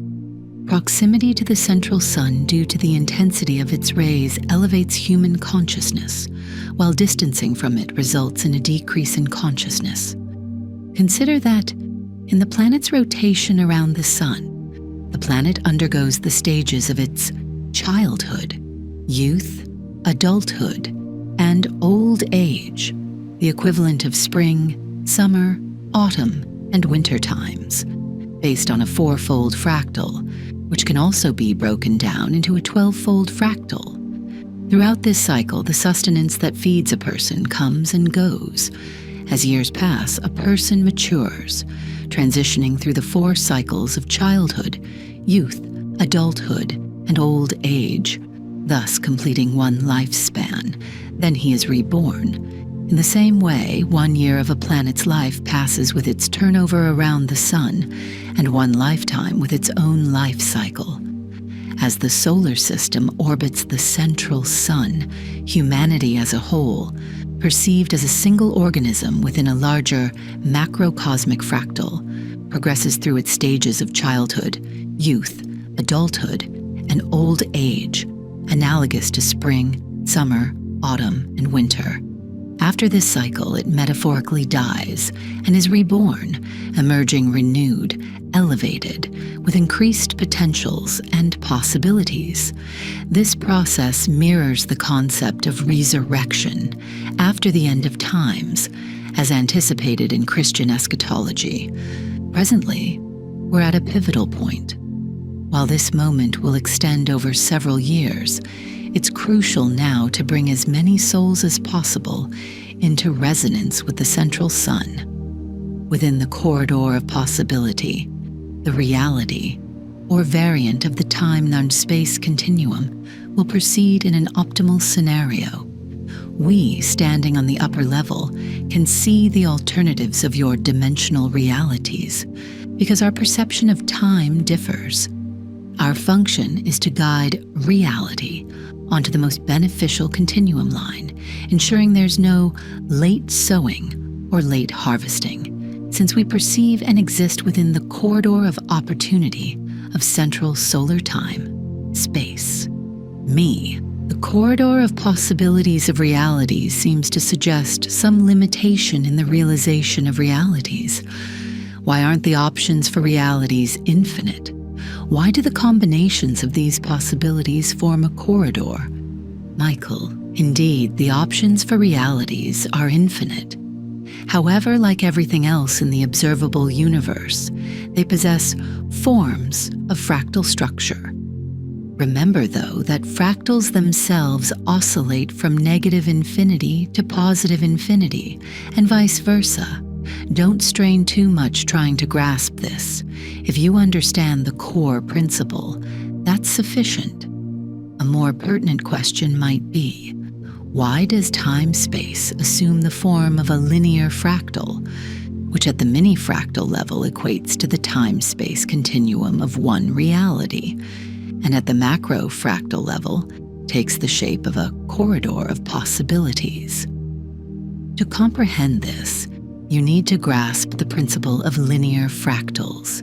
A linear fractal is a sort of vector, a representation of will that provides direction. It's akin to pointing somewhere and declaring, I want it to happen like this.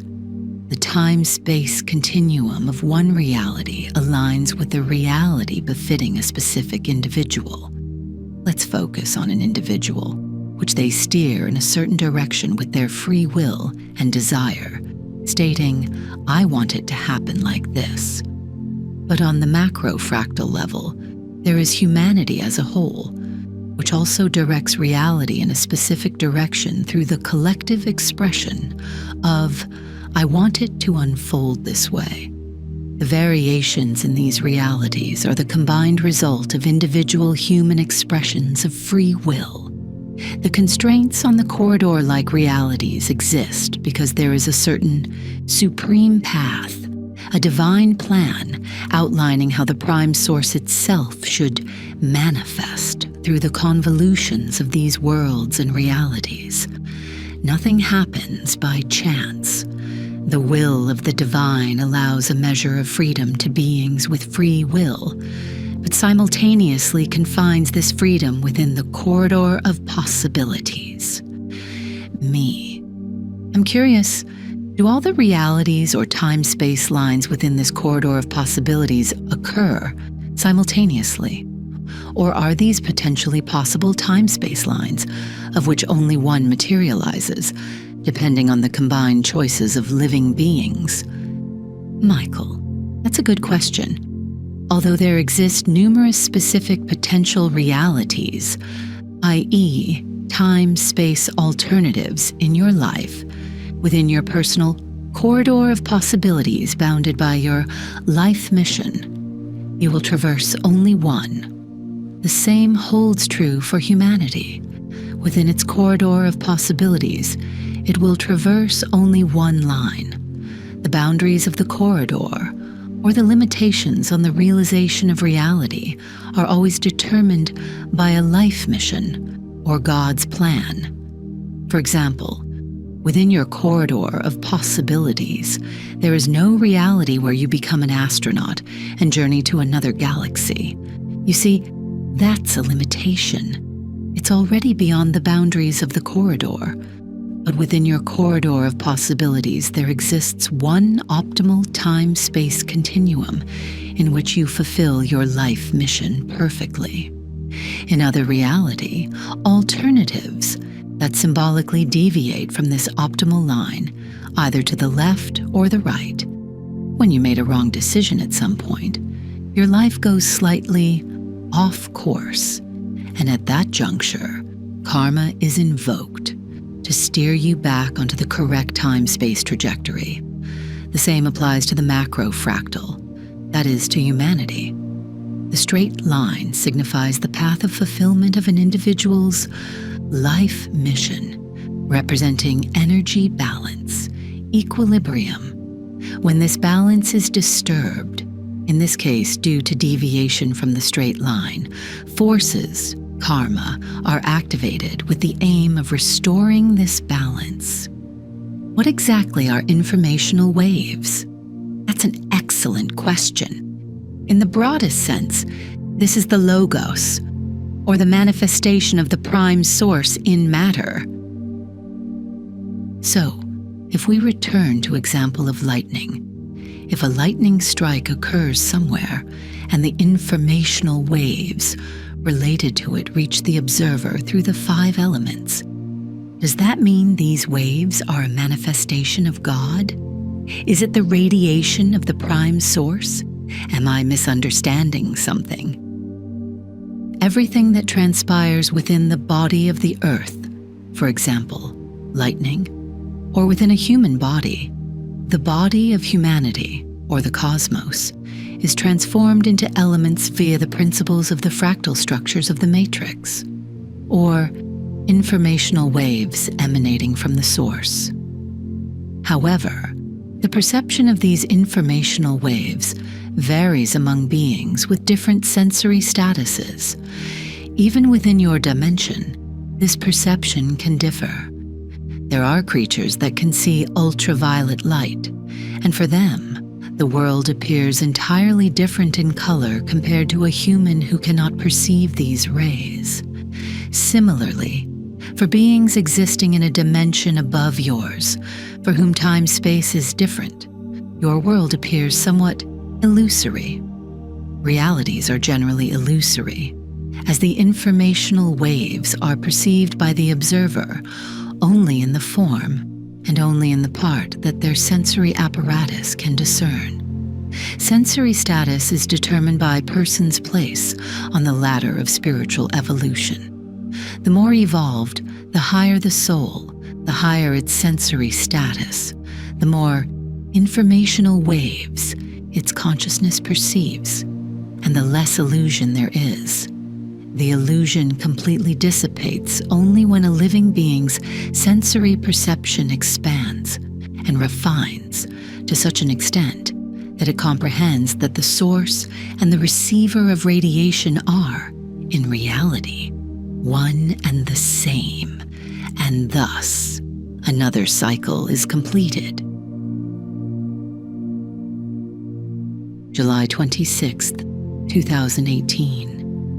Tserakvi, Levels of Consciousness.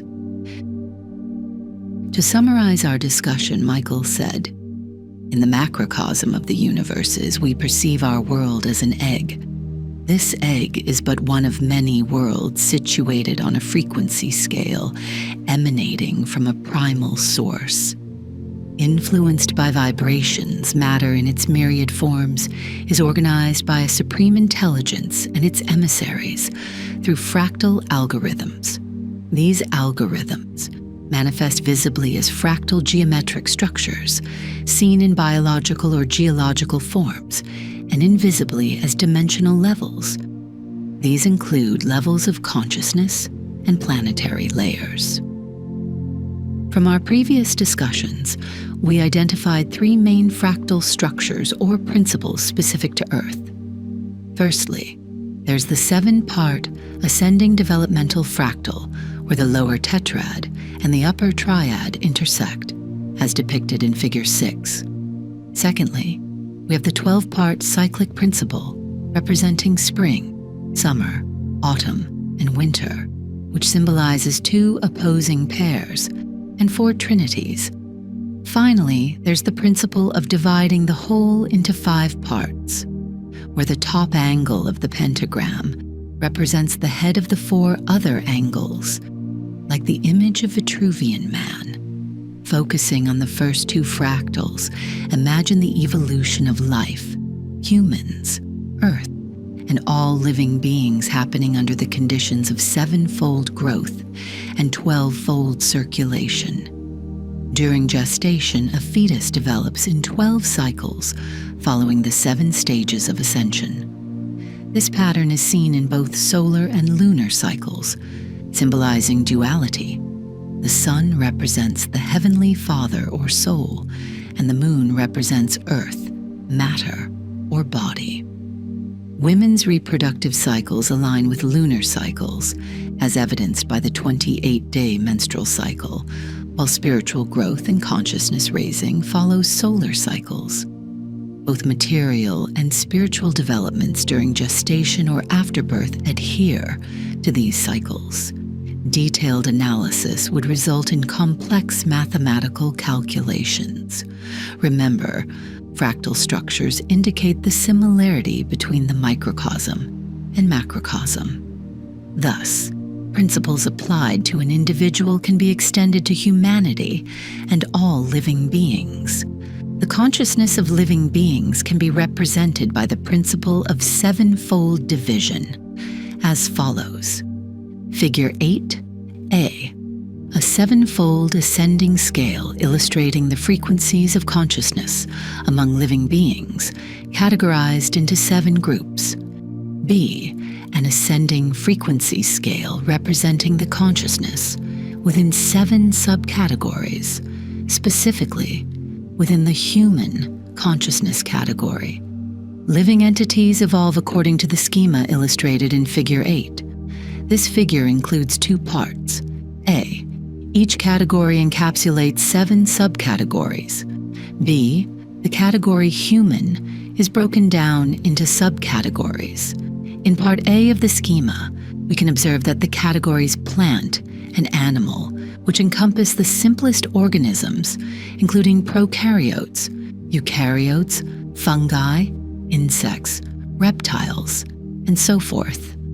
On the ascending scale of living beings, the initial lower tetrad corresponds to the gross material worlds.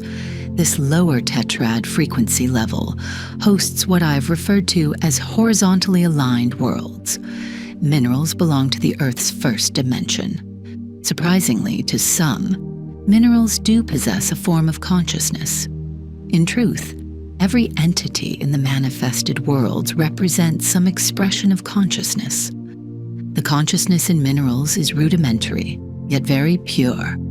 Magicians and psychics tap into this consciousness when they utilize minerals, such as crystals, to establish various connections with spiritual realms.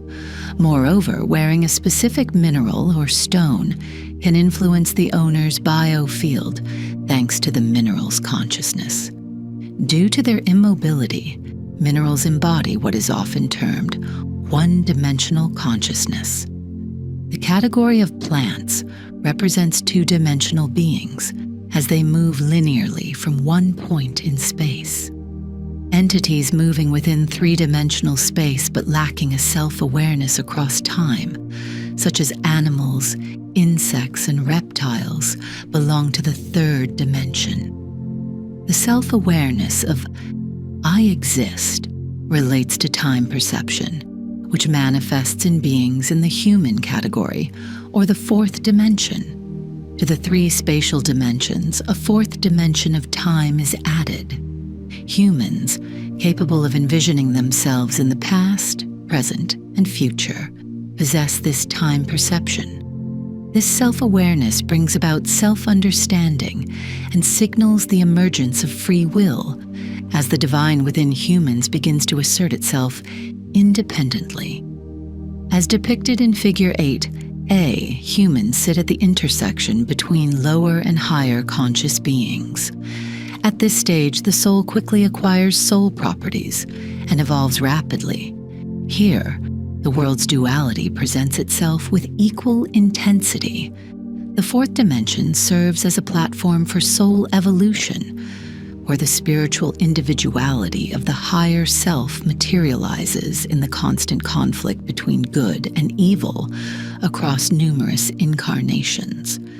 Although you cannot alter this world, and despite its inherent duality of light and shadow, dark and light, good and evil, humans must consistently choose good and light. This choice promotes spiritual development and ascension. Moving higher up the scale, from the fifth dimension onwards, living beings regain a limited form of free will. They willingly surrender it to God, and their life mission evolves into serving God in a specific direction based on their unique soul qualities.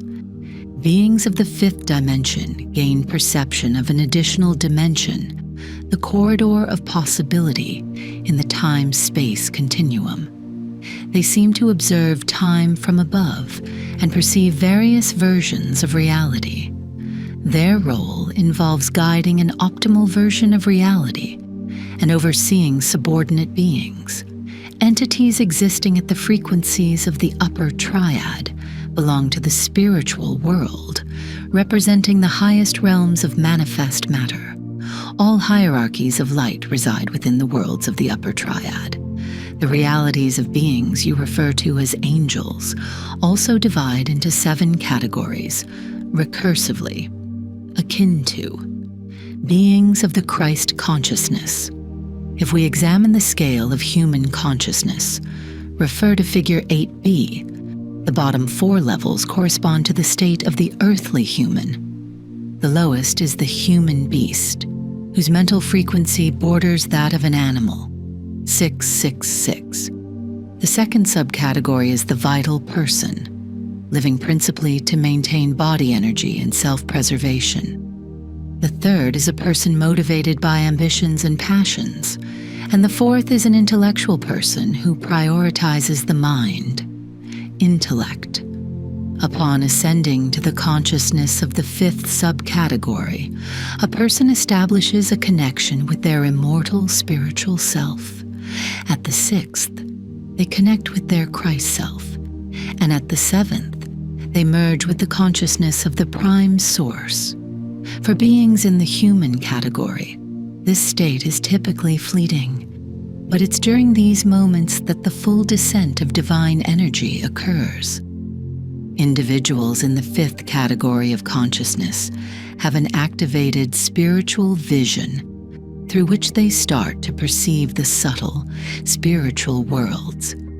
The current average level of consciousness of humanity concludes the cosmic cycle of the intelligence subcategory and is due to progress to the level of the spiritual subcategory, fifth subcategory, of fourth category, of the fourth level.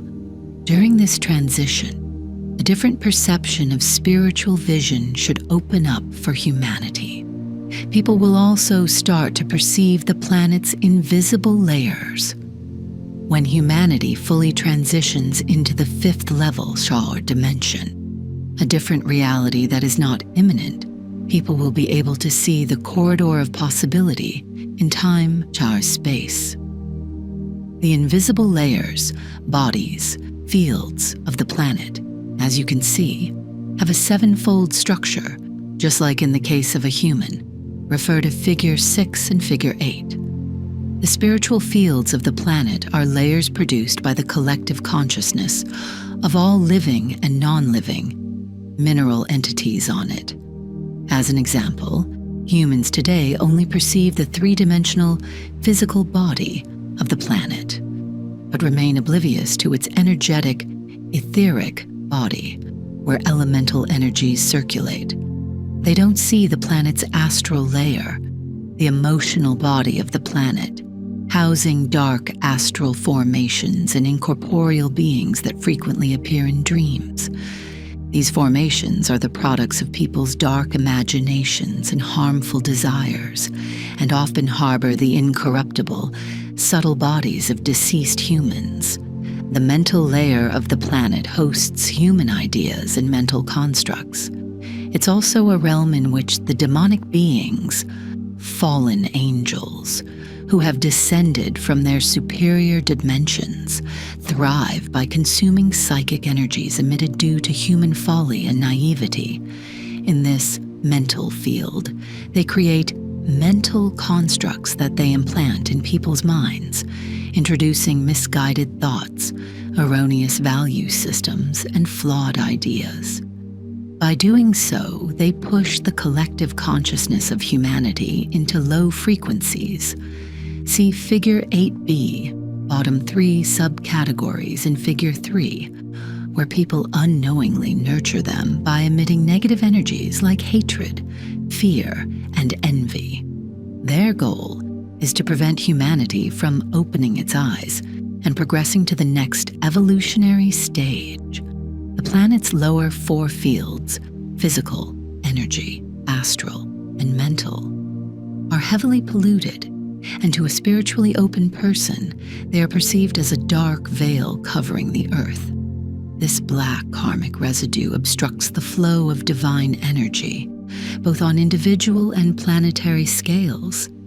This was the state you observed in 2012 when Jesus temporarily opened your spiritual eye. Remember that alongside the physical world, you also developed the ability to see the spiritual realms, and this state felt natural. This is the state the collective consciousness of humanity must transition to in the near future. This is the doomsday, which in this context does not denote total destruction, but a shift to a new evolutionary stage. This aligns with the prediction made by the Mayan tribes of the onset of a new era on December 21st, 2012. As an individual ascends from the 4th to the 5th level of consciousness, they begin to reconnect with their spiritual origin. This commences with the ability to perceive the planet's lower 4 bodies, layers, Qian fields. They first see the elemental, then the astral, and finally the mental, during which they are inevitably attacked.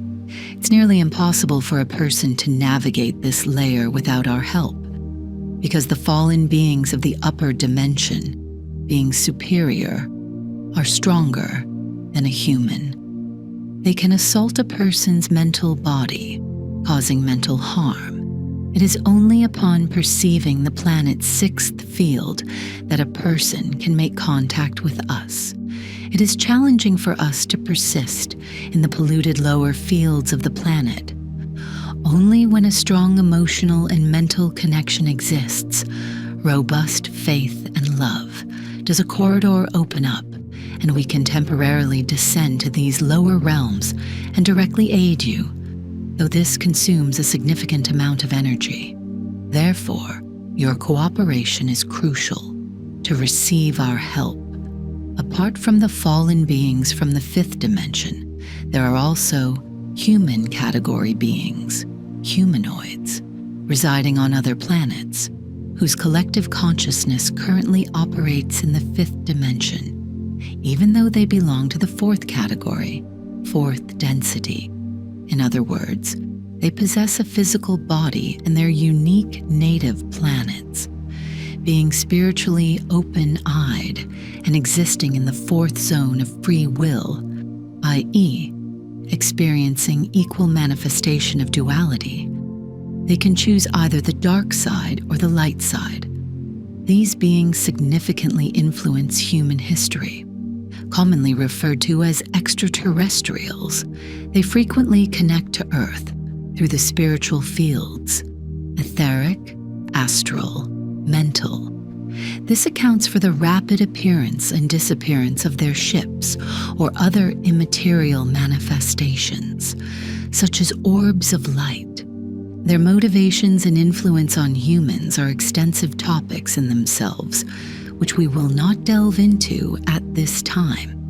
However, it's crucial to understand that a technologically advanced civilization is not synonymous with a spiritually advanced one.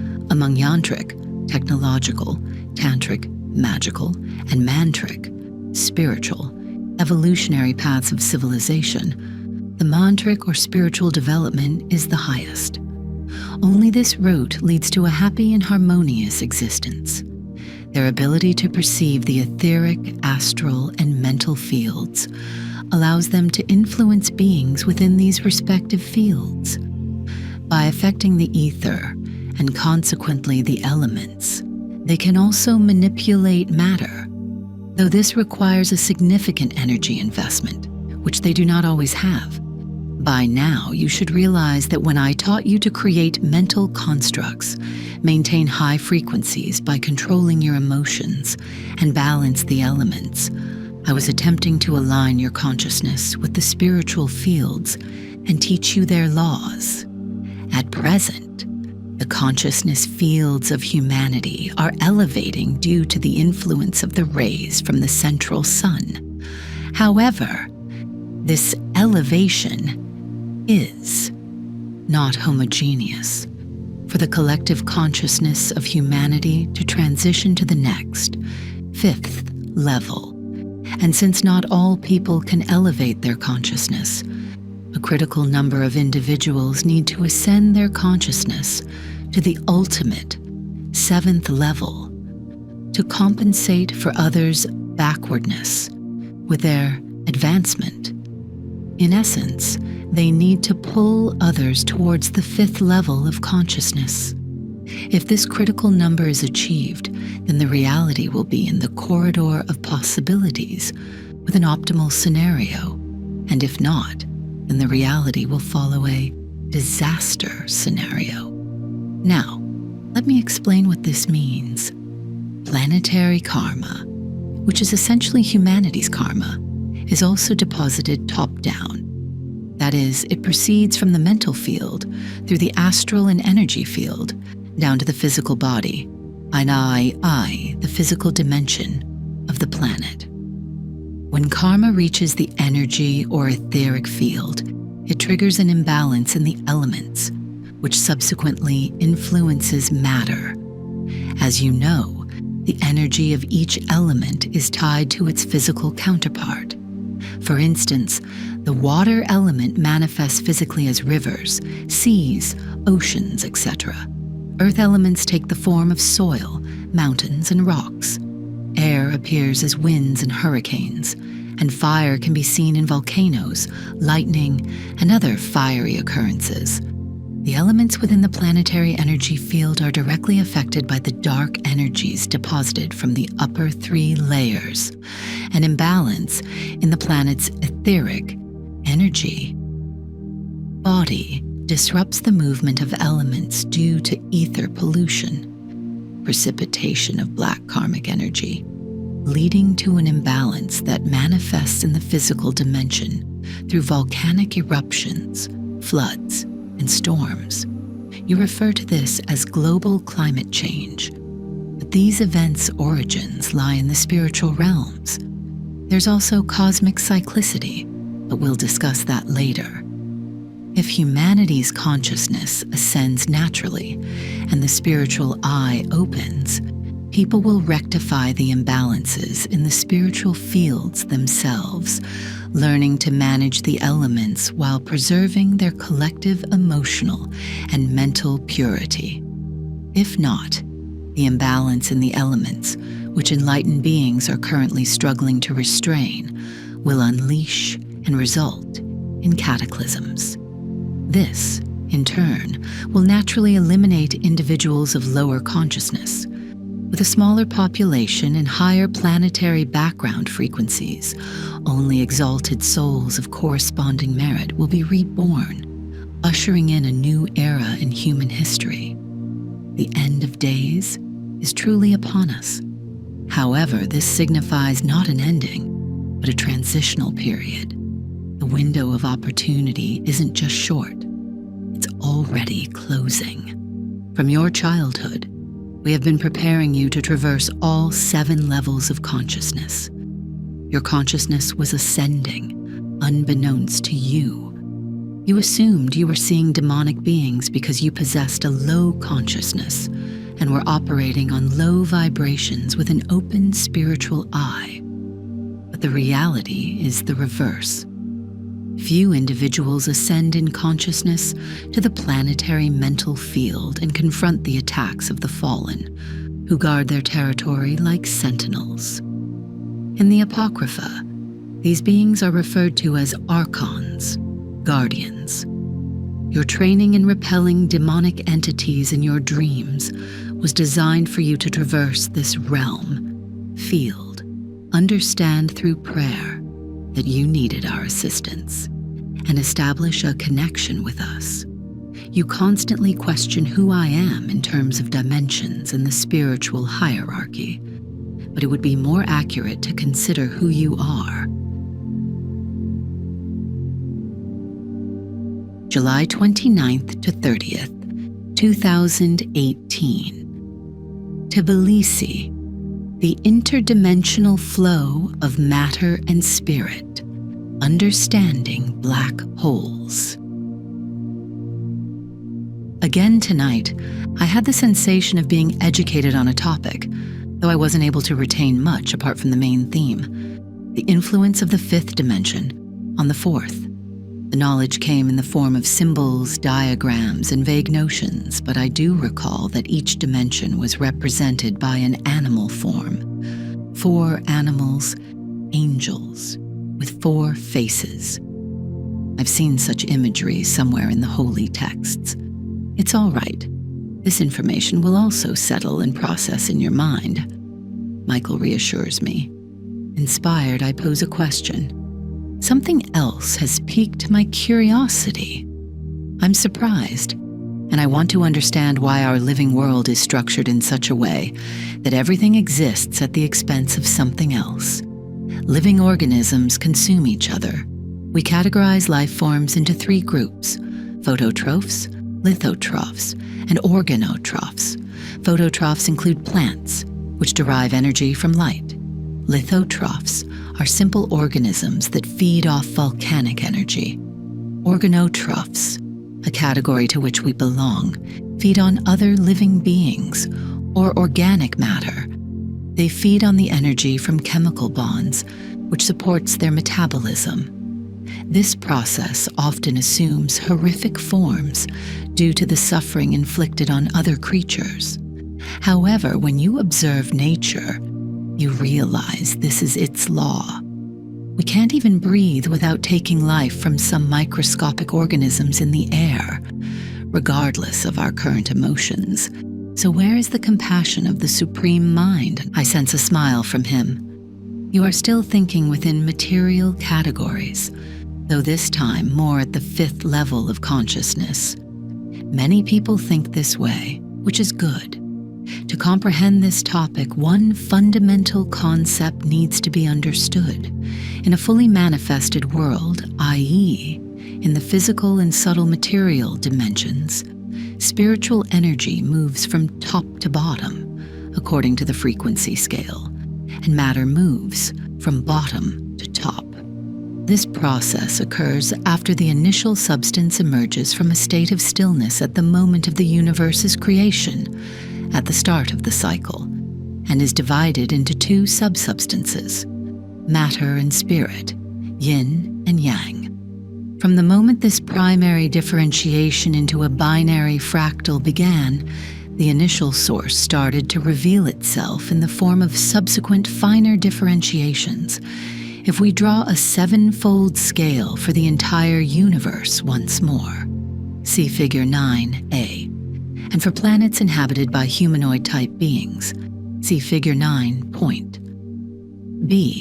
and break down the subcategories, the dashed downward arrow will indicate the movement of spiritual energy.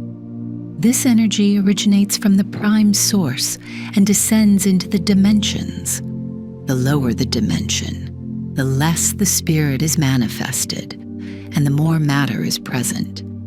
I should note here that just as darkness is an absence of light, coldness an absence of heat, and evil an absence of good, so too is a lack of soul energy or spirituality, the same as matter in a low vibration. That's why in the lower world, I'm referring to the fourth dimension here, because the perception of evil or good only begins at this level. There is a high level of evil in all its manifestations, along with the accompanying suffering. In the higher worlds, where matter is more subtle and divine, the intensity of evil and suffering is lessened. To continue this idea, the upward pointing arrow in diagram 9 represents the movement of matter.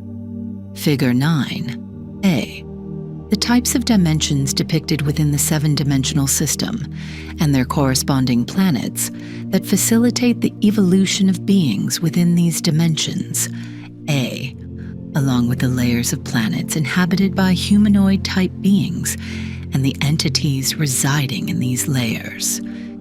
B. To illustrate, consider a single planet populated by beings from all 4 dimensions, from the mineral to the humanoid or human type.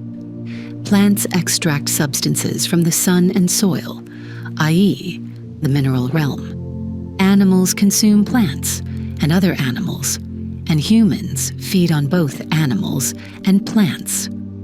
Essentially, a living entity of a higher dimension sustains itself by consuming those of a lower dimension, meaning that matter ascends into the physical bodies of higher beings from below, from the lower dimensions. The lower 4 tetrads, or the lower 4 dimensions, are the dimensions of matter.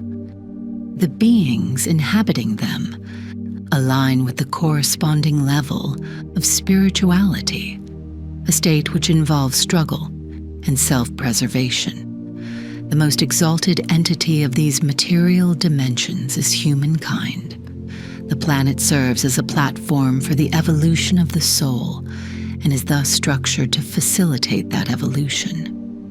If the collective consciousness of the planet's inhabitants resides primarily in the 3rd or 4th dimension, then the platform provides for self-preservation, fulfillment of desires, and the development of intelligence through its mineral, plant, and animal components. In this context, the traits of souls emerge through the struggle for self-preservation. You might be curious about how the beings of the 5th and 6th spiritual dimensions sustain themselves. Their bodies are composed of delicate spiritual tissue, and like anything that maintains its form, they require an influx of energy. Given that the laws of thermodynamics apply in these dimensions as well, as denizens of the spiritual realm, they naturally have no need for solid organic food. The central suns that I often reference are perceived as black holes by beings of 4th-level consciousness. Let's explore this further, as the nature of a black hole remains a mystery to you.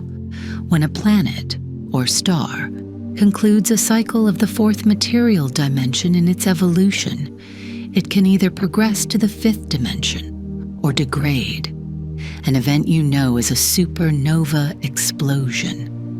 Upon transitioning into the 5th, the spiritual dimension, it becomes invisible to 4th dimensional beings and is perceived as a black hole. Despite having the greatest gravitational power, a black hole doesn't merely absorb and annihilate all matter within its gravitational field. From our perspective, what you consider a black hole is a vast sun. It absorbs matter from the 4th dimension and emits subtle, high-frequency rays into the 5th dimension. These are the rays that nourish the living entities of the spiritual dimension, which emits the strongest radiation. So, matter continues to move upwards from lower to higher realms. This time, however, it transitions from the material world to the spiritual world in the form of a black hole, and the sustenance of beings in this world is no longer contingent upon the suffering of others. August 4th, 2018. Batumi, Dimensions, Planetary Fields, and Spiritual Vision.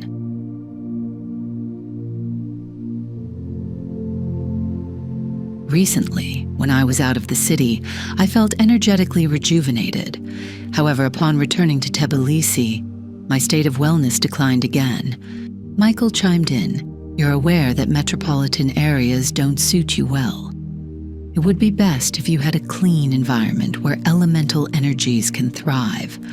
Cities often lack the subtle forces of the 5 elements as their physical carriers, air, earth, sun, water, or other living beings in the form of flora and fauna, are either polluted or scarce.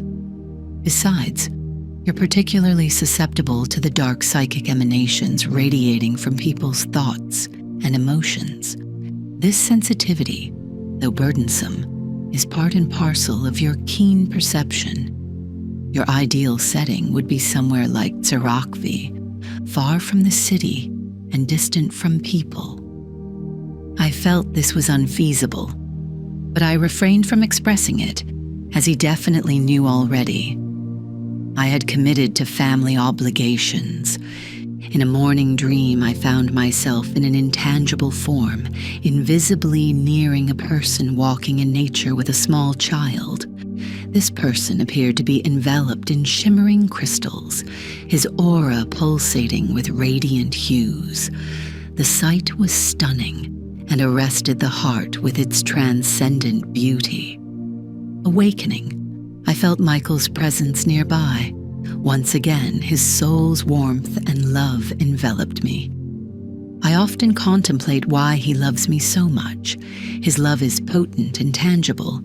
Occasionally, I assume that he loves everyone this intensely, given his nature filled with love and his generous heart.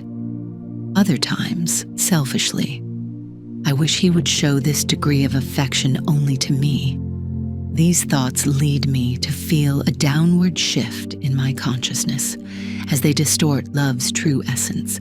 His surprising blend of childlike innocence, a loving heart, a warrior's spirit, and profound wisdom often baffles me.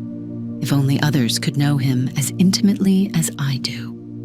Michael shared, "I wanted you to see with my eyes, or how we perceive humans." His thoughts referenced my dream. "He was a very good spiritual person, right?" I asked. It was such a beautiful sight. His aura shone like refracted light through crystals, but your glow is far more potent, as bright as a radiant sun. "Why is that?" I questioned, despite knowing the answer. "Place your hand over your heart," he suggested. I put my hand near the thymus area and felt him place his hand atop mine. Once again, I experienced a fleeting moment of stillness and a sense of peace, joy, and harmony returned to my heart. Today would be a good day. We're tackling challenging subjects, and I need your full mental and spiritual engagement, but our surroundings don't offer much support. I understand. We should consider the revelation of John, the apocalypse. But before that, we need to re-establish the fundamental concepts. The revelation of John can only be decrypted if you understand the 7-fold and 12-fold fractals, fractal algorithms, or principles, and the primary symbols. With this knowledge, everything will become clear to you. I'm apprehensive about tackling this topic. What if I misconstrue something? What if I fail? If you fail, then I have failed as well. I'm aware he dislikes doubt and hesitation. He reminds me again that there's work to be done, and that's the only attitude to adopt. Why is it necessary to decode John's revelation? because a pivotal moment is approaching. People will need us, and we will require their support. Without the collaboration between the spiritual and physical dimensions, no progress will be made. It's time to illuminate many concealed truths. What if they don't believe me?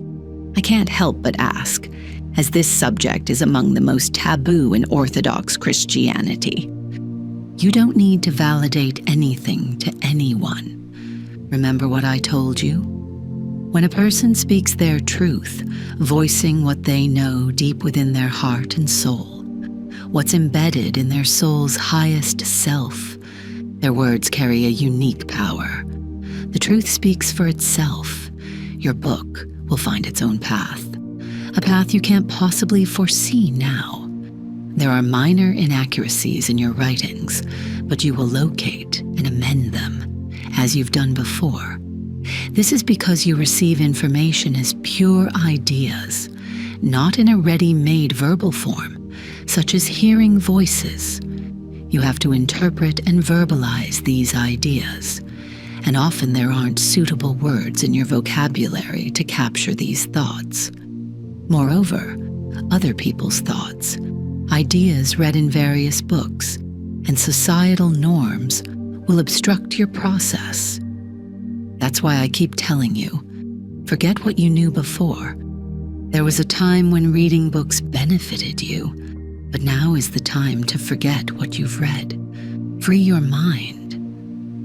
I pause for a while and sense his presence again. Begin, he prompts me, and despite my fatigue, I endeavor to clear my mind. Figure 9. B. If we consider our planet, where all 4 types of living beings are present. I start, feeling somewhat uneasy about labeling minerals as living entities. Michael interjects, trust me, anything that carries consciousness, regardless of how rudimentary it may be, constitutes a form of life. Not merely because it's a protein-based, DNA-based entity capable of self-replication, but because it encompasses consciousness.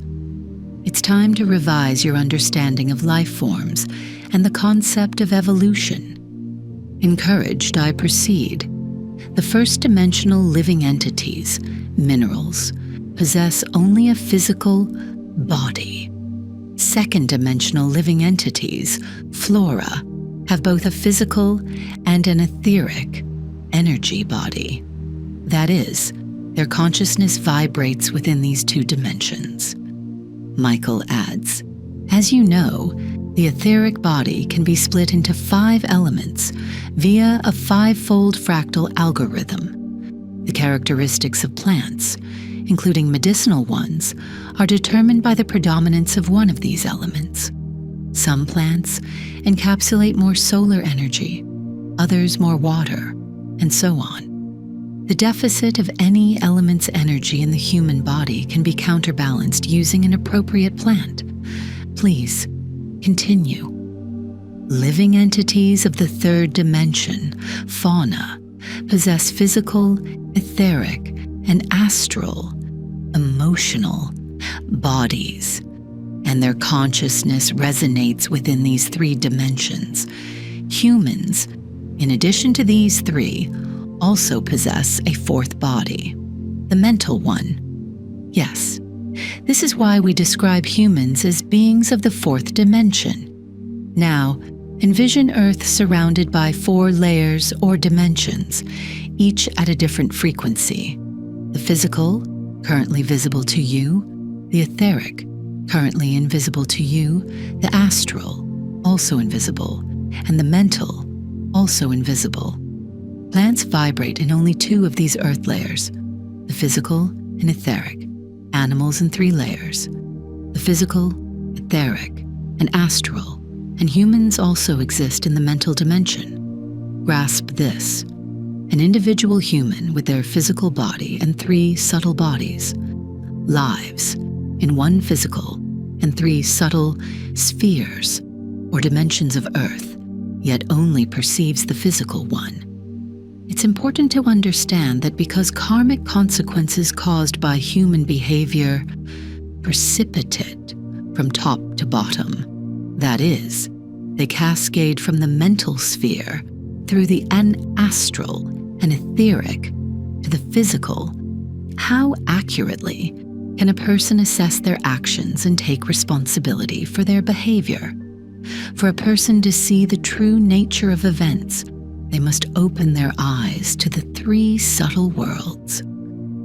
This requires the collective consciousness of humanity to connect with its spiritual self in the fifth dimension, enabling it to look down upon the three subtle and one physical dimensions.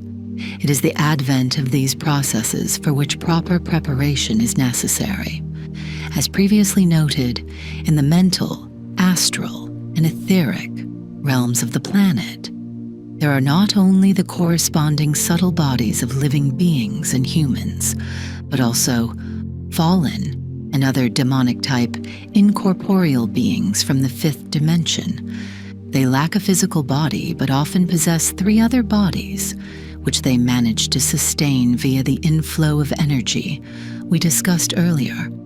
As for human sensory status, the 5 sense organs are designed to perceive information waves carried in the 5 material elements. This is the sensory status of a consciousness at the 4th level, of a living being in the 4th dimension.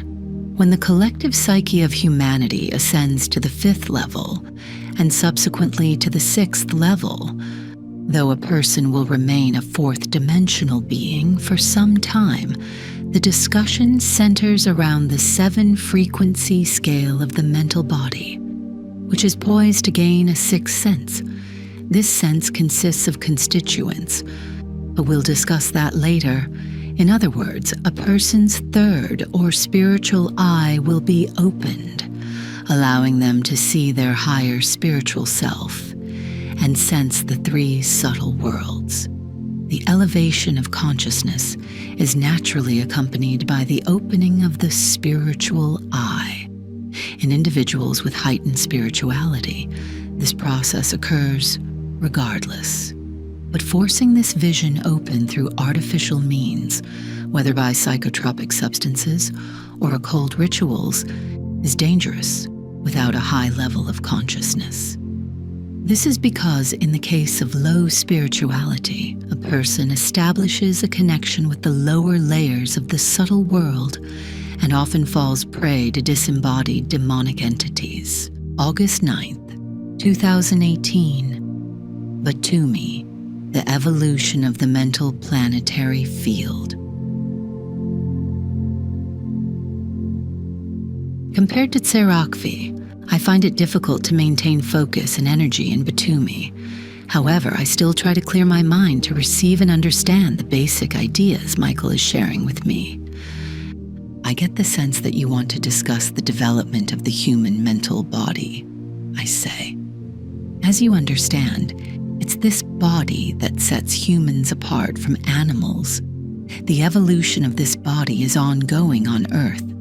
As a biological species, humans already possess fully developed physical, etheric, and astral bodies, indicating that the soul has amassed ample experience existing in these dimensions. However, the mental body is still in a state of development. Figure 10. A. Classification of living beings. B. Types of human bodies. C. 7-fold structure of the human mental body. At present, the average human, or humanity at large, operates at the 3rd, passion and desire mental level, and 4th, intellectual mental levels. As such, if someone's 3rd eye opens due to certain factors, like drugs, alcohol, disease, etc., their perception primarily takes place through the 3rd, or astral field. This is especially the case if they are in a spiritually polluted environment, such as a large city. Just as the life cycles of familiar living beings are tied to the rotations of the Earth or cosmic cycles, The evolution of humanity's mental body is also linked to cosmic cycles. Currently, humanity is entering a phase where the collective mental field is expected to ascend to the 5th and partially 6th level, also known as the spiritual mental level, or wise heart. However, much like a crop that doesn't mature in time for the harvest, loses its opportunity. Individuals who fail to adapt to these new cosmic conditions will be unable to continue their evolution. This isn't the end of the world, but a transition to a new era. This transition will be marked by the destruction of old systems and the birth of new ones amid significant turmoil. The Earth, in its current state, can't sustain itself for much longer, as all its energy fields are imbalanced. Any deviation from equilibrium will trigger corresponding forces to restore the system to a new state of balance. This universal law applies to all structures, large or small, and is a fundamental aspect of fractal structures. The evolution to a new mental level necessitates a new platform, leading to substantial changes in the first 3 dimensions and their beings. Thus, the Earth's crust with its geology and climate, first dimension, and the species of flora and fauna, second and third dimensions, will also change. As many scientists have noted, this process is marked by global climate changes and the widespread extinction of biological species. August 18th, 2018. Sirachvi, on the interplay of matter and spirit. 2 days after my last post, I returned to Sirachvi. My deep, comforting connection with Michael swiftly resumed, though our telepathic exchanges did not. Initially, I was worried that this change was due to my own diminished state of consciousness, but I sensed Michael's calming influence, assuring me of his continued presence. Still, I couldn't shake the feeling that something had altered. Could the solar eclipse have concluded some form of cycle? I'm unsure, but there is a palpable sense of anticipation. Aside from Jesus and Michael, I've interacted several times with a third spiritual entity, previously referred to as an ascended spirit. Refer to the right to ask for men, who once appeared in a dream as a talking star. Refer to the star. This star subsequently transformed into a man dressed in white in my dream. He radiated a paternal love, suggesting a higher hierarchical standing than Michael's, yet his identity remains uncertain to me, as does the name by which I should address him. I felt connected to this third entity over these past few days. Initially, I was thrilled that my connection with Michael had been re-established, and we could resume our conversations. However, as I closely examined my feelings, I realized that it wasn't Michael present with me, but was this ascended soul, which felt deeply familiar and incredibly close, almost fatherly. In search of Michael, I cast my internal gaze around. He seemed to be standing to the side, and I instantly felt a powerful emotion emanating from him. Suddenly, my feelings were interrupted, preventing any further dialogue at that moment. Despite these complex emotions, I felt compelled to collect my thoughts and jot down some reflections from my time in Batumi. A few points remained that needed expression, despite this 9-day interruption. Michael, upon primary differentiation of primordial source, 2 antagonistic poles emerged, matter and soul, which in your diagrams you refer to as the prime source. However, a more apt term might be the hypostasis of soul. The interplay and mutual flux of these 2 results in the formation, development, and dissolution of manifested worlds. The further it is from the Holy Spirit or the hypostasis of the soul, the denser the matter becomes, and consequently, the manifested world within this matter appears more illusory. The closer the world is to the soul, for example, spiritual or subtle material worlds, the more real it is perceived. When I tell you that your world is illusory, I do not mean it doesn't exist. Rather, it is secondary to the spiritual world, governed by the spiritual world, and too inert to observe this connection. The material world can be likened to a reflection in a mirror. Does a reflection exist? You can't say it doesn't, but it's secondary, and the person being reflected is primary. But unlike a mirror, where the reflection faithfully and instantaneously reproduces the reflected reality, the material reality echoes the events of the spiritual reality with a sort of delay and summarization. What do I mean by this? Imagine looking at yourself in a large mirror, then taking 5 steps to the right, and then 3 steps back to the left. The material world is a mirror that, in this case, will only reflect your movement with a 10-minute delay, showing only 2 steps to the right. It summarizes your action. This is why humans find it challenging to discern the cause and effect relationship between the spiritual and physical worlds. You vaguely link what happens to you with the spiritual actions that precipitate these events. You often claim, "Here, God punished this person because he did this and that." But the law of karmic retribution often sums up the spiritual actions committed by people. And the premise of this summation is often impossible to discern if you do not understand the relevant laws. Given that manifested worlds are governed by the principle of gender, based on the quality of giving and receiving, yang, yin, matter is symbolically expressed as female, receiving, and the soul is male, giving. Their offspring, formed through their interaction, are termed children or sons.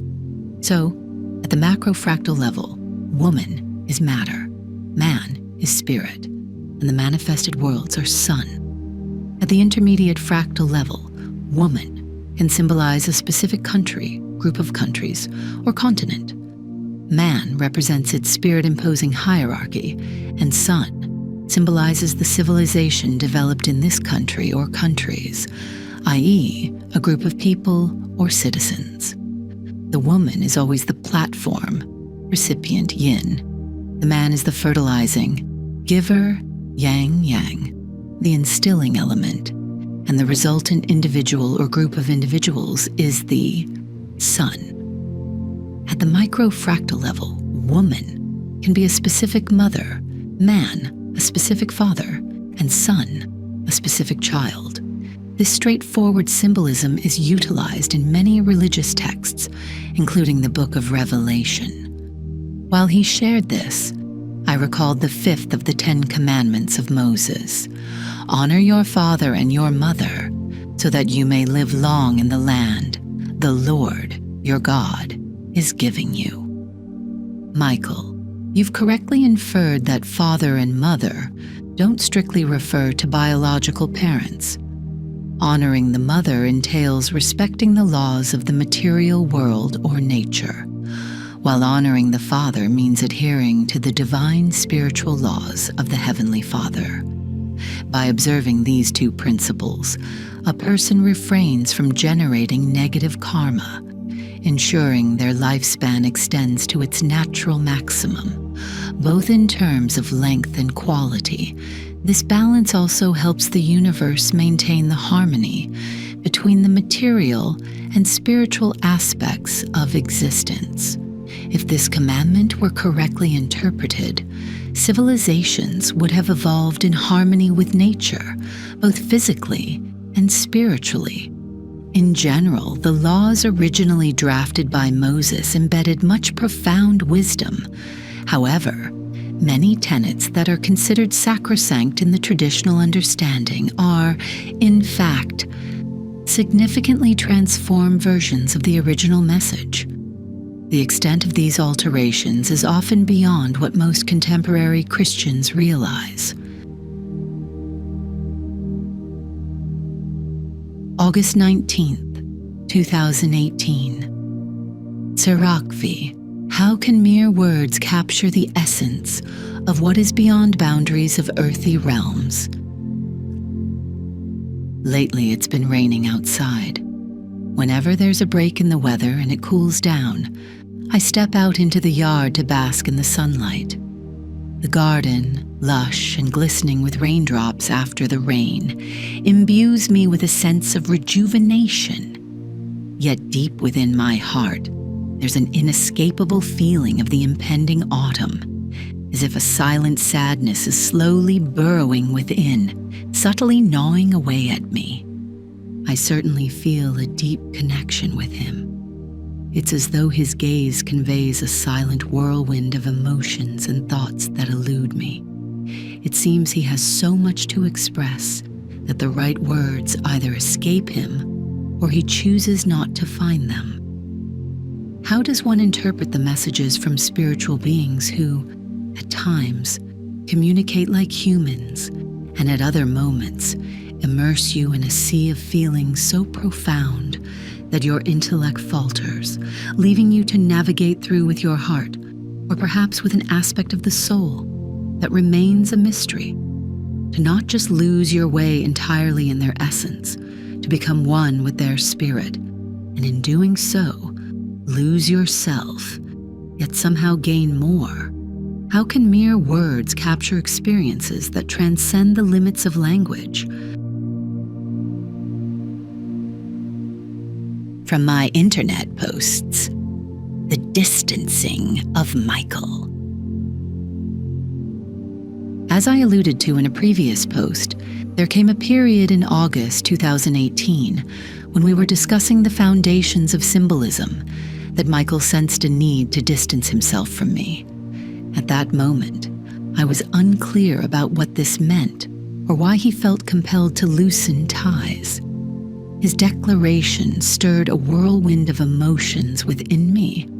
Initially, I assumed that I had somehow erred, which was why Michael loosened our connection.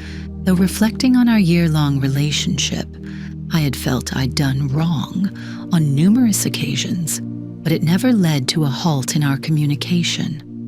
I only vaguely grasped then the significance he placed on my forming a connection with a third entity, another individuality, which I would later recognize as the God of wisdom and light. August 19th, 2018. Serakvi. Do we have time to say goodbye to each other? What's wrong? I asked, delving into the depths of his emotions. Why do I sense worry within you? I need to distance myself from you partially, he responded. You should try to forget me. Remember me as everyone does, but our strong connection needs to be severed for a while. I struggled to grasp what he meant. Stunned, I tried to process his words for a few moments, but I couldn't comprehend his intentions. Suddenly I realized that this idea of partial or temporary separation, of forgetting, was something he had been preparing me for a long time. That's impossible, I protested. Everything I've written, it's all about you. How can this be? Why? It's necessary, he replied, his thoughts barely audible in my mind. But I was no longer sure of anything. Our connection was weakening, swallowed up by my growing anxiety. It was as if he was reassuring me that I would be all right, as if he was trying to influence my perception. I can't figure out, do I really hear all this? But why? Why? I'm not sure this will work, I confessed. There are things that nothing can change. A heavy silence descended on my heart and mind like a thick fog. I tried to understand his words, but our thoughts, all memories, became tangled. I was lost. I strained to envision what my life would be like without him. Maybe he would remember me. With a quiet resignation, I finally asked, "Do we have time to say goodbye to each other?" August 22nd to 23rd, 2018. Sarakvi, the god of light and wisdom.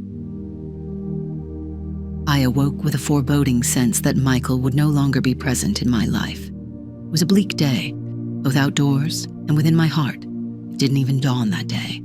I felt a profound sorrow, as if I were losing life's purpose. Fear filled my soul. The hours stretched out aimlessly and endlessly. I had no appetite, nor did I wish to do anything. I couldn't even bring myself to leave the bed. Internally, I was engaged in a disjointed dialogue with Michael. I reproached him for leaving me. I asked him if this decision was beneficial for him, and if it was, I assured him that I'd find the strength to bear it. How had I become so dependent that life without our connection seemed impossible? I attempted to convince myself that the previous day's events hadn't occurred, that some fog had clouded my mind and made me believe something that never happened. I experienced a whirlwind of emotions and thoughts. What more could my mind contrive? Sometimes I blamed Michael. Sometimes I persuaded myself that he knew best, and I should respect his decision. Sometimes tears would well up without any obvious reason, and I found myself retreating to the solitude of my room.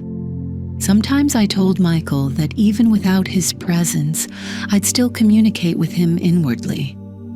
I'd talk to him, even if I couldn't perceive his response. Then, overcome by nerves, I attempted to compose myself.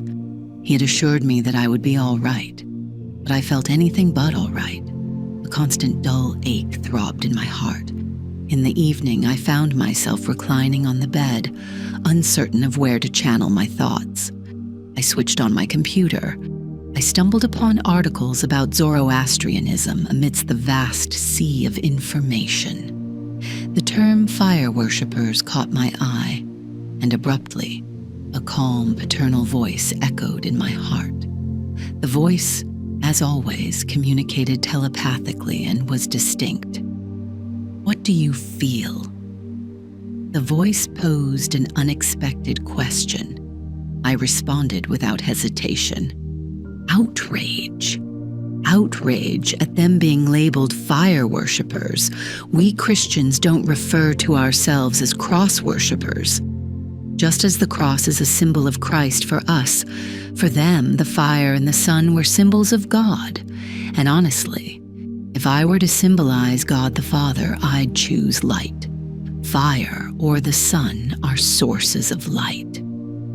I was reminded then of the significance of fire in Christianity too, represented by the lit candle during prayer. Prayers and magical rituals are performed over fire, over the same lit candles, because it's not widely understood that fire acts as the conduit, transferring prayer energy from the material to the spiritual dimension. The highest spiritual beings embody a fiery manifestation, a subtle body of fire. In the infernal dimension, the fire assumes an intense, tormenting form to purify the soul of sins, to burn the karmic residue. In contrast, in the heavenly dimension, it morphs into a gentle, fiery brilliance, expressing the glow of wisdom and divine love. Wisdom can be symbolized as light, meaning knowledge is light and ignorance is darkness. I remembered Michael's words, where he likened the transfer of information to illumination. A tranquil, nurturing aura, an immense wisdom radiated from the paternal voice of this other spirit. It seemed as though he was observing my thoughts. His presence brought me comfort and momentarily eased the dull ache in my heart. I continued reading. Amesha Spentas and their chief, Ahura Mazda, the 7 rulers, preside over 7 belts of the earth in Zoroastrianism. Amesha Spentas, Avestan, Amusha, Spanta, immortal saints, are 6 divine primordial creations of Ahura Mazda. To explain the essence of Amesha Spentas, the metaphor of 6 candles lit by one is often used. Hence, Amesha Spentas can be compared to the emanations of God. I recalled Michael's narrative about the 7 initial differentiations in the Tree of Life. My focus then shifted from Ahura Mazda, the god of wisdom, to his adversary, Ahriman. I chuckled because our fruit and vegetable seller in Sirakvi is named Ahriman. Why would his parents choose to name their son after a figure synonymous with Satan? Are they aware of the connotations of his name? In one of the bas-reliefs in Persepolis, he is portrayed as a horned lion with wings and what appears to be an eagle's claws. Figure 11. Ahura Mazda battles Ahriman. The eagle, lion, and bull are ancient symbols. I heard thoughts originating from an unknown source as I continued reading. From all the information, it was the above-mentioned statements that lingered in my mind. I also remembered that in the Vedas, Deva signifies a deity or heavenly being. Yet in Zoroastrianism, which developed later, as well as in Georgian mythology, the term refers to a demon. Both religions can trace their origins back to the Indo-Iranian Aryans and likely share roots, both in terms of mythology and language. I pondered what this could mean and found myself recalling the fall of angels. Georgian cosmogony is similar to the Vedic tradition, and according to Georgian myths, the god who ruled the world was referred to as the god on duty. This supreme sky deity, the father of all gods and the lord of the world, maintained cosmic order from the 7th heaven. So, are there other gods on duty when it's their turn? What does God on duty even mean? These reflections seemed to distract me from my sorrow. With a sense of calm restored, I marshaled my spiritual strength and delved back into my heart. My thoughts returned to Michael, and suddenly I felt his presence as strongly as before, perhaps even more so. A pang shot through my heart. I'm here. I haven't gone anywhere. Listen to me. His thoughts echoed in my mind. Joy, surprise, and confusion swirled within me at the sensation. I scrutinized my feelings, certain that I hadn't been deceived. I couldn't help expressing my amazement, hopeful that the previous day had been nothing more than a nightmarish illusion. Did you believe I'd leave you so abruptly? Everything has its time. You'll understand this in due course. I don't think so, I thought to myself, wondering if it's possible to think silently to yourself during a telepathic conversation. But my heart settled, for I was still with myself.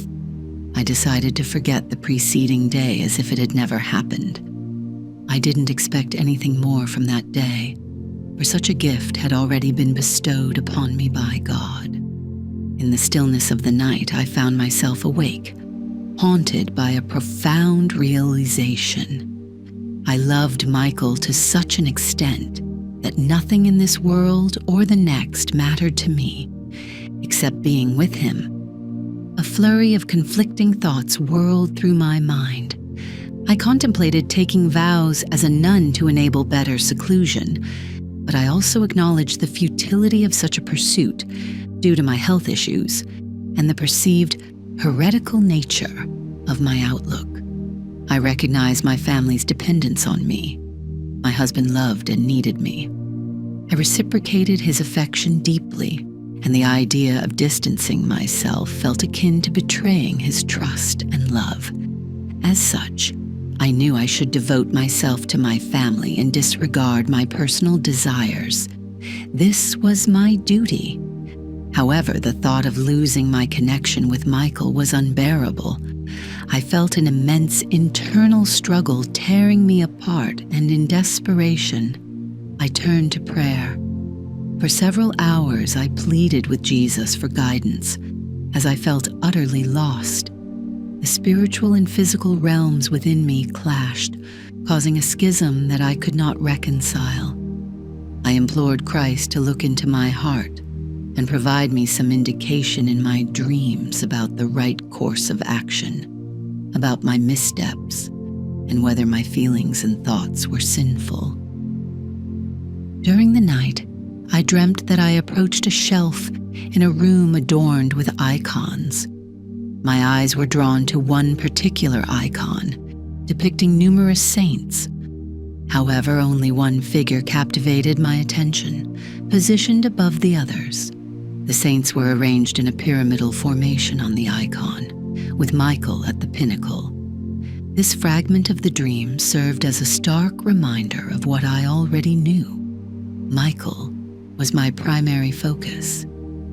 But what could I do when I found myself in this situation, helpless to alter my own feelings? In the morning, another dream visited me, leaving behind a singular fragment. It seemed as though a lightning bolt had struck a boat where my husband sat. The boat overturned, yet he managed to reach the shore. I remember the immense relief I felt at his survival. In the backdrop of this scene, I heard Christ's words about Michael. A small portion of his statement lingered in my mind. Higher beings sometimes reject their own. The thought hung in the air, unfinished. I was unsure of the connection between this phrase and the dramatic boat scene. Despite the unsettling remnants of the night, the following day brought back my inner tranquility. A sense of warm love nestled itself in my heart once more. I felt my connection with Michael return, and it brought peace. During such moments, it feels as though we exist in synchrony. We live, breathe, and think together. A constant flow of love and happiness fills my heart, merely because I experience this bond. In states of altered consciousness, I often perceive this sensation as a white wind emanating from my heart. I can't find a better way to articulate it. I'm still unsure about the reasons behind these occurrences. I want to believe that God loves me through your heart, and I love him with your love. God, forgive me if this is all I can manage. I found my prayers, my thoughts about the world, people, and God halting at this emotional state, where I no longer exist independently, but only in communion with him. This is my prayer and my life. From my internet posts, Clustered Incarnations. From the day Michael informed me that he needed to distance himself so I could connect with the exalted soul, until the day we spoke with that same exalted soul, or God of light and wisdom, about the precession cycle. 3 months had passed. This time span was extended as I found it difficult to separate from Michael. When you're so intimately connected with subtle realms, you feel incredibly vulnerable. Encountering an utterly unfamiliar world can be perilous, as the entities one may encounter often possess abilities far superior to those of humans. There were times I felt as if I was navigating total darkness, with Michael as my sole guide and protector. I had no confidants to consult about my experiences or to whom I could recount my full story. Deep within, I felt the need to be continually cautious about who I interacted with. As a result, I refrained from seeking new connections. Moreover, our long-standing disciple-master bond had evolved into a strong attachment, which had become somewhat of a hindrance. He even said, But how can I prevent the river from merging with the ocean? Shall I construct dams? Shall I drain its tributaries? The soul should merge with God, find self-sufficiency in Him, and awaken to the enduring perception of the primordial as eternal bliss. We are only facilitators. We help elevate the consciousness of those united with us in the realm of love and cleanse their hearts. Your aspiration should be directed towards God. I am not God. Therefore, after my initial encounter with the God of wisdom and light, I was guided by Michael for about another 3 months. Regarding the next part, when souls undertake a mission through incarnation, they seldom come alone. Such incarnations are usually termed incarnations in clusters, and each cluster has its own leader or head. The higher beings understand that whatever actions they perform in the material dimension, they need to adhere to fractal algorithms for optimal effectiveness. The most efficient management algorithm is the pentagram, with the head represented by the top point.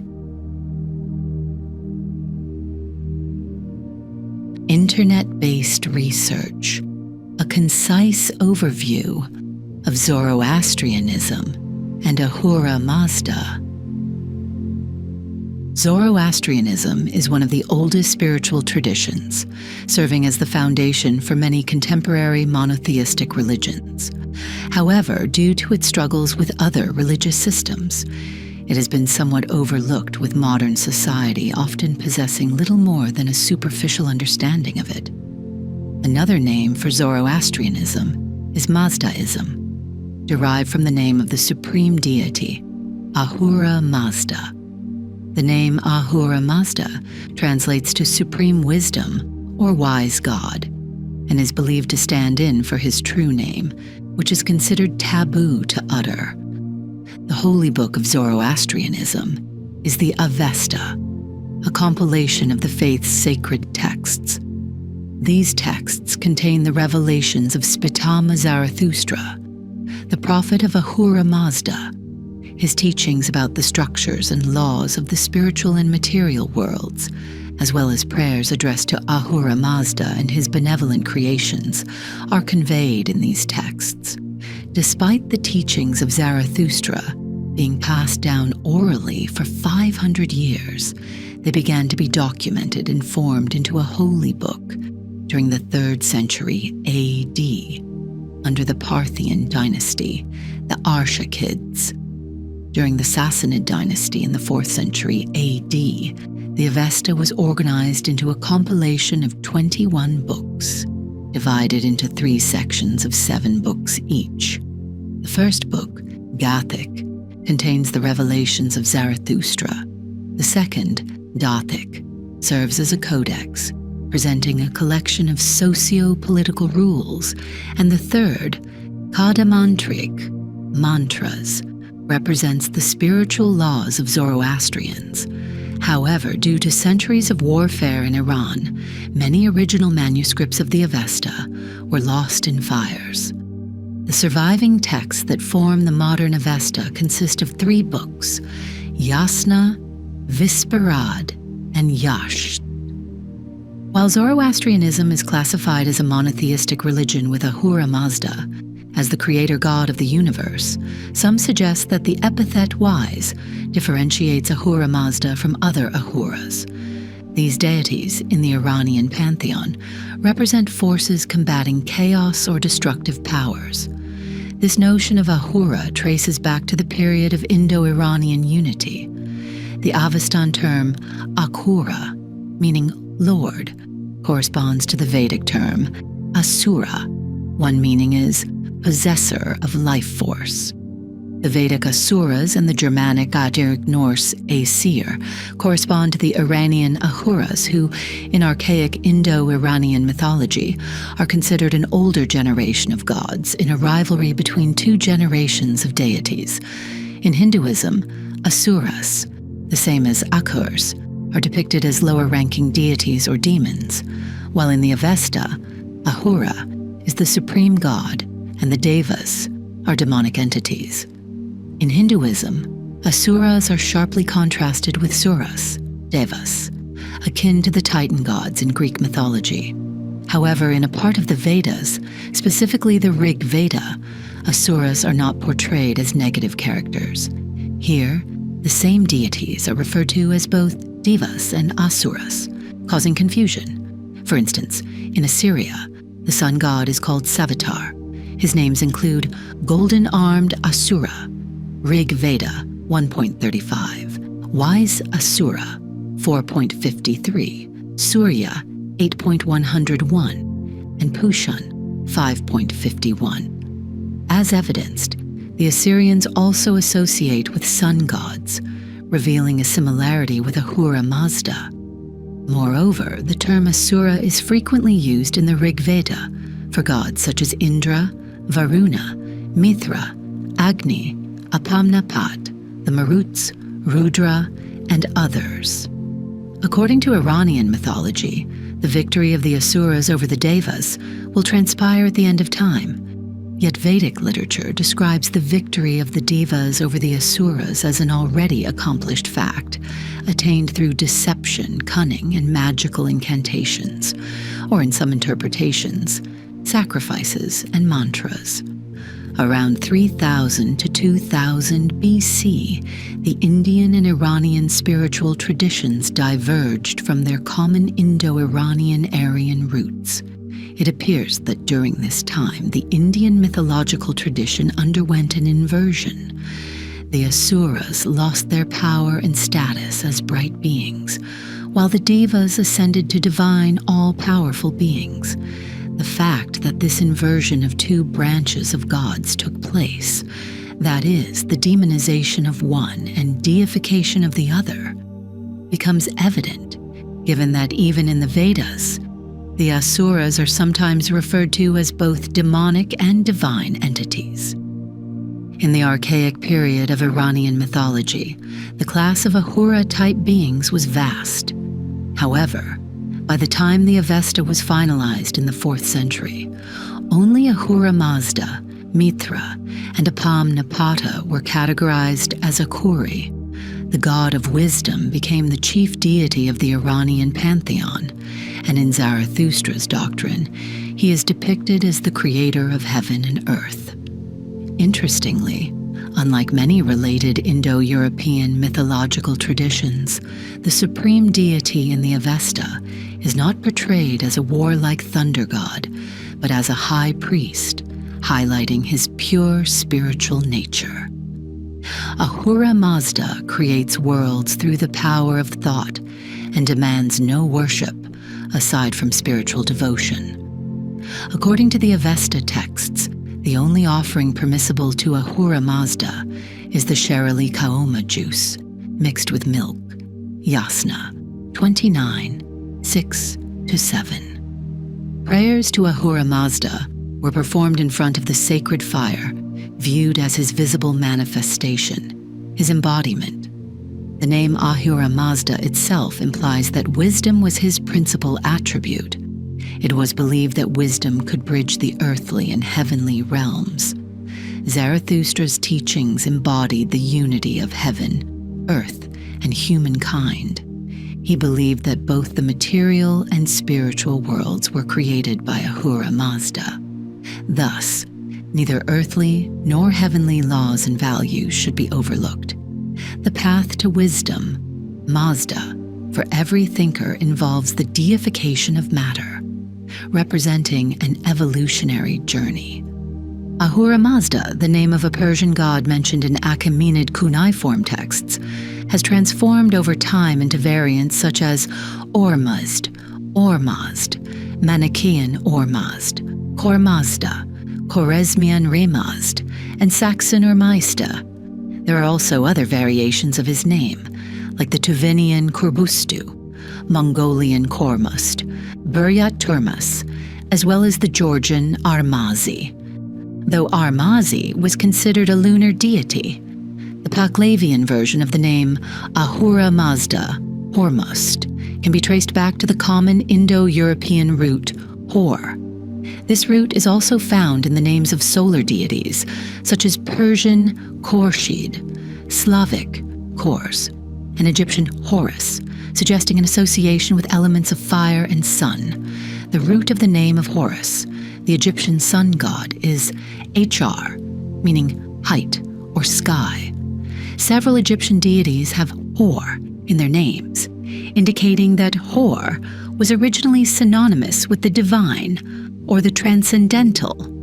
Interestingly, Varuna is one of the names for Ahura Mazda. Concurrently, in the Bhagavad Gita, Krishna refers to himself as Varuna, while the root, Hr, suggests the heavenly or high.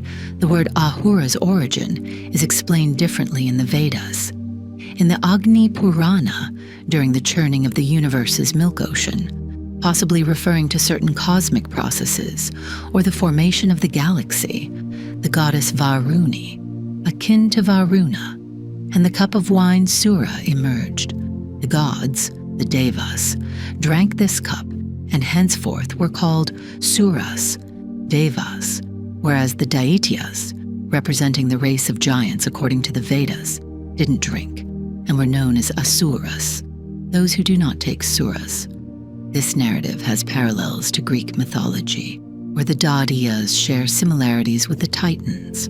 Prometheus, a Titan, brought divine fire, representing wisdom, to humans and imparted substantial knowledge, which invoked the wrath of the gods.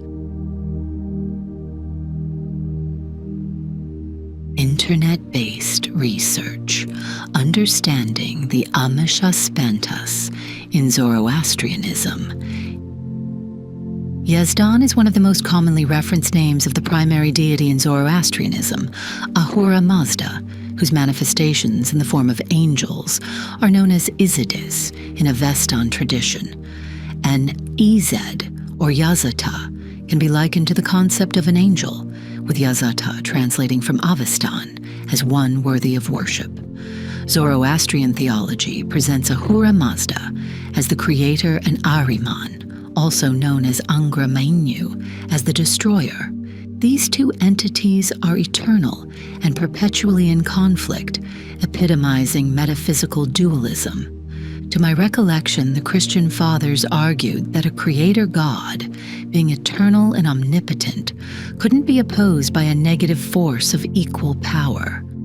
The existence of two omnipotent, all-encompassing, and eternal powers was viewed as incompatible.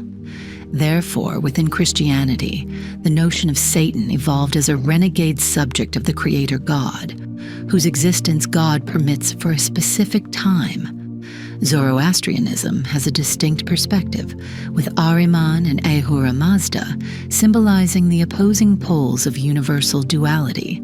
Ahura Mazda creates the Azatas, angels, while Ahriman crafts demons. Zoroastrians believe this battle will culminate in an eschatological victory of light, necessitating the total mobilization of both angels and humans. The term Amesha Spenta translates from Avesta as immortal purity. Amesha Spenta represents the seven hypostases of Ahura Mazda, his immediate sevenfold manifestation in the form of various holy qualities to which Zoroastrians should aspire. These qualities are righteousness, Asha Vakishta, good mind, Vohu Mana, pure benevolence, Spenta Armaiti, sovereign power, Kshathra Vairya, wholeness, Harvatat, and immortality, Amaritat. These six qualities guide an individual towards the seventh, supreme divine manifestation, Spenta Mainyu, or Holy Spirit. It's believed that a person is closest to God when they embody this seventh hypostasis or Holy Spirit. Angra Mainyu, the evil spirit, is the antithesis of the Holy Spirit, Spenta Mainyu. Interestingly, amidst this dualism, Zoroastrianism maintains a monotheistic principle, suggesting an original, supreme source from which dual entities emanate. This notion evolved into Zervanism, a later development from Mazdaism, another Zoroastrian tradition.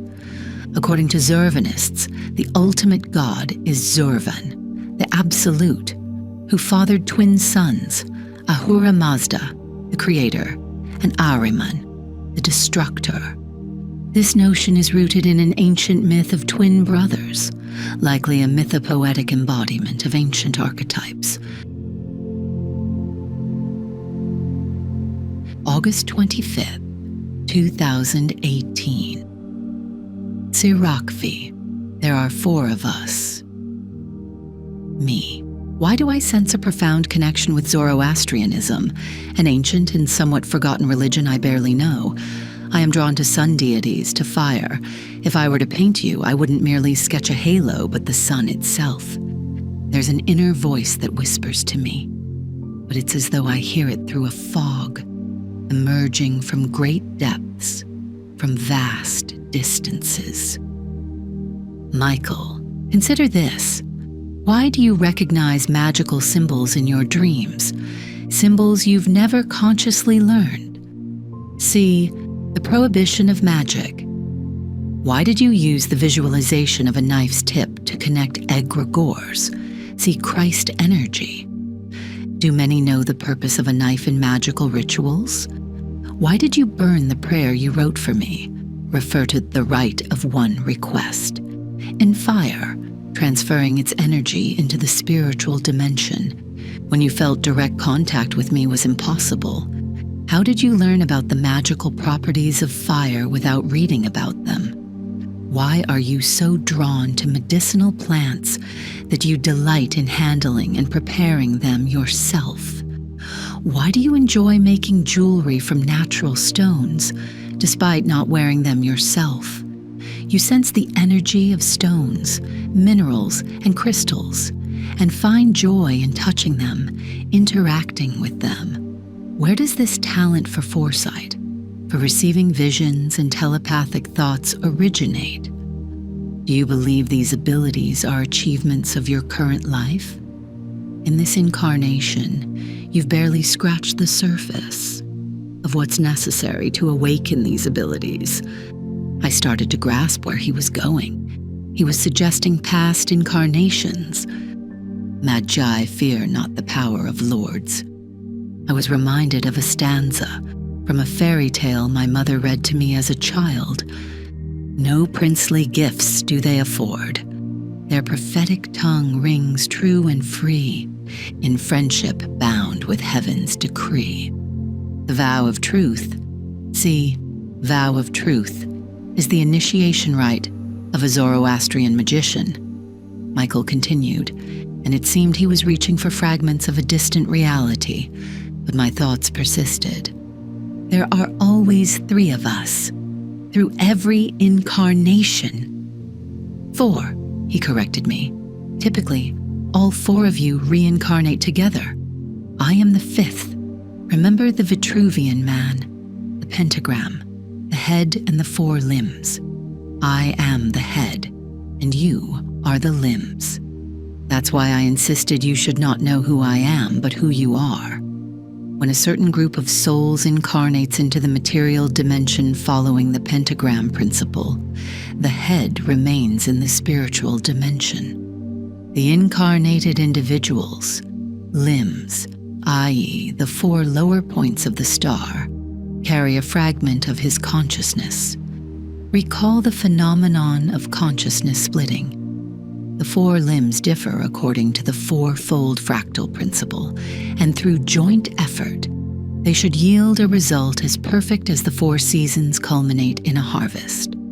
Such a soul-linking structure facilitates guidance and assistance from the end self in the spiritual dimension, but can hinder when it is necessary for the embodied individual to connect with a higher hierarchy of their lineage.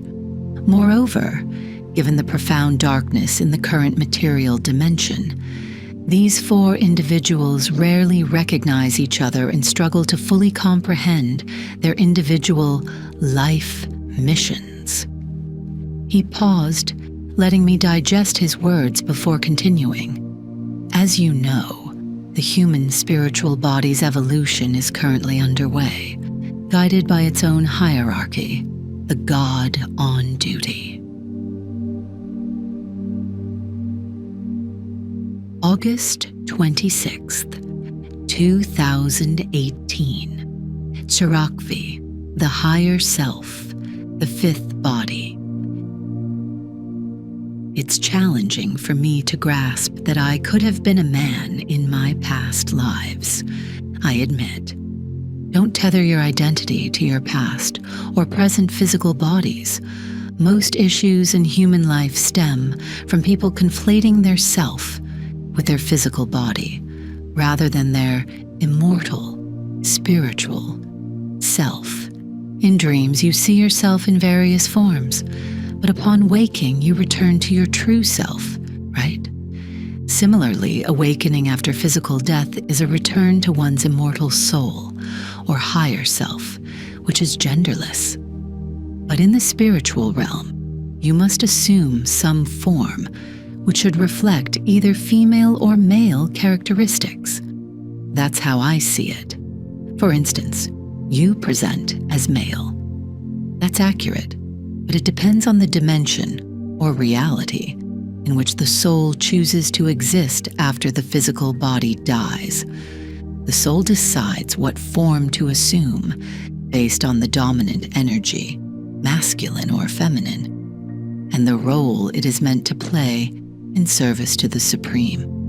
In the realities closest to the prime source, the manifestation of the primordial spirit, beings are so suffused with the divine that their gender identities dissolve completely.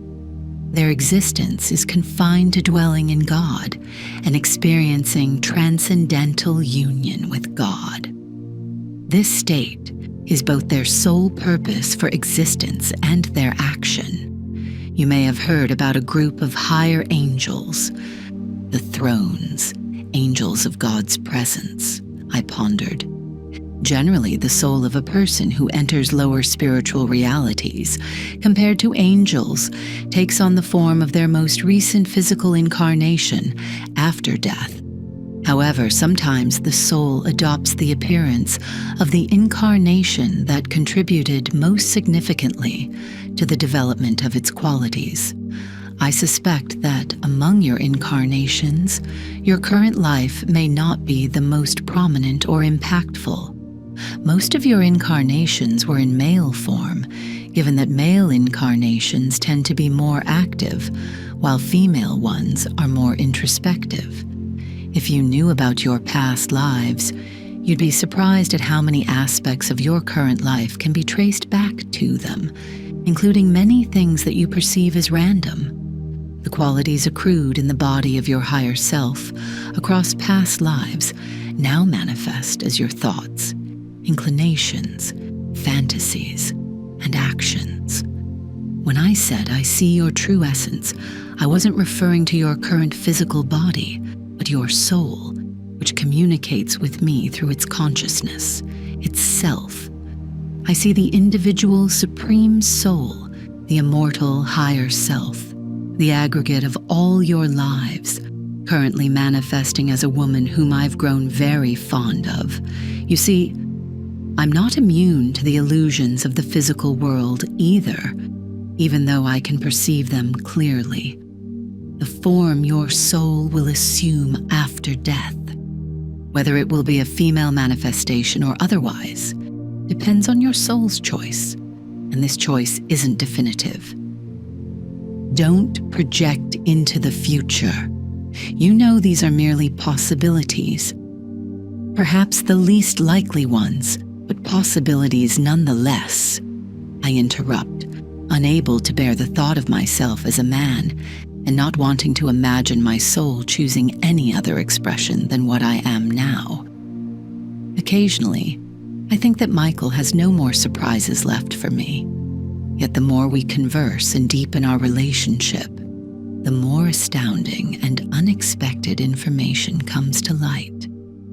During the night, I slipped into a state of altered consciousness, hovering between sleep and wakefulness. My external mind had drifted to sleep, leaving my conscious mind to perceive. Initially, I dove deep into my soul. Then I envisioned our world, a world shared with Michael, filled with cherry blossom trees and wheat fields. See Sakura tree. I sensed Michael standing next to the tree, while my consciousness seemed to be summoned from somewhere profound. I struggled to express this sensation. The entity that appeared before Michael, which was me, bore only a faint, if any, resemblance to a human being. "Here, this is my soul, and this is who I am," I exclaimed. Although I felt female, my body resembled a moonlight ray, a silvery blue beam with a vaguely human form.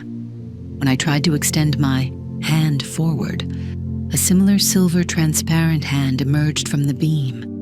My gaze fell on its long, slender fingers.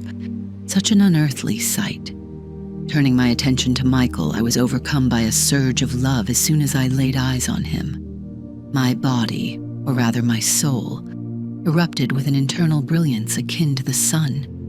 Then my soul began to shoot long rays, akin to threads or lasers, in various directions.